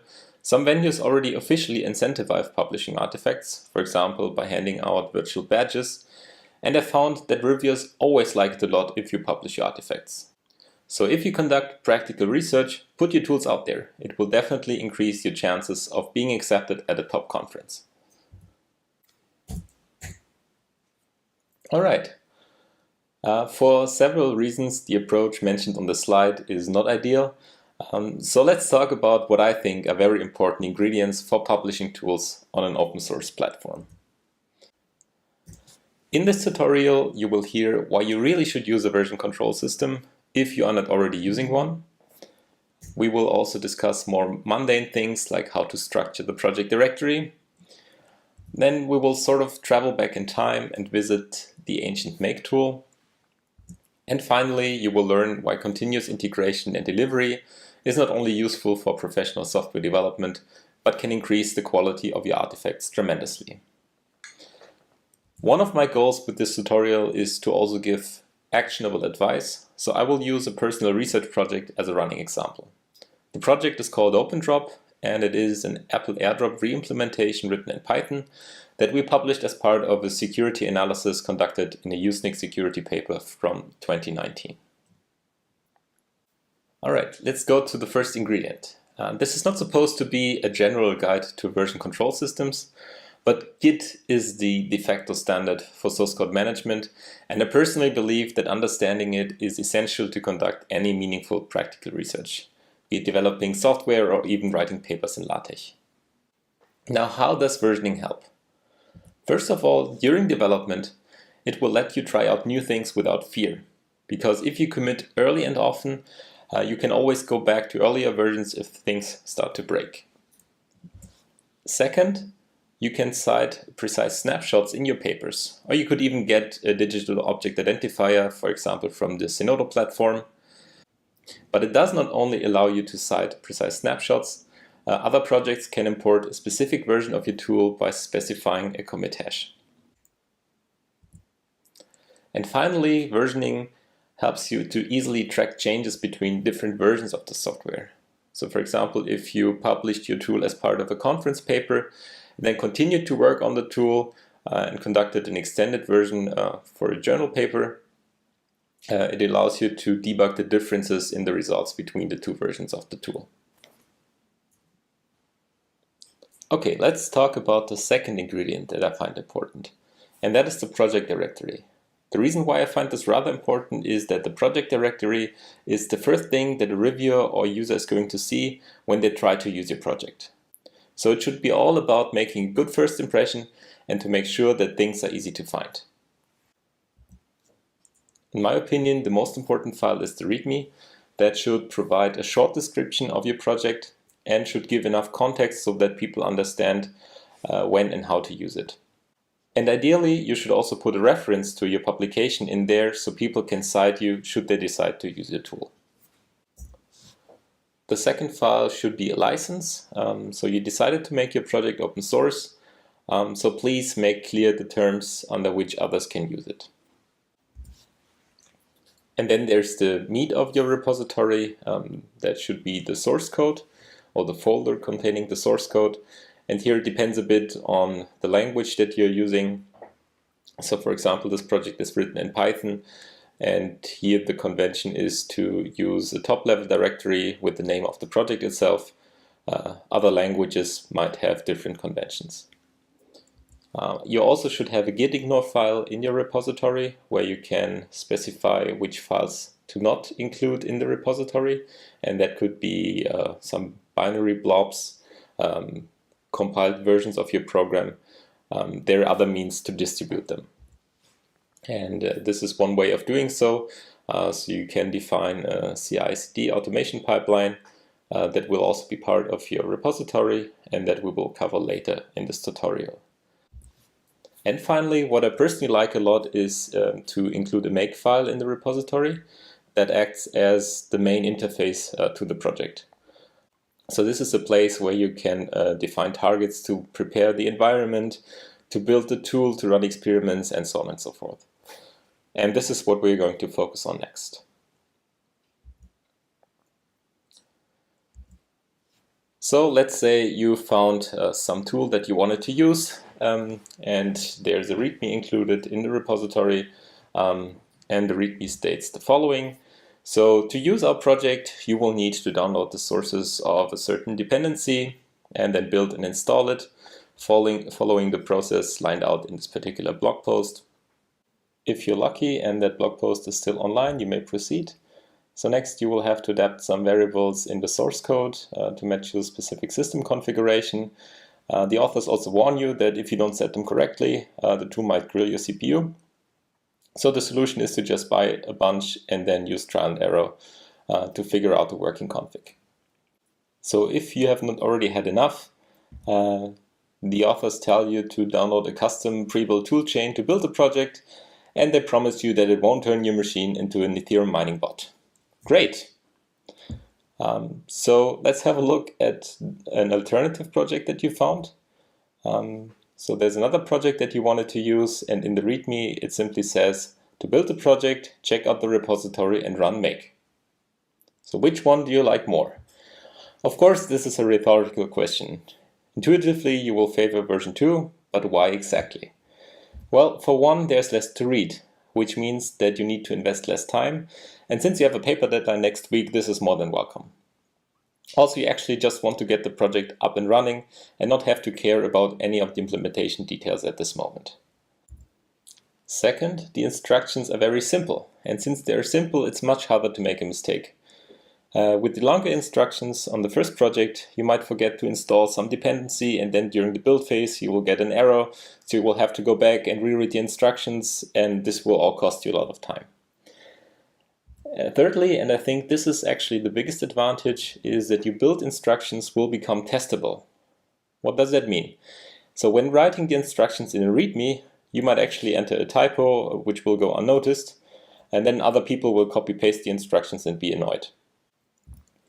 And finally, also because your instructions are now in code, your documentation is unlikely to get outdated as you continue to work on the project. For example, if you decide to include a new dependency in the code, then make will fail and force you to fix your error. So how does make or a makefile look in practice? So make is actually a build management tool that is designed to help you with compiling, linking, and copying files. It is a tool that is universally available, so people don't have to install yet another tool. And the structure of a makefile is usually more concise and easier to understand than just plain bash scripts, for example. So on the right side, we see an example of such a makefile. Here we use it to compile a C program. The program is called awesome, and this is the target. Then the target is followed by a colon, and then we have the prerequisites for this target. And then on the next line, we will have the actual compile command using some built-in variables. But make is actually independent of the programming language. So you can also do other things like wrapping common commands. So what we can see here is we have an install target. It is not actually building a file. This is why we have to define it or declare it as phony. And here the target calls a Python-specific tool to install a Python module. And last but not least, make can be used to combine different tools or tool chains. And here I used it to implement a very simple test suite. On the top we have a lint target that calls pylint, a linter for Python. On the project we have a second target called test that runs PyTest that in turn invokes unit tests written for your code. And finally we can also define a composite target called CI here that has as prerequisites both the lint and the test targets. So now whenever you want to test your code, you simply have to write make CI, and both pylint and pytest will be invoked. CI, that somehow sounds familiar, right? So I've already mentioned CI/CD earlier in this talk, and it stands for Continuous Integration and Continuous Delivery or Deployment. And it essentially offers a standard execution environment. So when packaging your tool for submission to the artifact evaluation process, you might have relied on virtual machine or VM images in the past. However, there are several problems that go along with submitting a VM image. And the first issue is that these images tend to become quite large because they require you to package an entire operating system. For example, a vanilla install of Windows 10 already takes up about 15 gigabytes of storage. And this is space that you first need to host somewhere, the reviewer has to download, and finally also store locally on disks. So the format is not exactly handy. Also, those images are non-descriptive. What I mean by this is that it is hard to figure out in what way your custom image differs from a fresh install of the packaged operating system. So the reviewer has no easy way of knowing which dependencies you installed, and they cannot be sure that you did not alter or optimize the base system in some other way. And finally, and this is also because it's non-descriptive, the format is rather unflexible.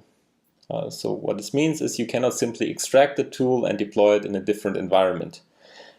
So it becomes very hard to adapt it to run on a different piece of hardware or different network setup.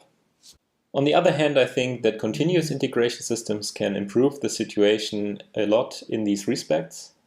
First of all, those systems typically rely on some standard containers, for example using Docker, and those container images are considerably smaller than a full-blown VM image, and also they're already hosted somewhere, which means that you don't have to host them yourself.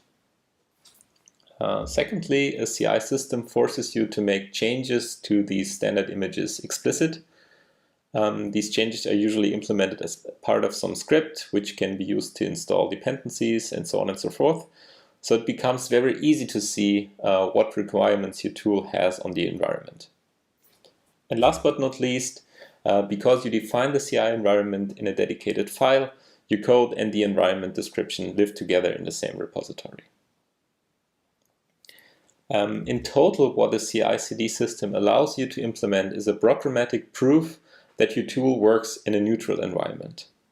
And that is a big deal, because now a reviewer can skip the rather time-consuming part where they have to follow your setup instructions. Instead, they can either execute the CI pipeline themselves or rely on the green check mark in your repository that indicates that the last pipeline run was successful. Just for completeness sake, I want to mention that there are certainly situations where sending around a VM image makes sense, especially when you require a rather obscure execution environment. But I think in many cases relying on a CI system is the more elegant solution. Okay, so I've already mentioned the term pipeline. You might wonder what that is.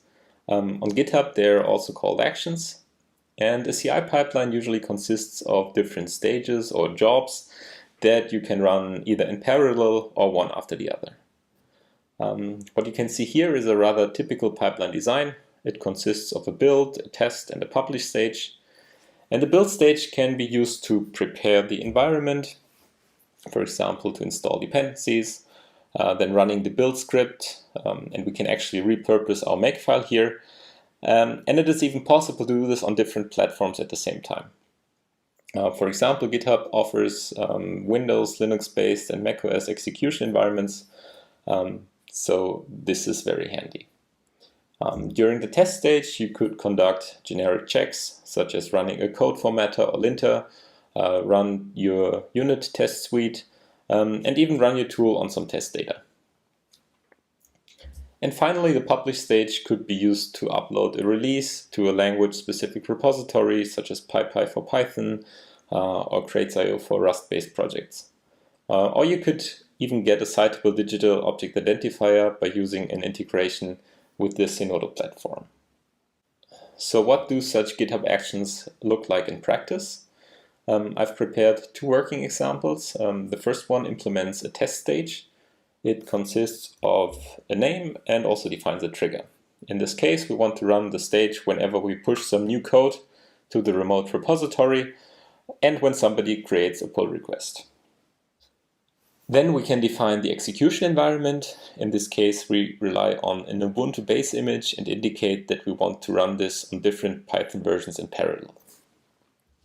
Finally, we just run our make CI target that will take care of invoking our complete test suite. The second example is about creating a snapshot release. Here, we only want the stage to run whenever we push a new tag to the repository that follows a certain format. And finally, in the last step, we use a built-in action that will create the release that we only have to configure with some input variables. And that is already it. We've covered everything that I wanted to include in this tutorial. We have talked about the importance of versioning, the project directory, makefiles, and continuous integration systems. However, there are some related topics that I at least wanted to briefly touch. First of all, in this tutorial, I did not talk about how to actually write reproducible or reusable code. And there are many things to consider in the scientific context. For example, whenever you use randomness in your code, you have to make sure that it is possible to fix the seed to the pseudo-random number generator. Otherwise, any subsequent run of your code will produce different results, which is obviously bad for reproducibility. And I found this paper that I put on the slide a very good starting point for this topic, so feel free to check that out. I also want to briefly talk about advertising your project. So after you've put a lot of effort in, you might want to spread the word. I've personally made a good experience with sites such as Hacker News. However, I've also have to admit that becoming popular on such sites is a rather random process. You can also advertise your work on social media and hope that it spreads there. Or if you have a journalist contact, you might actually also get some rather nice press coverage. And finally, and this is sort of the outlook to this tutorial, I would like to talk about automating the paper writing process. It's an idea that comes up when realizing that papers are basically just source code repositories. And there are many tasks that we could try to automate using the exact same tools that we discussed in this tutorial. So for example, you could think about implementing a CI pipeline that builds and serves the latest PDF of your paper whenever somebody updates the remote repository. And this way your supervisor can always read the latest draft, and it also helps you to identify build errors, for example, when somebody forgets to check in a required file. You could also include a pipeline that builds figures from scratch. So instead of committing the final graphs, you could commit your raw data to the repository and have a pipeline take care of producing the figures for you. And this by itself already makes for a very nice submission for an artifact review. You could automate recurring tasks such as preparing a clean source code archive that is often required for journal submissions. And you can even implement a test suite for your PDF where you enforce the conference's page limit and check that fonts are embedded. So you're not surprised at the deadline that the submission system rejects your paper due to some formal violations. And with this, I thank you for attending this tutorial, and I believe that the Q&A session is supposed to start now.